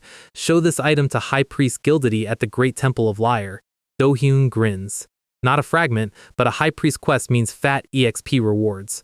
Red alert flashes. 10 seconds of connection time remaining. Do-hyun starts pixelating into blue light. Huh, time flew. Jihad panics. Wait! You are leaving now? Why? Is there a problem? If Master leaves, Jihad looks down at tiny Eliza sitting on his head as the logout sequence forces them back into the system, moving to Guardian Room. High above the clouds, floating island rocks drift under a warm, sunny sky. Jihad lands softly on the grass, looking around the empty green hills. The waiting area for Guardians, a safe dimension where pets rest while their master is offline. Jihad walks down the hill, sighing. Compared to the outside world with Master, it's way too quiet here. He looks down at his small green feet. I finally met Eliza again after 150 years, and I didn't even get to ask her how she's been. Tears start welling up in his big green eyes. I just wanted to cuddle her soft, fluffy fur, but I was too busy picking up loot for Master. He stops walking, blinking through his tears. Standing in the middle of the glade is a cozy wooden cabin. Jihad stares at it. It's the exact replica of the hut he lived in with Eliza 150 years ago. He reaches out and turns the brass doorknob. He slowly peeks through the opening, and sitting on the wooden dining table surrounded by lit candles is tiny purple Eliza. Jihad's face lights up as Eliza squeaks happily, "Riza! Riza!" Meanwhile, back in the real world, the sun is setting over a Seoul apartment complex. Do-hyun steps out of his VR capsule, stretching his arms with a groan. Man, if I hurried up just a bit more, I would have hit 250 kills. He sniffs the air. A glorious smell is wafting in from the kitchen. His younger sister, Hyuna, is sitting at the dining table quietly eating a boiling pot of egg ramen. Do-hyun slides in with a creepy, overly sweet grin. My sweet little sister, Hyuna. She doesn't even look up. No, you can't have any. Go away. Do-hyun stands there with a deadpan smile for 2 full seconds. He snatches a pair of chopsticks from the drawer, lunging at the pot like a sword master. Cheon Baeon has transformed into steel chopsticks! Prepare yourself, poisoned orc. Chopsticks clash over the ramen pot like a high-speed anime duel. Do-hyun gets pushed back, breathing hard. Tch, this orc is surprisingly strong. Hyuna deadpans. Wow, the mud skipper is actually talking. She points her chopsticks at him with pure disgust. Please live in the real world for once. Why are you flexing when you're garbage at video games? Do-hyun slams his hands on the table. WHAT, have you even seen me play? Do you even know what a main quest is? She takes a slow bite of noodles. Is there such a thing? Did you even get into a guild or something? Do-hyun crosses his arms defensively. No, I don't plan on joining one yet. She snorts noodles through her nose, laughing out loud. I bet no scouts have even approached you, right? Do-hyun's face goes red. What does that matter? I'm going to be number oni anyway. She lists his failures on her fingers with a smug grin. Yeah, right. You're not in a top 10 guild, you aren't as handsome as Verze, and you don't have 100 million views on YouTube. How are you gonna be number 1? Do-hyun stands up, pointing dramatically. Just you wait until your big brother hits it big. Hyuna tilts her head. Why are you suddenly so confident? While she's confused, Do-hyun swoops down like a hawk, snatches a massive mouthful of her ramen straight from the pot, and bolts down the hallway. Hyuna screams bloody murder. Hey! Do you want TODIE? Do-hyun slams his bedroom door, sitting down at his PC keyboard while chewing victoriously. She dares to provoke me? I'll show her what I'm made of! He opens his video editing software, pulling up his raw screen captures from the Raven graduation quest. I'll edit this gameplay footage and ride the latest YouTube trends. He types God of Savior into the search bar to check current trending tags, and his jaw drops. Front page, top trending video, sitting at 1 million views. While Do-hyun was minding his business in Fishy Rock Forest, the entire GOS community blew up. Players crowding the Breon teleport gates were shouting about Demrock's Rank 1 legend making a comeback. Rumors spread like wildfire that Kaiser crushed the Raven speedrun record with an S rank and entered the second continent alone. Guild scouts from Baekdusan and Genyan were sprinting through the forest, sharing live screenshots of his character model. He ran away! Kaiser rejected every scout offer back in Demrock. He's doing it again! Scouts were sweating, terrified they'd lose their performance bonuses if they couldn't sign him. Top rankers from Genyan Guild were calling him crazy for playing solo on the second continent. The Guild Master of Hero Guild, the top-ranked guild on the server, smirked while reading the reports. Kaiser threw down the gauntlet to every guild, but Breon won't be easy. Community forums exploded with thousands of comments. Kaiser is so cool, guilds are for the weak. He's going to crush all the corrupt top guilds and build a new order. Back in his bedroom, Do-hyun stares at his monitor in utter bewilderment. Huh? When did I ever look down on guilds? Then a greedy smirk creeps onto his face. Come to think of it, they aren't wrong. The timing is perfect. Forget editing, I'll upload raw footage right now while all eyes are on me. He smashes the upload button. He dives into bed, pulling the blanket over his face, giggling like a kid on Christmas. Heh, this should draw plenty of aggro. I wonder how many views I need to buy a Ferrari. He pauses under the covers. Oh right, I don't have a driver's license. Morning comes. Bright sunlight streams through the balcony window. Do-hyun wakes up, instantly reaching for his phone on the nightstand. His eyes nearly pop out of his skull. K-Icer TV, 794K subscribers. Video views, 3.4 million in 24 hours. Comments fangawking, take me Kaiser. The fan cafe is open, join the cult of Kaiser. Do-hyun sits up in bed, trembling. Is this actually my channel? He stares at the subscriber count rising every second. He bursts out of his bedroom, running down the hall, shouting at the top of his lungs, Maha-ha-ha! Yo you arrogant Kang Hyuna! Look at this! Behold my majesty! A heavy metal soup ladle smashes directly onto the middle of his forehead with a sharp clang. His mom stands in the doorway, holding the ladle like a weapon of mass destruction. Weicha tias all this racket this early in the morning. Hurry yoop in the AT. Do-hyun clutches his swollen forehead, groaning in pain. Ah, man. Where's Hyuna? It's Friday, she went to school. Do-hyun turns around, rubbing his head. I'll eat later, Mom! I'll buy you a house full of beef later! He dives straight back into his capsule room, diving inside as the VR screen initializes. He logs into GOS, pumping his fists in the air. Time to grind and make another video! At this rate, I'm gonna be world class! System notifications flash blue as soon as he spawns. Guardian Jihad Black loyalty increased. Jihad Black leveled up. Do-hyun blinks. Awakened? What awakened? Jihad steps out of the portal, strutting toward him with a smug, handsome walk. Yo, you're here early, master. Do-hyun stares down at the goblin. You're surprisingly cheeky today. Aw, come on, don't be like that. Do-hyun squints. You look different. Yeah? Did I get more handsome in the guardian room? I'm not joking. I'm not joking either. Do-hyun looks down at Jihad's head and freezes. Eliza isn't purple anymore. She is covered in pristine, fluffy, silver-white fur, big, sparkling green eyes, and wearing a glowing blue pendant necklace. Jihad holds her up proudly. When we were in the Guardian room, Eliza's body glowed and changed color. We found her favorite necklace inside our house. Do-hyun rubs his temples. Oh, you are house? Aren't Guardian rooms supposed to be separate dimensions? He points an accusing finger at Jihad. And why is a divine parasite spider being influenced by a lowly goblin like you? Jihad barks back. Weichate's wrong with ME. Suddenly, a voice echoes from behind the trees. Isn't that Kaiser? A group of heavily armored players steps out of the brush, pointing right at him. Look at that signature arrogant pose. That small gloomy guy next to him is his guardian. Do-hyun turns his head slightly. A mob of 20 guild scouts charges out of the forest, screaming at the top of their lungs, "Join! Emergency Guild! We offer the best salary! Prodigal Knight's eye is perfect for Yo-Yu, Kaiser!" Players start shoving each other out of the way. "Catch him first before he runs away again! Don't cut in line, punk!" Jihad backs up behind Do-Yoon's legs, terrified.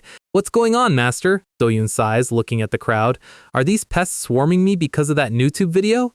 Then he strikes a dramatic pose, putting a hand under his chin with a charming smile. "Ha! I guess I can't do anything about my fatal charm." He waves arrogantly at the mob. "Is this your first time seeing a celebrity? I'll take pictures with you, so grab a number first." The scout leader's face darkens. "What is he pulling? His level isn't that high yet. Just grab him!" The entire mob draws weapons and charges him at full speed. Do-Yoon's smile instantly vanishes. He pulls Cheonbaeon off his belt as golden light engulfs the rod. System alert flashes. Cheonbaeon transforms into silver steel shield. He plants his boots into the dirt, lowering his shoulder behind a massive steel tower shield, and charges headfirst into the 20-man mob like a runaway freight train. So right now, our guy is standing in front of 20 aggressive guild scouts holding a glowing golden rod. System notification flashes, battle form transforms into silver iron shield. Do-Yoon plants his boots, winds his arm back like an Olympic pitcher, and screams that he's taking his portrait rights back. The scouts freeze. "Diat did Heichi just throw!" The massive steel shield flies through the air like a frisbee, plowing through 6 players in a single explosion of dirt and flying bodies.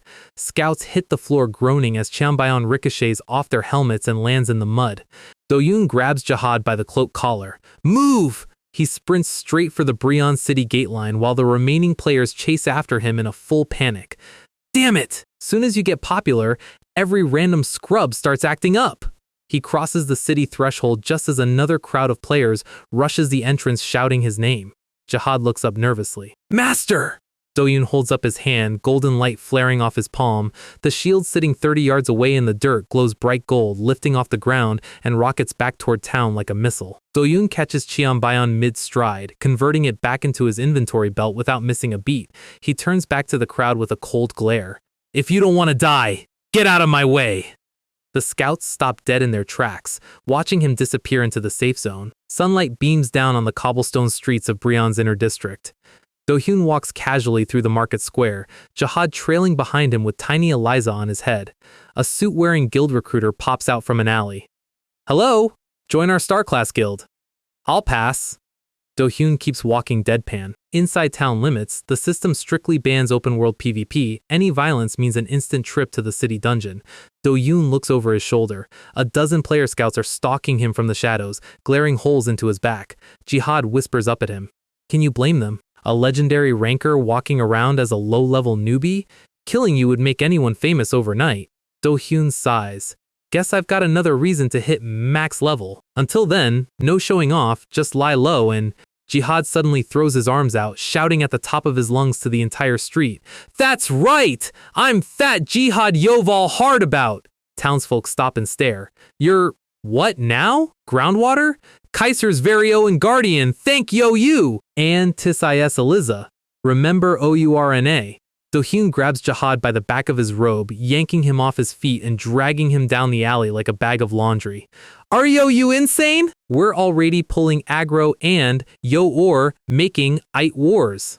I was just getting the word out. Master's famous, but nobody knows the Guardians." Do-Hyun drags the screaming goblin across the cobblestones.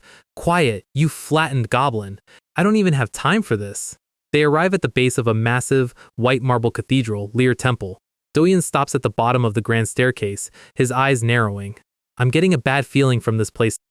He steps up the stairs, boots heavy on the marble. 2 armored guards wearing blue cross tabards step forward, spears crossed to block the entrance. "What business do you have here?" Do-Hyun stops. "I came to see High Priest Gildedy." The guard's eyes go sharp. In a fraction of a second, a steel spearhead stops 2 inches from Do-Hyun's nose. "How dare you toss our High Priest's name around so casually?" No, I was just asking." Jihad steps up, puffing his tiny chest out. "Yo, little rat! How dare you point a weapon at our master?" The guard shifts his spear down, pointing the blade right at Jihad's forehead. Jihad instantly drops his arms. "Well, I mean, that can happen." Do-Hyun facepalms. "Completely useless. Just give me a second. He opens his inventory screen, pulling out the green velvet box. I came to show you this! The guard looks down at the box. His face completely changes. The hostility vanishes, replaced by dead silence. The guards lower their spears, gesturing for Do-hyun to follow them inside. They lead him down a massive marble hallway, stopping in front of a pair of 30-foot wooden doors. Please proceed slowly through this door. And be especially careful with your words in front of the high priest. Do-hyun gulps. Got it. Maybe I shouldn't have picked a fight out there. The doors creak open. Sunlight streams through stained glass windows, illuminating an elevated throne at the back of the cathedral. Sitting on the throne is High Priest Gildedy, flanked by two imposing paladins in white plate armor. The paladin on the left, a spiky-haired blonde named Zerdik, turns his head. System tag displays in bright crimson. Red name tag. Do-hyun's heart skips a beat. Red name tags mean hostile NPC alignment. Red name tag. Zerdik steps down the stairs, towering over Do-hyun. You've come this far. Least you can do is give your name, right? Do-hyun stammers, sweating bullets under the death glare. Sorry, I'm Kaijo. Huh? Speak up properly. The dark-haired paladin on the right steps forward. That's enough, Zerdik. His name tag displays in red as well. Taxabel. He smiles politely. Forgive him. He's from a far-off region and speaks roughly. Do-hyun swallows hard. Red name tag on him too. If I mouth off to the wrong guy here, I'm dead. He forces a bright, fake smile, rubbing his neck. I see! You startled me for a moment, but it's fine. High Priest Gildedy steps down from his throne, his white beard sweeping the floor. You've done well to come all this way. I heard you brought it. Do-hyun presents the green box. Ah, yes. Here it is. Gildedy opens the lid, revealing the sticky red rock inside. He reaches into his robe, pulling out a white holy cloth to wrap the stone, avoiding direct skin contact. Gildedy's expression turns deadly serious. No doubt about it. This is the one. He looks up at Do-hyun. Do you know what this object is? Do-hyun shakes his head quickly. How would I know that? I do not. Zerdik draws his broadsword half an inch, shouting in his face. Waichet Ario saying! How'd you carry it here without knowing what it is? Well, I found it lodged in a rock in Fishy Forest. How do you pull something out of a rock? You some kind of saint? Taxabel cuts in. Zerdik! Taxabel laughs awkwardly. My apologies. His tone with me is always like that. Do-hyun deadpans internally. It's not just his tone that's the problem. Gildedy raises a hand, calming his paladin down. It's all right, Zerdik. There is no need to doubt this one. Gildedy bows his head slightly toward Do-hyun. It seems WE were the rude ones. Please forgive us. Title system window triggers. Title top graduate activates. Gildedy smiles. We assumed you were just a wanderer, but you're actually the top graduate. Gildedy holds up the cloth-wrapped stone. Then allow me to explain what it truly is. The most ominous force in all of Abtartel. The footprint of horror. The worst, most dreadful existence. Terror of the deep, fear below, all are traces of this thing. Gildedy's eyes glow with solemn light. We have another name for it, the Abyss. Gildedy continues his sermon. The Abyss has existed since the beginning of time. They were so dangerous that even the omnipotent gods were wary of them. Thus, God Lair gave us the duty to erase all traces of them. Do-hyun's eyes go narrow as he listens. He remembers what ancient NPC Gamillion revealed back in the ruins, that the gods were the ones who waged war and caused the Abyss to run rampant in the first place. Hearing the church spin the propaganda feels bizarre. Zerdik notices Do-hyun's distracted face and points a finger. Outsider! What's on your mind? Huh? Oh, I've heard something like this before. He's acting suspicious. You're hiding something, aren't you? Taxabel grabs Zerdik's shoulder. Cut it out! Sorry, my friend is sensitive when it comes to the Abyss. Do-hyun's sweat drops. Right. He's actually a nice guy, is that it? Gildedy steps forward. Enough small talk. Now that we've confirmed it, I'd like to ask a favor of our honored guest. Behind the high priest, a massive spectral image of a crimson-eyed orc berserker manifests. My request is for you to check if there are monsters corrupted by the Abyss. Mutants are obvious, but early stages show no signs, so I must also ask you to collect their blood. System notifications flood Do-hyun's vision. Quest ominous aura cleared. Linked quest in search of the Abyss's traces unlocked. Do-hyun's eyes light up when he scrolls down to the clear rewards. Mid-grade skill draw ticket. A skill ticket? He bows deeply, instantly shifting into model adventurer mode. Understood! I'll look into it right away. He turns around and marches toward the exit with a massive grin. Hunting orcs is a piece of cake! Time to head back out! He throws his arms wide, dancing down the hall. Once I power up with Cheon and a new skill, fewer idiots will dare mess with me. Just thinking about it gets me excited! Ha ha ha! Jihad dances right alongside him like a hype man. They do a full synchronized jig across the marble floor. Do-yoon pushes open the grand entrance doors and finds 30 player scouts pressed directly against the crack, staring at him like zombies. Do-yoon immediately slams the door shut with a loud thud and locks the deadbolt. Jihad blinks. What's wrong, master? Are these guys stalkers or something? Do-yoon paces back and forth in a panic. If I go out now, these fire ants will follow me from the city. He visualizes 10 players jumping him the second he enters the forest zone, taking his loot and wasting his daily 10-hour capsule limit. He clutches his forehead in stress. Sigh. Should I cover my face before going out? What should I do? He slowly turns his head, looking down at Jihad's hooded cloak. Jihad, what? Do-yoon points at his chest. Take that off. Jihad's eyes go wide, sparkling like an anime heroine, blushing furiously while clutching his collar. Master, not here! What are you thinking? Do-yoon's face contorts in disgust. I need that robe to disguise myself! Itas facial recognition disruption magic! Jihad crosses his arms, turning his nose up. Fine, fine. Hold on. In his head, Jihad sees a vision of Do-yoon begging him with tears in his eyes while holding a broken sword. The goblin realizes he finally holds all the cards. An evil, petty grin spreads across Jihad's green face. He holds out his hand like a noble receiving tribute. Say, please give it to me, Lord Jihad! Do-yoon's forehead veins pop. Wait! Have you lost your mind? Jihad sticks his tongue out. No? Then you'll just have to deal with them yourself. Since you're Kaiser, I'm sure you'll manage. Do-yoon grinds his teeth. Is this punk's loyalty still too low? Do-yoon takes a step toward him, hands twitching. Jihad drops flat on his back, grinning smugly. Suit yourself! What, are you going to use violence inside the Grand Temple? Do-yoon's face twitches, his soul practically dying as he forces out the words through clenched teeth. Lord, Jihad, he please G-E-E-E-M-E the robe. His face looks like he just ate 3 lemons at once. Before Jihad can celebrate his victory, tiny Eliza hops off Jihad's head and lands squarely on Do-yoon's pauldron. Riza!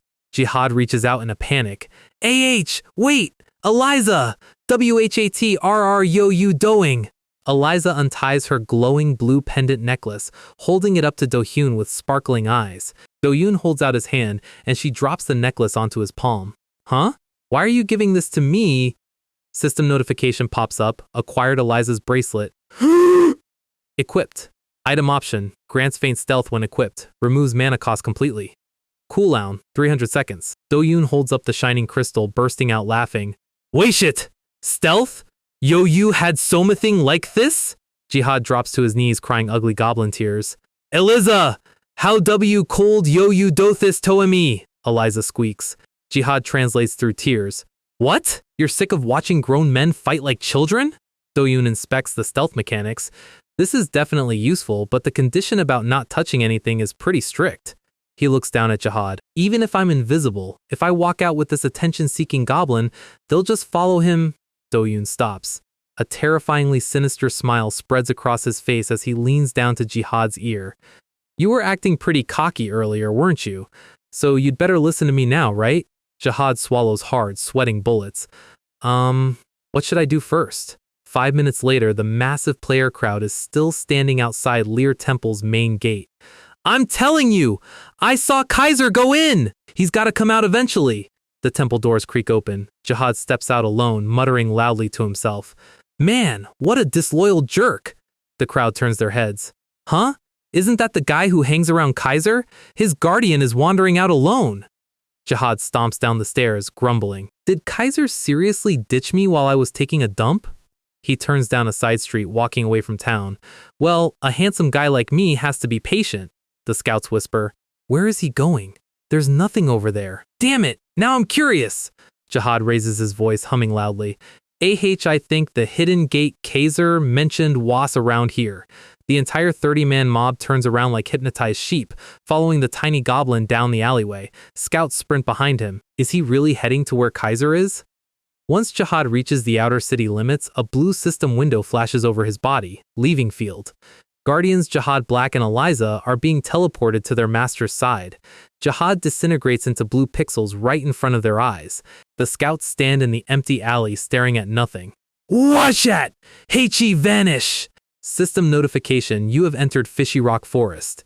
Deep inside the foggy woods, blue light materializes as Jihad and Eliza spawn right next to an invisible shape. Doyoon deactivates faint stealth, popping into reality with a triumphant fist pump. A clean success! Well done! Using Jihad's attention-seeking nature, I lured the crowd as far away as possible. Once I enter the forest, Guardians automatically recall. Doyoon covers his mouth, snickering. Gullible fools. They must be so pissed. Jihad looks up grumpily. Master, can I stop now? Quiet, you idiot! If you talk out loud, we'll get caught. I think those people over there are already looking at me. Just ignore them and keep walking. Act like an attention seeker or I'll lock you in the Guardian room. Scouts in the distance spot Jihad. Isn't that the creature that hangs around Kaiser? Kaiser isn't even with it. Just ignore it. System warning flashes. The fog thickens from this point on. Watch out for orcs charging from the fog. Doyoon steps deeper into the mist, rolling up his sleeves. This spot should be safe enough. He reaches down, gently patting tiny Eliza's fluffy silver head with 2 fingers. Thanks, Eliza. Eliza blushes, squeaking happily. Jihad crosses his arms, huffing. Isn't it thanks to ME that we made it here safely? True, but for some reason I just hate giving you credit. What? Eliza hops on to Jihad's head, squeaking frantically, Riza! Riza! Riza! Doyoon blinks. What is Eliza saying? Jihad turns his nose up. Humph. Beats me. Looks like she's sulking. A massive, muscular green arm smashes out of the thick fog directly behind Doyoon. Doyoon's eyes widen as a giant orc berserker materializes through the mist. Jihad screams in horror as tiny Eliza leaps off his head, shooting straight toward the monster and flying headfirst into the orc's face, shouting her battle cry, Riza! Doyoon does not even have time to pull a weapon before something small shoots off Jihad's head. It is Eliza. She flies straight through the air like a fluff ball with anger issues. Mid-flight, she opens her mouth and fires a thick strand of spider silk. It hits the orc directly across the eyes. The brute staggers backward, completely blinded before its swing can even land. It starts clawing frantically at its face, trying to rip the webbing off. Doyoon just stands there watching. He did not even need to move. The orc swings wildly at thin air, completely disoriented. That is all the opening Eliza needs. She lands on a nearby rock and starts firing webs like a full-auto heavy machine gun. Stream after stream of silk wraps around the orc's shoulders, waist, and knees.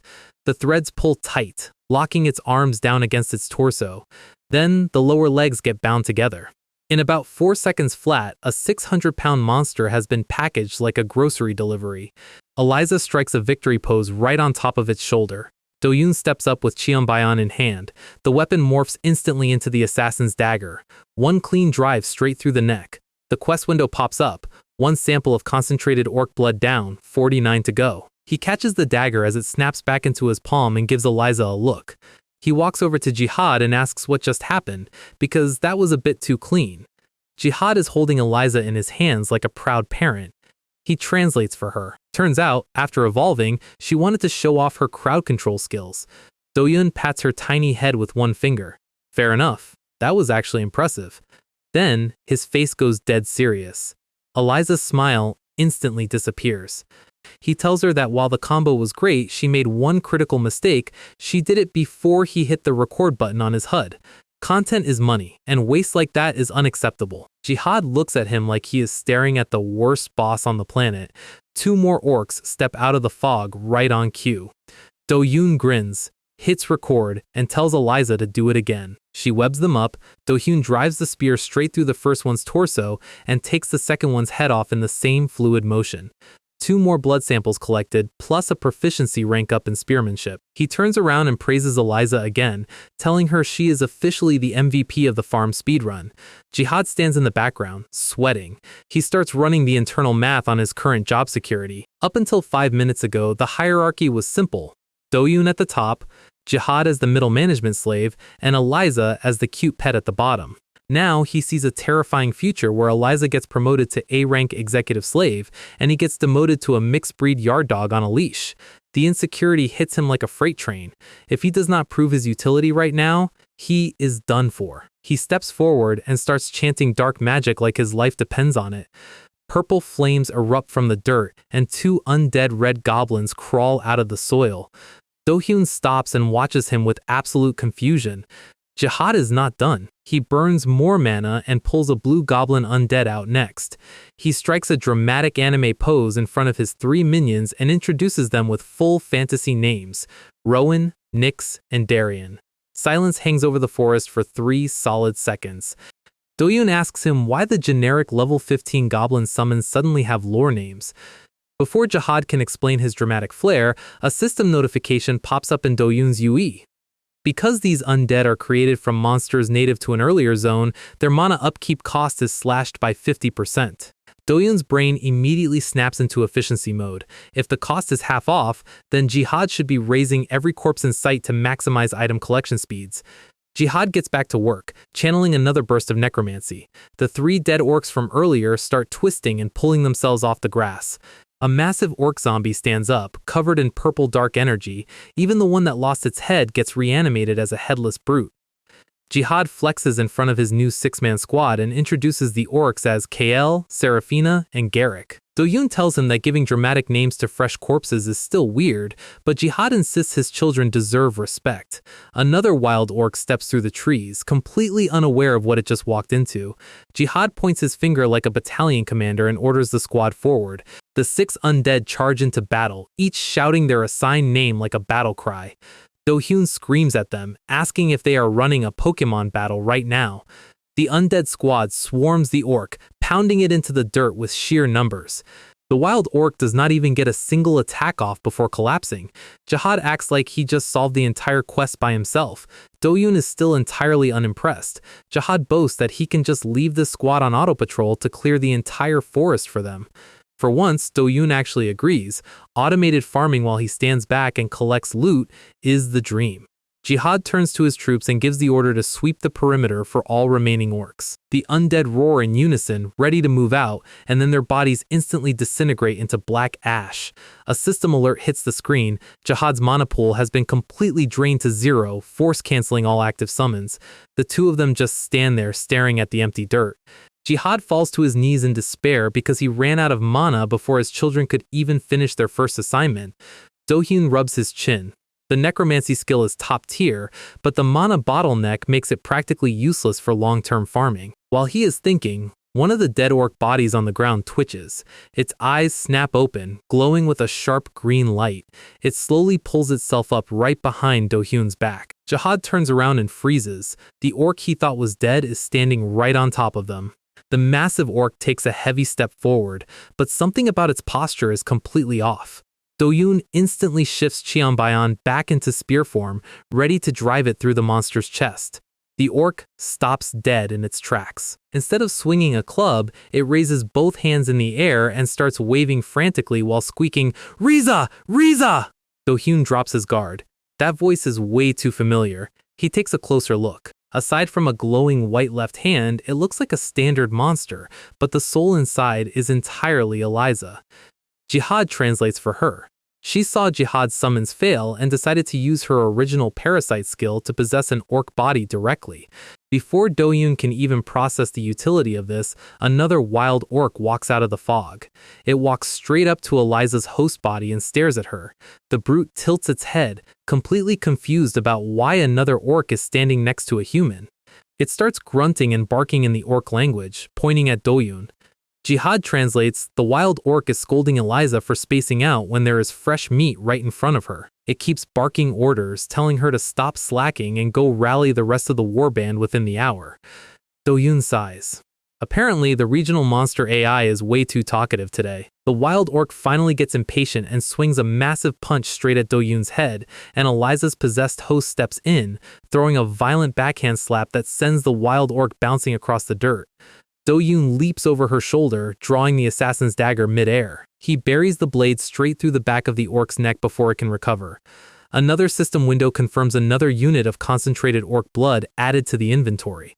Do-hyun gives Eliza's giant orc hand a high five. That is how team synergy is supposed to work. Jihad sits in the grass behind them, actual tears forming in his eyes. He slumps his shoulders and mutters that he will go clean up the ground loot like a good little peasant. Do-yoon laughs. Seeing the former boss shaman finally learn some humility is almost as satisfying as the quest rewards.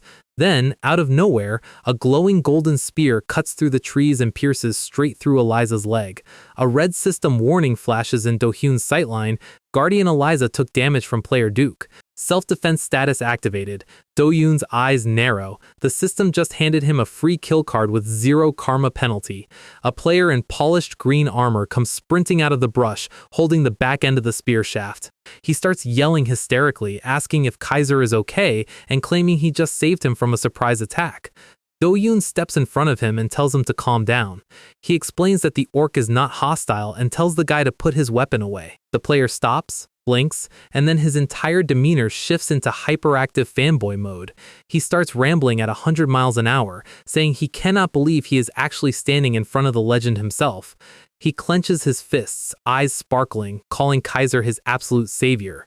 Do-hyun's face goes completely flat. This guy is laying it on way too thick. The guy asks if he can share his personal story. Do-hyun tells him he really does not need to hear it, but the guy starts talking anyway. He launches into a dramatic backstory, happy family, tragic hit-and-run accident, losing both parents in a single night. He describes becoming a shut-in, sitting in a dark room, ignoring showers, and giving up on reality entirely. Then came the severe school bullying, getting beaten up every day because he had 0 courage to fight back. And then, in his darkest hour, he saw a video of Kaiser playing Demrock, tearing through impossible odds like it was nothing. That clip gave him the motivation to stand up, fix his life, and start moving forward one step at a time. He ground his way up, built a high-tier spear build, all for the dream of meeting his idol in person. Then Demrock shut down, Kaiser vanished, and his dream died, until God of Savior launched. Do-hyun listens politely, nodding along. It is always nice to meet a player from the old server. The guy bows his head modestly, saying he is still weak, and asks if Kaiser would be willing to give him a few combat tips. Do-hyun scratches the back of his head, chuckling awkwardly about how he is not really the teaching type, and in that exact split second of relaxed body language, the guy's eyes go completely cold as a unique skill triggers. System alerts flood the screen, unique skill swift active, trait 1 strike active. The guy screams at him to die as he thrusts his golden spear straight for Do-hyun's heart at maximum output speed. He really thought he had him. But Do-hyun does not even flinch. Cheon-byeon swings upward in a tight arc, executing a frame-perfect parry that catches the spear tip mid-thrust. The sudden force rips the golden spear out of the guy's hands, sending it spinning into the dirt behind them. The guy's brain completely breaks. He cannot comprehend how someone parried a point-blank surprise skill. Do-hyun steps inside his guard before the recovery animation even finishes. A heavy low kick sweeps the guy's front leg clean out from under him. The guy goes airborne, losing all momentum. Do-hyun drives Cheon-byeon's spear tip straight down through his chest plate, pinning him to the floor. The guy coughs up blood, his HP bar dropping straight to 0. He stares up at Do-hyun in total disbelief, asking how his opening was read so easily. Do-hyun leans over him with a cold smirk and asks if he really thought he was the first fake fan trying to set up a backstab for free gear. The guy gives him the middle finger with his remaining strength and tells him to go to hell before dissolving into pixels. The system confirms the kill, player Duke eliminated under valid self-defense parameters, 0 karma penalty applied. Do-hyun shakes his head. The sob story was actually pretty good, but the execution was amateur hour. He opens the dropped loot window to see what the traitor left behind.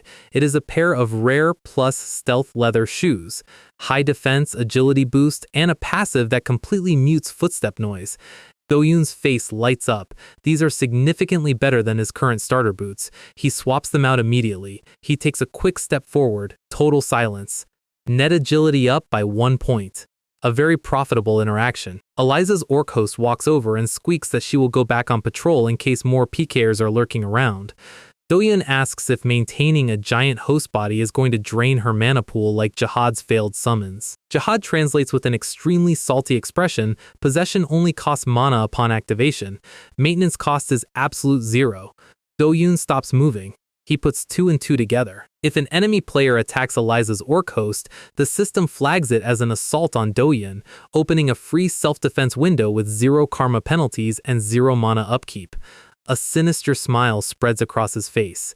Cut to deeper inside the dark forest later that night. Eliza's possessed orc body is lumbering through the mist, singing Riza Riza at the top of its lungs. A four-man squad of player PKers is hiding in the bushes nearby, searching for Kaiser's location. Suddenly, a massive green monster comes charging straight out of the fog right at them, roaring loudly. The lead warrior panics, draws his broadsword, and slashes the orc wide open across the chest. Instantly, a bright red system alert slams onto the warrior's HUD. You have initiated an unprovoked attack on player Kaiser. Counterattack flags active. The warrior starts screaming at his party, asking why hitting a random field orc just flagged them for attacking a player. The mist clears behind the bleeding orc. Doyoon walks out with Cheonbaeon resting casually over his shoulder, flashing a villainous smirk as he thanks them for the free loot delivery. Our guy stepped out of the fog looking like a final boss. The four PKers standing across from him are trying to figure out why hitting a random green orc just flagged their UI for an aggressive player attack on Kaiser. Before anyone can process the math, the giant orc walks past them and casually flops onto its side in the grass like it is sunbathing at a resort. The PK party leader just stares at it. He has no idea what he is looking at, but he decides to ignore it. He turns back to Doyoon and puts on his best villain voice. This is Skull. He spent 5 minutes tracking Doyoon through the fog and he is not about to waste his speech. He laughs, telling Doyoon he looks smaller in person. He mocks him for dragging a tiny goblin around as a porter and claims the old Demrock ranker has lost his edge. Jihad snaps in the background, offended at being called a porter, but Doyoon just stands there waiting for them to finish talking. Skull gets a nasty grin across his face. He signals his 3 party members, a pigtail mage, an archer, and a priest, to fan out and surround Doyoon in a circle. Doyoon asks if they were hunting for him specifically from the start. The 4 of them deliver a synchronized dramatic line like a budget tokusatsu squad. You are a rat in a trap.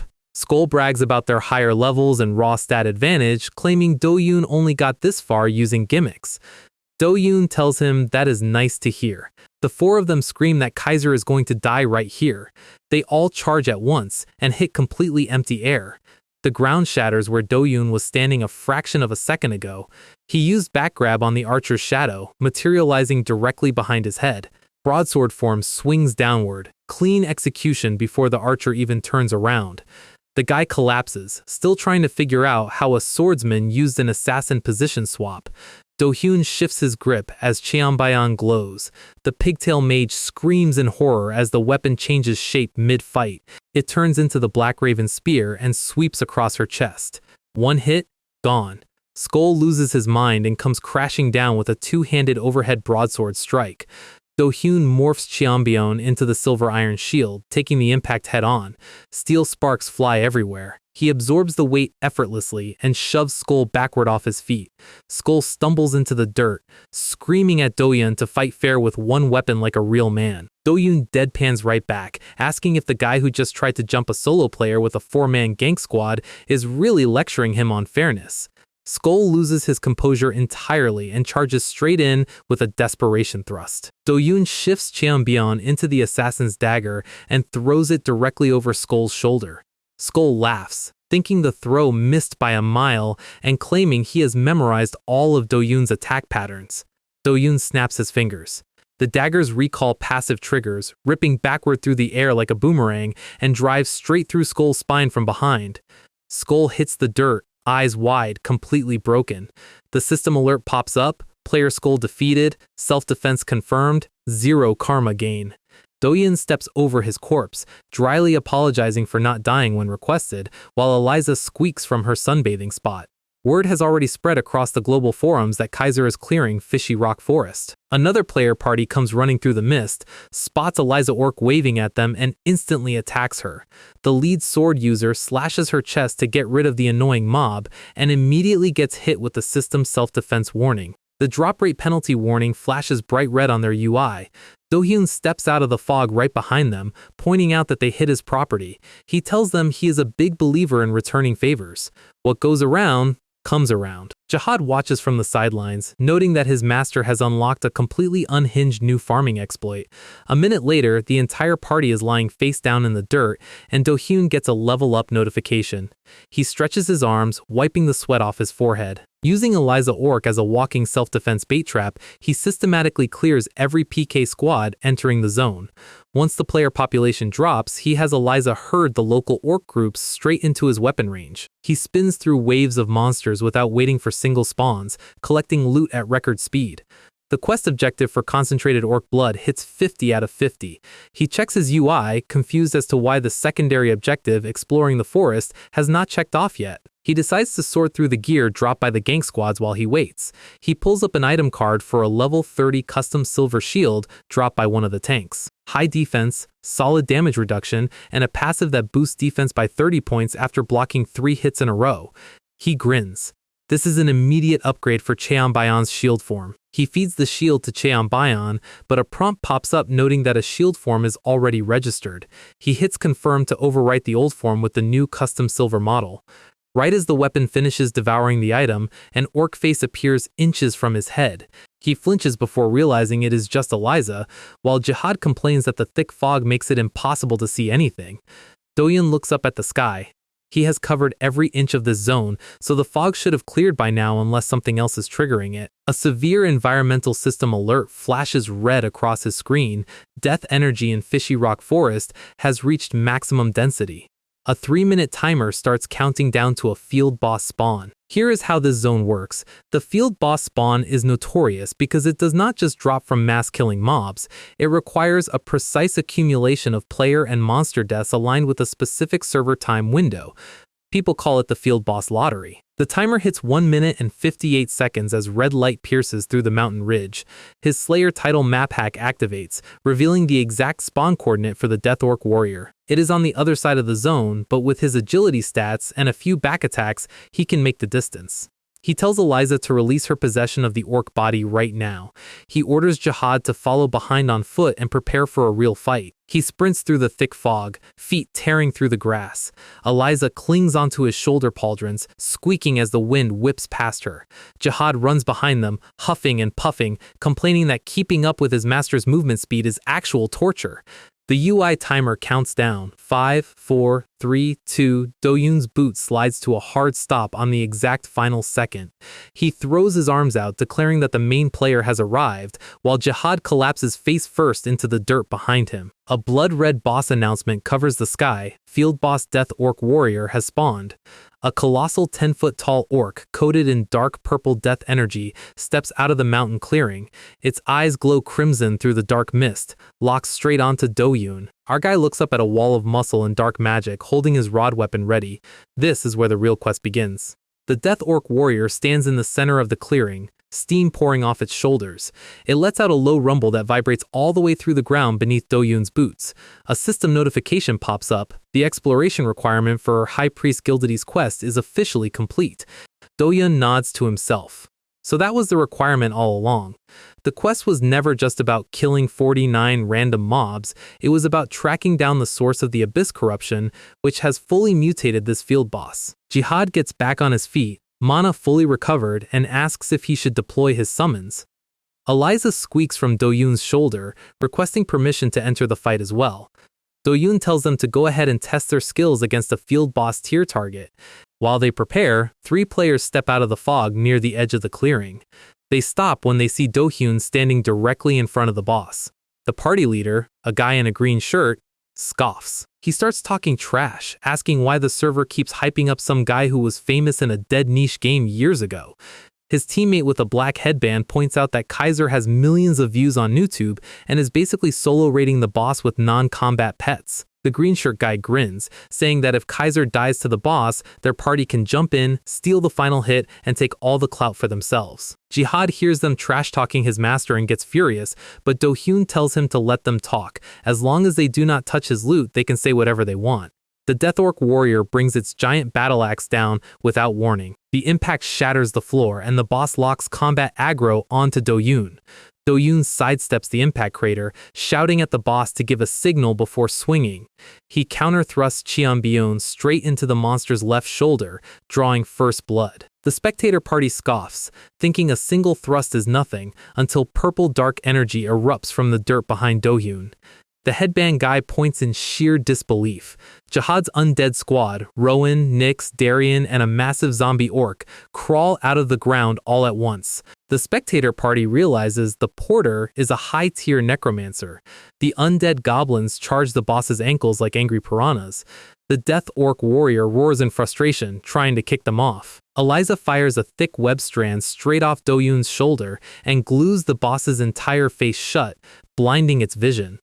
Do-yoon confirms the visual blind is active. Jihad points dramatically at the boss's feet and screams his made-up finishing move, "Double ankle drive lockdown!"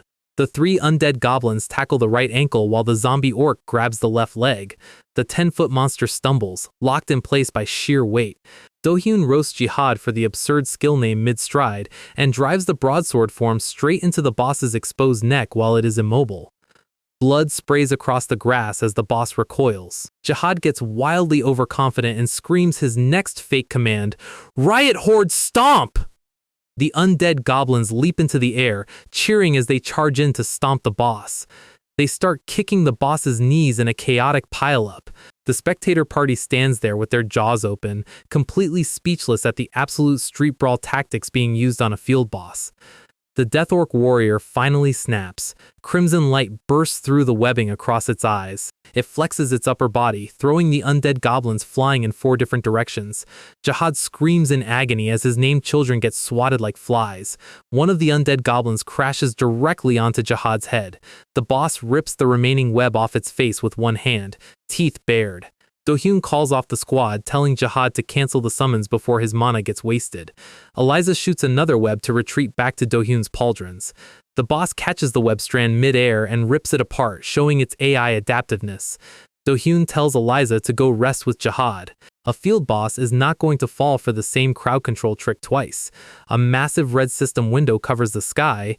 Boss trait warrior active. Death Orc warrior has entered Berserk state. The watching green shirt player freaks out, saying that in Berserk mode, a single grazed hit will result in an instant kill for any non-tank player.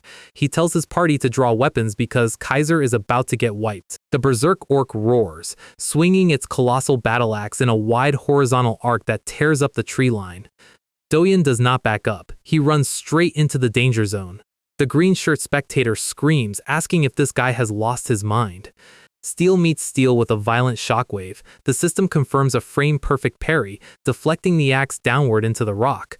Do-hyun leverages the momentum, leaping over the deflected axe shaft, and drives the Black Raven spear 3 times directly into the boss's chest cavity. The Raven set passive triggers, slowing the boss's movement speed by 4%. The headband spectator starts grabbing his own face in disbelief, screaming that Kaiser just parried a Berserk field boss like it was a tutorial mob. The boss recovers and swings a violent left hook axe strike. Do-hyun ducks under the blade by a millimeter, dryly stating the boss is getting too slow. He rotates his hips and thrusts the spear 5 more times into the exact same chest wound, stacking bleeding ticks.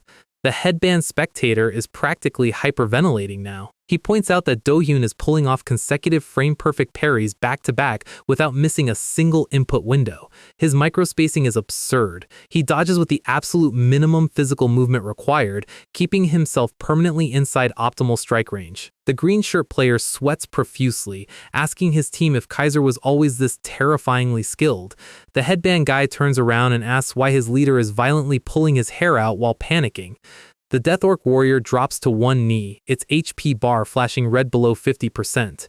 Then its eyes turn pitch black as a second red alert pops up, boss trait Death Aura active, Phase 2 begins. Do-hyun smirks. The health bar is almost empty. The green shirt spectator screams that Phase 2 is impossible for solo players because the purple aura inflicts 5 stacking status debuffs that ruin vision and movement speed. He insists that no matter how good Kaiser's movement is, carrying 5 debuffs at once will make his legs fail. Do-hyun ignores the aura completely. Remember, his hero trait makes him 100% immune to all status debuffs. He flies through the purple mist unimpeded. The green shirt guy pulls his teammate's hair out even harder, screaming in total shock. The boss staggers backward as Do-hyun launches into the air. A massive golden dragon aura erupts around his right leg as he casts the rare martial artist skill, Ascending Dragon Kick. The heel strike connects directly under the boss's jaw, sending the 10-foot monster flying upward into the mist. The green-shirt spectator loses his absolute mind, screaming at the top of his lungs about how a swordsman just cast an S-tier martial artist ultimate. Suddenly, the green-shirt guy spots something and yells a warning for Kaiser to look to his side.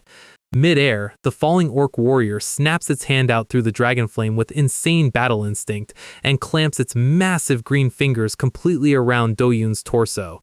The sudden grab flips Do-yoon upside down, locking his arm movement.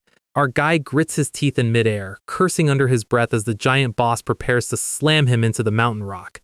The Death Orc warrior clamped its giant green hand around Do-yoon's ribs. The grip tightens, locking his arms against his torso. Do-yoon gets flipped upside down in midair, completely losing control of his footing. He grits his teeth as his health bar takes a massive red hit. He kicks at the monster's wrist, screaming at the brute to let go.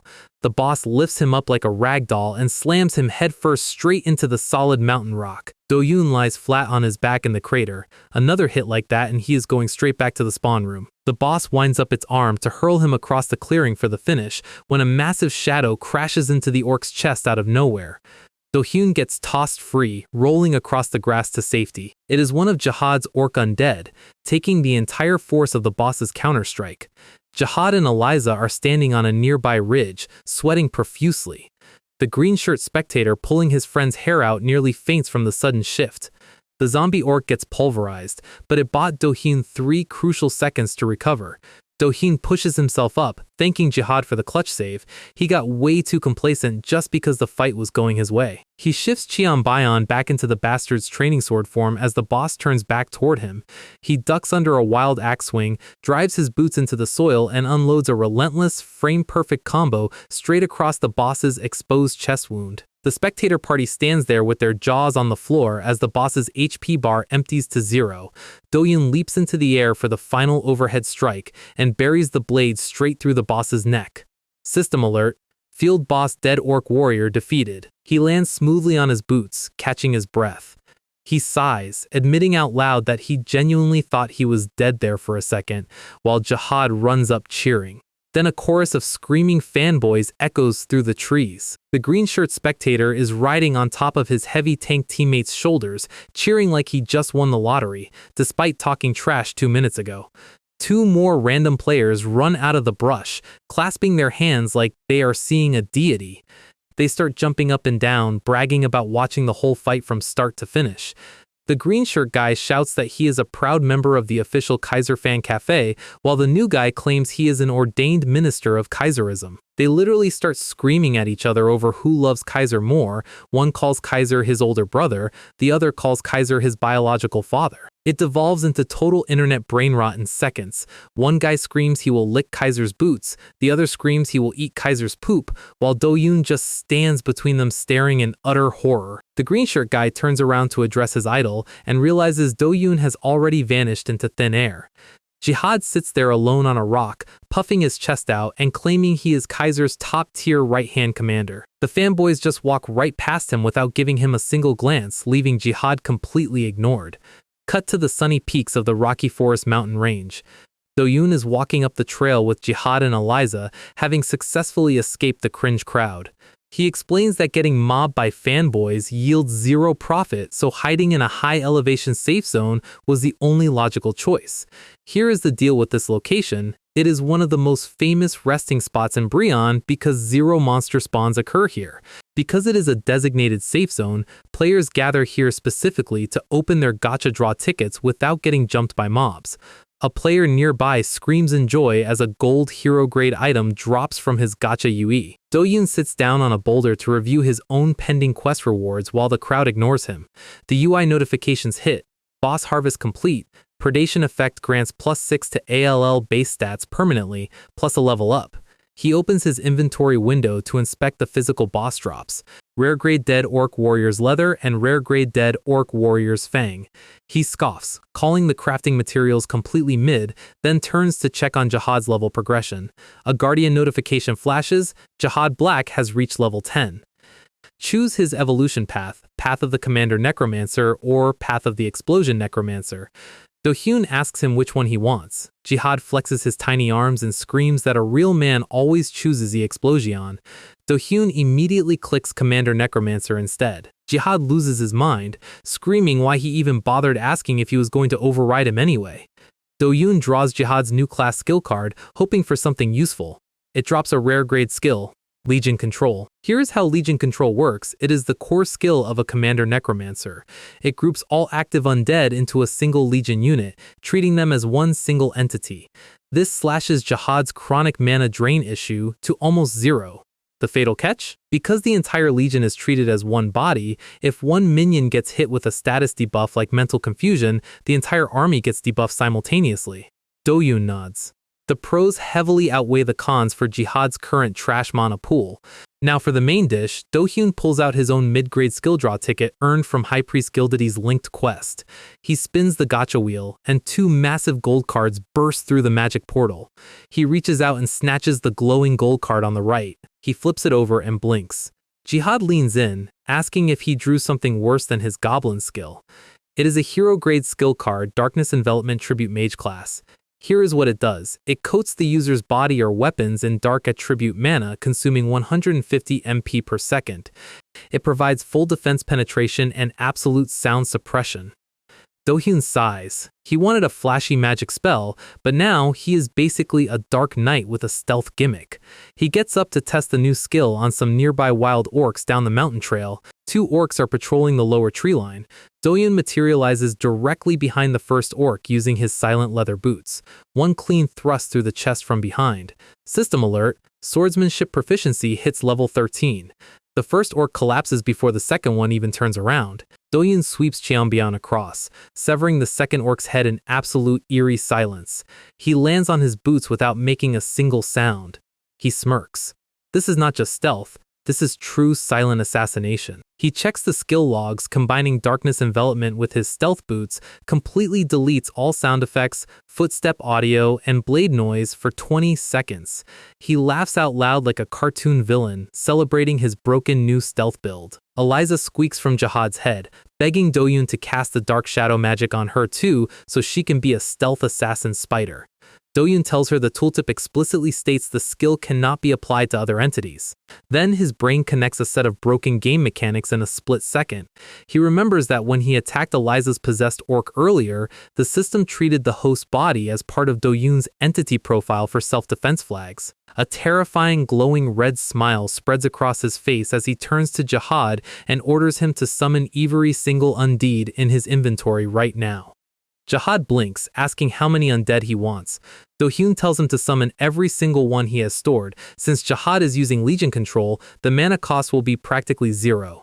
Jihad chants his spell, purple necromancy flames bursting from the dirt. System notification: 3 orc undead, 2 red goblin undead, and 1 blue goblin undead are designated as Legion 1, treated as a single unified entity. Do-hyun steps forward, activates darkness envelopment, and channels the shadow magic straight into the Legion. Black smoke envelopes the 3 orc undead and 3 goblin undead simultaneously. The system logic actually worked. Because the Legion is classified as one entity, darkness envelopment coded all 6 monsters for the price of 1 single spellcast.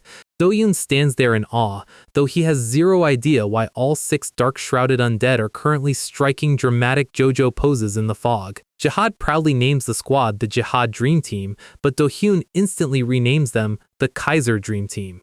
A wild orc walks into the clearing, completely unaware of what is waiting in the mist. Do-hyun points his finger and orders the Kaiser Dream Team to strike. The 6 shadow-coated undead surround the wild orc in pitch-black silence. They jump the orc and beat it into the dirt without a single sound effect triggering. The 3 dark orc undead turn around and give Do-hyun a silent thumbs up. Do-hyun chugs a mana potion. The MP drain is steep, but the clearing efficiency is absurd. The pitch-black, silent undead legion sweeps through Fishy Rock Forest like a group of Black Ops ninjas. Wild orcs do not even get a warning sound before shadow fists come crashing down from their blind spots. The darkness attribute ignores a percentage of target defense, melting monster HP bars in seconds. Jihad cheers, admitting that picking the Commander Necromancer path was the best decision of his life. The side quest kill counter ticks up: 789 out of 1,000 monsters cleared near Breon, 793 out of 1,000. Do-hyun charges in with Cheonbyeon's spear form and impales the final orc through the spine. Quest counter, 1000 out of 1000 complete. System alert, Gamillion Adron side quest cleared. Return to Gamillion to claim the class retention reward. A level up banner flashes across his HUD. Jihad's mana finally runs out, and the Dark Legion dissolves back into ash. Eliza squeaks from Jihad's head, asking when she gets her turn to do something cool again. Do-yoon chuckles, but a flashing red system warning interrupts them, 10 seconds of daily capsule connection time remaining. He pats Eliza's head, telling his guardians he will be right back after his mandatory real-world reset, while Jihad promises to buy Eliza snacks in the guardian room. System alert. Maximum daily VR connection time reached. Forcible logout sequence initiated. The VR capsule pod opens with a hiss. Kang Dojun sits up in his dark bedroom, yawning. He rubs his eyes and immediately grabs his smartphone off the nightstand to order McDonald's delivery. While waiting for the food, he opens his YouTube dashboard app to check his channel stats. He nearly drops his phone. Kaiser TV has officially surpassed 1.44 million subscribers. His single gameplay video of the Raven speedrun has hit 7.46 million views, with 28,000 comments begging for daily uploads. He jumps out of bed, runs over to his desktop PC, and boots up his video editing software. No time to slack off when the algorithm is printing money. He cuts the Fishy Rock Forest gameplay footage into a 2-part video series. 2 hours later, he uploads PKR Cleanup and Dead Orc Warrior Solo Clear while munching on his McDonald's burger. He opens his phone browser to check out the rumors about an official fan cafe. The official Kaiserism fan cafe has hit 280,735 registered members. He scrolls through the trending forum posts to see what the community is arguing about. The top post is a massive debate thread titled Kaiser vs. Massacre. Do-hyun takes another bite of his burger, grinning at the delicious community drama. Cut to inside the game world, the Great Mountain Range. A massive 30-foot-tall Cyclops field boss roars, towering over a single lone player. The monster swings its colossal fist downward, and the player leaps into the air with insane speed. It is Verze, the rank 1 guild master of Hero Guild, known in PvP as Massacre. Blue sword aura shatters the air around him. In a single fluid motion, he cleaves the giant Cyclops entirely in half from crown to waist. The massive monster falls to the grass in 2 separate pieces. Verze lands smoothly on his boots without a single drop of blood on his black fur cape. He sheathes his golden-hilted greatsword without even looking back. The Cyclops dissolves into pixels behind him. A clean one-shot clear on a high-level boss.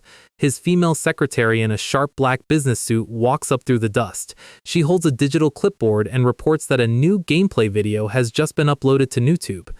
Verze asks if it is another Kaiser clip. She confirms it is a fresh upload showing Kaiser solo clearing the Dead Orc Warrior in Fishy Rock Forest. Verze looks mildly surprised that Kaiser cleared an abyss-corrupted field boss alone. He orders her to project the video hologram right here. She taps her clipboard, casting a blue magic screen into the air. The video plays Do-yoon's mid-air ascending dragon kick, frame by frame. Verze watches intently, noting that while Kaiser let his guard down once, his mechanical execution was exceptionally clean. The secretary asks if Hero Guild should scout and recruit him. Verze turns his head. He waves his hand, telling her to forget it. Kaiser is not the type of man who will ever tie himself down to a guild structure. He observes the route Kaiser is taking through Brionne, noting that he chose the most difficult solo path available in the game. He admits out loud that if Kaiser keeps progressing at this current speed, he will become a major threat to Hero Guild's dominance. The secretary asks if Verze believes they will eventually meet as enemies in the main storyline. Verze puts his gloved hand to his chin, thinking for a long moment. His eyes glow with a sharp crimson light as he concludes that if they ever cross paths on opposite sides, it will be better to crush Kaiser immediately before he grows any stronger. Verze is looking out over the mountains thinking about Kaiser's growth speed. He admits that at this current momentum, Kaiser is going to become a massive problem for Hero Guild. His secretary asks if he expects them to meet as enemies down the road. Verze puts his hand to his chin, thinking for a long moment. His eyes flash crimson as he decides that if they do cross paths, crushing Kaiser early is the only logical move. His secretary blinks, asking what he just said. Verze instantly drops the edgy anime villain posture and waves his hand, pretending he was just talking to himself. He looks up at the sky, wondering what face Kaiser will make when he reaches the end of his path. Will he laugh or fall into despair like everyone else? Meanwhile, back on Do-yoon's side, he logs into the VR capsule right in front of Gamillion's sanctuary. He takes one step forward and immediately gets hit with a system error screen. System alert, the high priest is away on urgent business. Please return in 1 hour. Do-hyun loses his mind, screaming at the UI window about how he woke up early just to turn in this quest. Jihad tells him to stop shouting at thin air. Since Gamillion is not here, Do-yoon decides to head over to Lyre Grand Temple first to cash in High Priest Gildidy's quest rewards. 5 minutes later, he arrives at the grand gates of Lyre Grand Temple. 2 hooded priests guide him through the massive white marble corridors. Do-yoon casually drops Gildidy's name, and the hooded priest tells him not to address the high priest so disrespectfully. Do-yoon tells him to relax, claiming they are going to be seeing a lot of each other, so keeping it casual is better. The priests ignore him entirely and open 2 massive carved doors. Do-yoon steps inside and finds himself standing in the center of a massive high council chamber. Every single high priest and elder from neighboring denominations is seated around a giant circular marble table. An elder priest stares down at him, noting that the outlander has arrived. A bald priest mutters that they cannot trust a random player with temple business. Do-yoon's sweat drops. The room pressure is way too high for a standard quest turn-in. High Priest Gildidy sits at the head of the table, motioning for Do-yoon to step forward. Paladin Zerdik points a finger, telling Do-yoon to hurry up and state his report. Do-hyun marches up to the center dais, telling them he would have moved faster if they were not yelling at him. Then his eyes drift to an old man sitting in a white hooded robe at the far end of the table. The old man looks up, showing a long white beard and a familiar face. Do-yoon stops moving entirely. His brain explodes. Why is Gamillion drawn sitting on the High Council? Gildidy explains that the elders and high priests with the deepest faith have all gathered here today. Do-hyun points a finger straight at Gamillion, asking if that old runner is actually a high-ranking priest. Gildidy introduces him as High Priest Herty from a neighboring denomination. Do-hyun sweats profusely. So the old guy giving him secret history dumps was a high priest this whole time. Gamillion gives Do-hyun a wholesome smile and waves his hand casually. He winks at Do-hyun, whispering via magic that they can catch up after the official meeting concludes. Do-hyun nods slowly, admitting internally that this old NPC is far sharper than he looks. Gildidy gets straight to business, asking for the results of the Fishy Rock Forest investigation. Do-hyun throws his hands up, stating plainly that there was nothing special to report, not even from the dead orc warrior. Paladin Zerdik slams his fist onto the table, screaming that Do-hyun's report is total nonsense. The bald high priest leaps out of his chair, shouting that an outlander could not possibly conduct a proper investigation. Gildidy looks at Do-hyun with sharp eyes, asking if he is absolutely certain about that claim. Do-hyun insists he is sure, wondering why everyone in this church is hyperventilating over a simple mob clear. Gildidy closes his eyes, nodding slowly.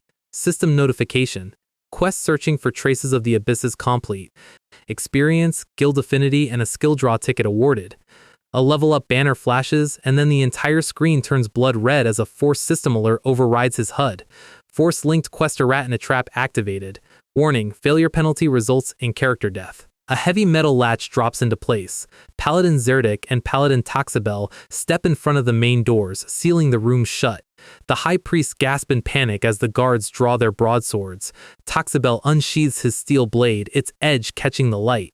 High Priest Burzid slams the table, demanding to know why Gildidy is trapping the High Council inside. He screams that locking the doors and pointing weapons at holy priests is treason. Gildidy stares him down, asking if he remembers Article 71 of the Sacred Doctrine. Burzid's face turns pale. Article 71 dictates that if a taboo is committed, the lead high priest holds total authority to execute the sentence. A long-haired priest mutters that Article 71 has only been invoked twice in 30 years. Gildidy announces the truth. One of the high priests sitting at this table has signed a secret contract with the Abyss. The room erupts into chaos, priests shouting that the accusation is completely baseless. Gildidy reaches into his robes and pulls out a black box. He pops the latch, revealing a dark stone resting on a red cushion. The stone hums with dense, corrupted purple energy.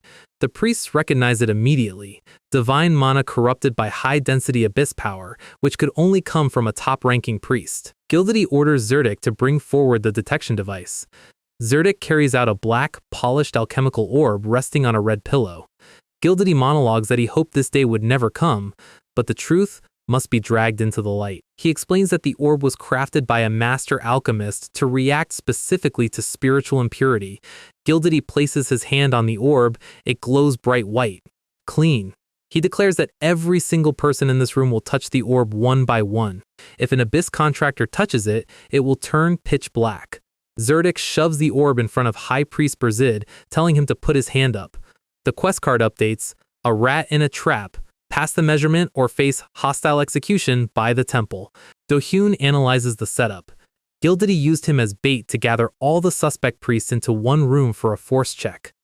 Berzid touches the orb, white light, post. Zerdik moves to Elder Bezetta next. Do-hyun starts sweating. His turn is coming up next. Elder Bezetta touches it, post. Another priest touches it, passed. Zerdik turns around and steps directly in front of Do-hyun. He glares down at him, declaring that only the Outlander remains. Do-hyun tries to stall, arguing that only high priests were supposed to be tested. Zerdik refuses to back off, telling him to stop dodging and put his hand up now. Do-hyun sighs, reaching his right hand toward the black orb. He has no choice but to leave his fate to RNG. Zerdik glares at Do-hyun, repeating that he is the last person left in the hall. Do-hyun tries one last time to talk his way out, asking why an Outlander needs to take a priest test. Zerdik tells him to stop muttering and touch the glass. Do-hyun closes his eyes and lowers his hand onto the black surface. Silence hangs over the High Council for 3 solid seconds. Zerdik tells him to concentrate his mana. Do-hyun grunts, pushing his internal energy forward, and the orb erupts into brilliant white light. Passed. Do-hyun pulls his hand back, wiping sweat off his forehead. The high priest gasps in disbelief, shocked that even the random Outlander came back completely clean. Do-hyun gives them an annoyed look. They really thought he was the traitor the whole time. He turns to leave, but Zerdik grabs his shoulder and shouts to wait. Do-hyun snaps, asking why he is being stopped when he was supposed to be the last test. Zerdik points his finger straight down at Chibi Jihad sitting on the floor. Do-hyun's face goes completely pale. He panics internally, arguing that a tiny useless goblin companion obviously does not need to be measured.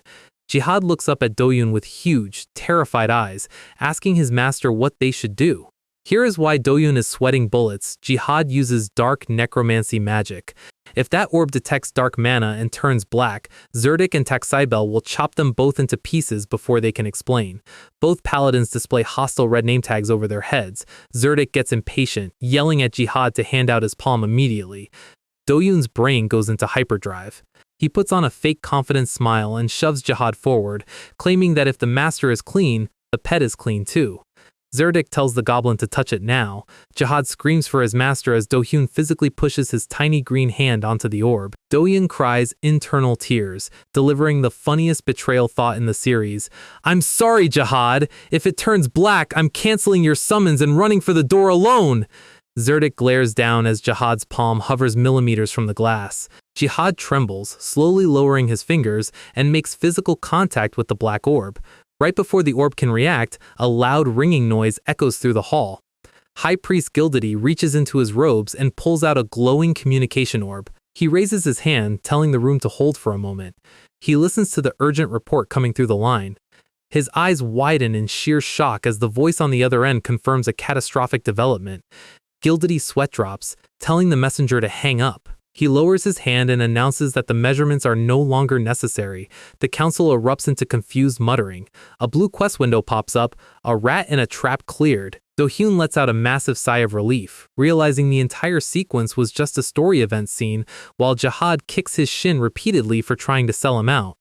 Do-hyun's sweat drops, apologizing to his goblin while rubbing his leg. Gildedy addresses the council, revealing that the temple inspection team just finished cross-referencing the abyss traces found across the continent. The bald priest asks what the results were. Gildedy confirms that the energy matches an ancient threat precisely. The priests gasp in terror as the truth hits them. Gildedy drops the name. Destroyer Gaiman has re-emerged. System notification. You have learned the name of the taboo-breaking abyss contractor, Destroyer Gaiman. Do-hyun deadpans at the weird translation. Gildedy orders the elders to mobilize their priests immediately to prepare Brion's defenses. An elder asks if they should recall Lord Levd and the Holy Knights, but Gildedy notes they are too far away on a mission.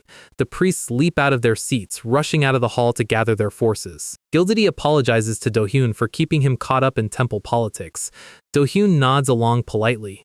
Force-linked quest emergency meeting triggers, stand by for 2 hours while Brion's priests prepare countermeasures.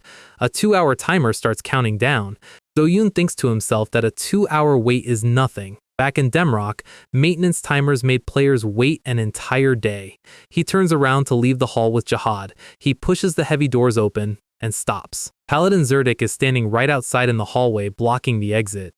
Do-yoon points a finger, asking what kind of harm he is trying to do now. Zerdik clenches his jaw, turning completely bright red. He stammers, grunting under his breath. He bows his head abruptly and screams, "I'm sorry!" Do-yoon and Jihad just stare at him in utter disbelief. Zerdik blushes profusely, explaining that he was overly suspicious during the mission and feels terrible for doubting an honorable warrior. Do-yoon sweats, saying it is fine and that he understands. System notification: Zerdik's affinity increases. Title max affinity from the start activates. Affinity skyrockets to maximum. Zerdik's face goes fully tsundere as he pats Do-yoon's shoulder, telling him to stay sharp for the upcoming fight. He walks away down the corridor, telling Kaiser that if things look hopeless, calling it quits is fine too. Do-hyun deadpans at his back, roasting him for putting on a whole dramatic one-man show just to give an apology. Then his eye of truth spots a spirit outline standing in the shadow of a pillar. He turns his head toward the empty corner. He calls out, telling Gamillion he can stop hiding and come out now. Gamillion Adrian's ghost form materializes in the hallway, chuckling. Jihad freaks out at the sudden ghost. Gamillion praises his successor for spotting his stealth spell immediately. Do-yoon tells him they can skip the pleasantries and get to business. He smirks, declaring that he caught all 1,000 monsters required for Gamillion's trial. Gamillion stroked his white beard, impressed that he completed it even faster than expected. He reaches out his glowing hand, telling his successor to accept the inheritance reward. Golden light bursts from Gamillion's palm, transferring straight into Do-yoon's chest. System notification: Gamillion's trial cleared. Massive experience awarded. 1,000 monsters down. Mission accomplished. Gamillion strokes his beard like a proud professor who just watched his star pupil speedrun a midterm exam. He reaches out and places his glowing hand straight onto our guy's chest. A flash of golden light transfers directly into his inventory. System pop-up confirms the trial is cleared, dumping a mountain of experience and an exclusive reward into his hands. Gamillion's ring. Hero grade. Level 30 requirement. It literally feeds on the user's blood to multiply their stats the lower their health gets. A counter-type item made specifically for high-risk comeback plays. Absolute jackpot. Our guy drops to his knees with folded hands, suddenly acting like the most devout believer on the entire server. He is out here praising the war god Cassiar like he did not just spend the last 3 chapters complaining about quest grind times. Gamillion just nods along, completely falling for the act. He tells Do-yoon there is something critical they need to talk about. He brings his hands together with a sharp clap. A massive wall of swirling blue magic erupts from the floor, locking them inside a localized barrier. Do-yoon immediately panics, thinking he just walked into an anime betrayal plot, but Gamillion deadpans that he watches way too many cartoons. It is just a soundproof barrier called a Silas room. No eavesdropping allowed. Gamillion explains he has been quietly monitoring the abyss while blending in with normal human society for centuries, and over the past few days, something ancient and deeply evil has started moving in the dark. He was going to wait, but since Cassiar's true successor is standing right here, plans change. He grabs Do-yoon by the shoulder and begs for his help. Naturally, our guy agrees before even asking what the reward is. Gamillion asks him to assist with an official investigation across the local temples. Quest pop-up: Abyss Investigation. Objective: inspect 3 temples in Bryan City. Failure penalty: class deletion. No pressure at all. Do-yoon accepts instantly because he realizes he can just wander around the city's trade hubs while pretending to work. Gamillion claps his hands again to break the dome. The blue barrier shatters into dust. Time to head outside and split up the search. Gamillion takes the left side of the district and sends our guy to the right. They agree to meet back up at the central fountain once they are done. Do-hyun waves goodbye with aggressive enthusiasm while Gamillion sweat drops at how unhinged his new pupil is. Cut to the trade district where a random player is screaming at the sky because a hero-grade drop just hit her inventory. Meanwhile, a shirtless warrior right next to her is holding his head in pure gacha despair. Jihad looks around Verdict Alley and asks why they are hanging out in a player market instead of doing the main quest. Our guy just smirks. Everyone in this alley is praying to the gacha gods anyway, so technically it counts as a temple. Welcome to Brion's second biggest hotspot. Time to burn some skill draw tickets. His eyes flash gold as the system ticket activates. A blue skill card spins out from the portal. Rare skill acquired, Madness. It is a berserker class skill. It drains 1% of your HP every second for 90 seconds, but boosts your stats and movement speed the lower your health drops. And it caps at 1% HP so you cannot accidentally kill yourself. This triggers a core memory for Doyun, a legendary high-ranked berserker back in his old game who went by Cluck Cluck Chicken.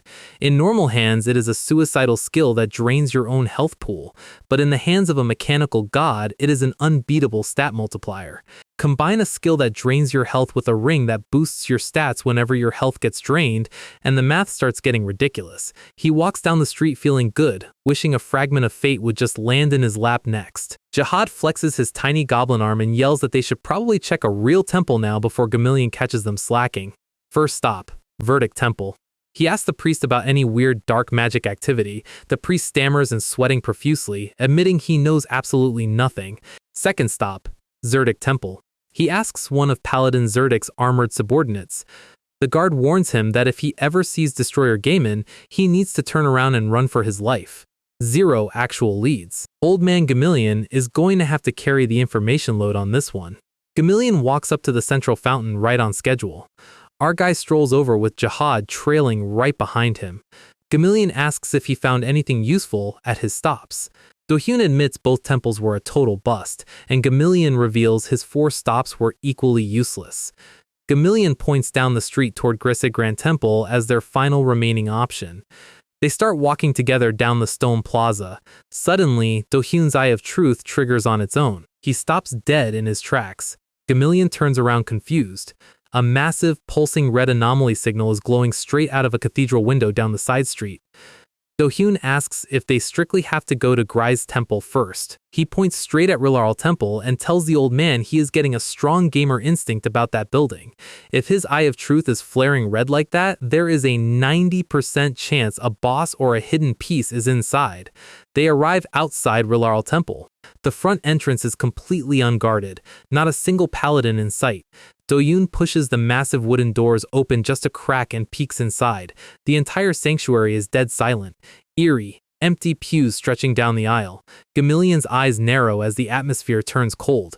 At the far end of the hall, bright red light bleeds out from behind the inner altar doors. Eye of Truth confirms it. Whatever is behind that door is not friendly. He places his hand on the bronze door latch. The heavy doors swing open. Through the gap, a dark silhouette is holding an armored priest completely off the ground by his throat. A longhorn demon is lifting High Priest Londric into the air like a rag doll.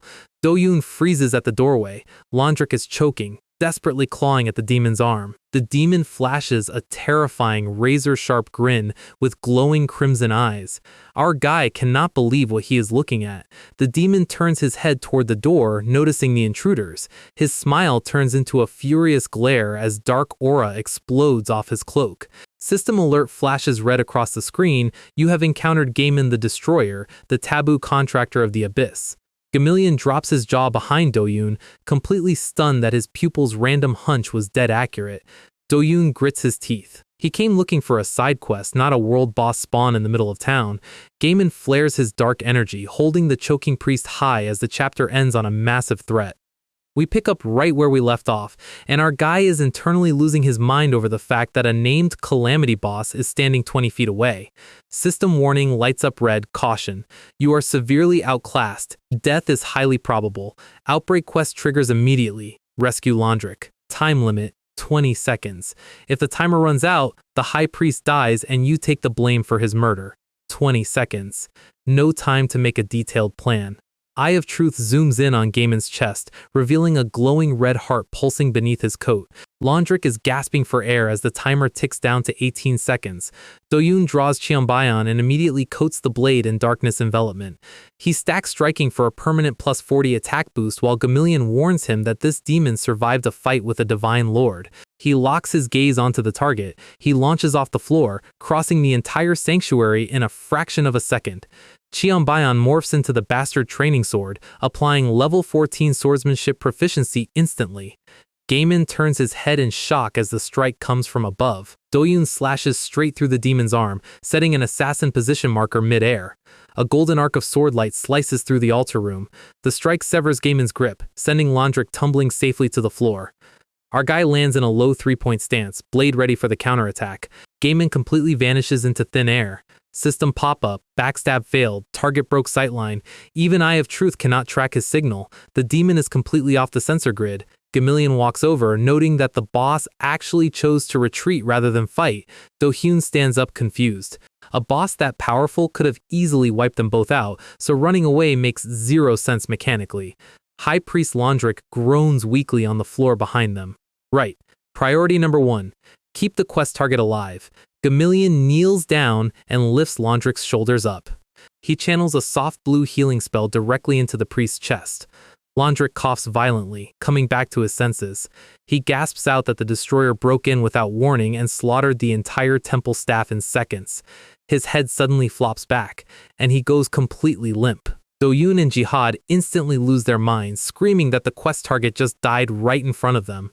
Gamillion calmly checks his neck pulse and tells them to shut up, he just passed out from exhaustion. Do-hyun wipes his forehead and blames Jihad for making a scene, but Jihad points out the main character panicked first. Outbreak Quest success pop-up appears, granting massive EXP and max affinity with Londric. Level up.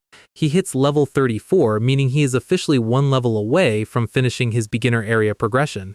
Meanwhile, Gamillion notices something tucked inside Londric's inner pocket. Do-hyun leans over to see what the old man found. Gamillion pulls out a heavy silver crest, a high priest emblem. The moment it touches the air, thick black smoke and dark energy bleed off the metal. Our guy steps back.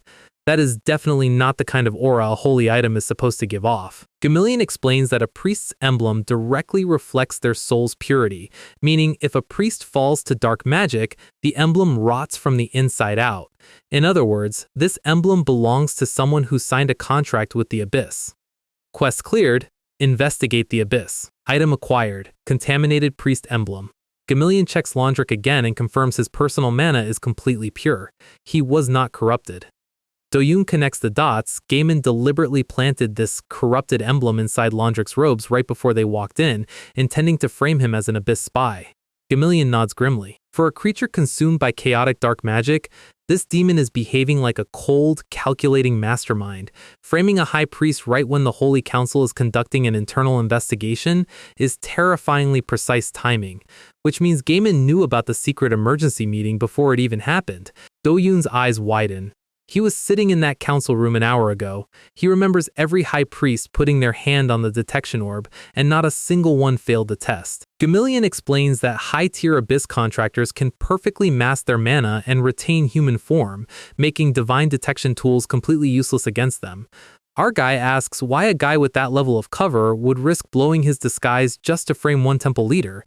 Gamillion snaps his fingers and asks Do-hyun if he felt anything specific when he confronted the demon.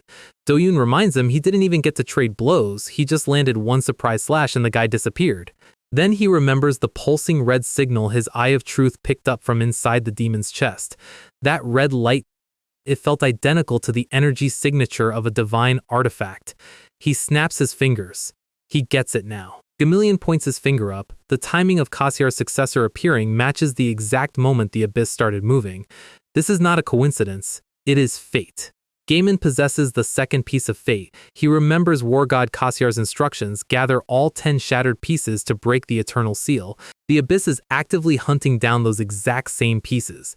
Gamillion reaches into his robes, stating they need to collect hard evidence before the council meeting convenes. He pulls out a rolled-up parchment scroll and hands it over. Do-hyun unrolls the parchment to inspect it. It is a secret map pointing to an isolated zone near Breon City that almost nobody knows about. Main quest unlocked. Second piece 1. Objective: retrieve traces of Destroyer Gaiman from his hidden hideout. Time limit: 50 minutes. Location shift: Bloody Rocky Forest. Dense gray fog hangs heavy over jagged mountain cliffs. Do-hyun stares at the map while wading through fog so thick he can barely see his own boots. Jihad, with Eliza perched on his head, points to the right and announces that the spider's instincts say it is this way. Do-hyun asks how a tiny spider is navigating better than a guy with max stats, while Eliza just squeaks proudly on Jihad's head. He recalls Gamillion's warning. Gaiman likely used this hidden zone as an emergency fallback hideout after escaping the temple. The quest timer ticks down to 29 minutes. They are burning daylight fast. He looks up at the towering blood-red rock formations piercing through the gray clouds above. His Eye of Truth flares yellow. The vibe in this zone is immaculate for rare drops. If there is a hidden boss or an extra chest buried in these rocks, he is claiming it first. System pop-up, discovered hidden field ominous fog zone. First discover a bonus, plus 20% experience points, plus 20% drop rate applied. Book of Adventures entry updated. Do-hyun looks around. Visually, it just looks like a regular foggy canyon with no mob spawns. Jihad starts trembling, hugging his own arms and whimpering that he really hates this place. Our guy tells him to stop being dramatic, but Jihad points up and yells that Eliza is scared out of her mind too. Do-hyun shakes his head. What is there to be afraid of in an empty zone where monsters do not even spawn? Jihad suddenly grabs Do-hyun's belt and whispers for his master to hold on. Heavy footstep audio echoes through the fog. They both dive headfirst into the nearest thicket of bushes. Do-hyun peeks through the leaves, internally roasting his goblin for pulling him into a bush like a coward. Jihad whispers that someone is standing right near the cliff wall ahead. Through the thick mist, a tall silhouette is standing motionless, staring directly at the stone wall. The fog clears slightly, revealing a heavily armored warrior with spiky blonde hair and a colossal greatsword mounted on his back. It is Versace, rank 1 player on the entire server and guildmaster of Hero Guild. Do-hyun's jaw drops from inside the bushes as he realizes he just stumbled into the single strongest player in GOS in the middle of a secret quest zone.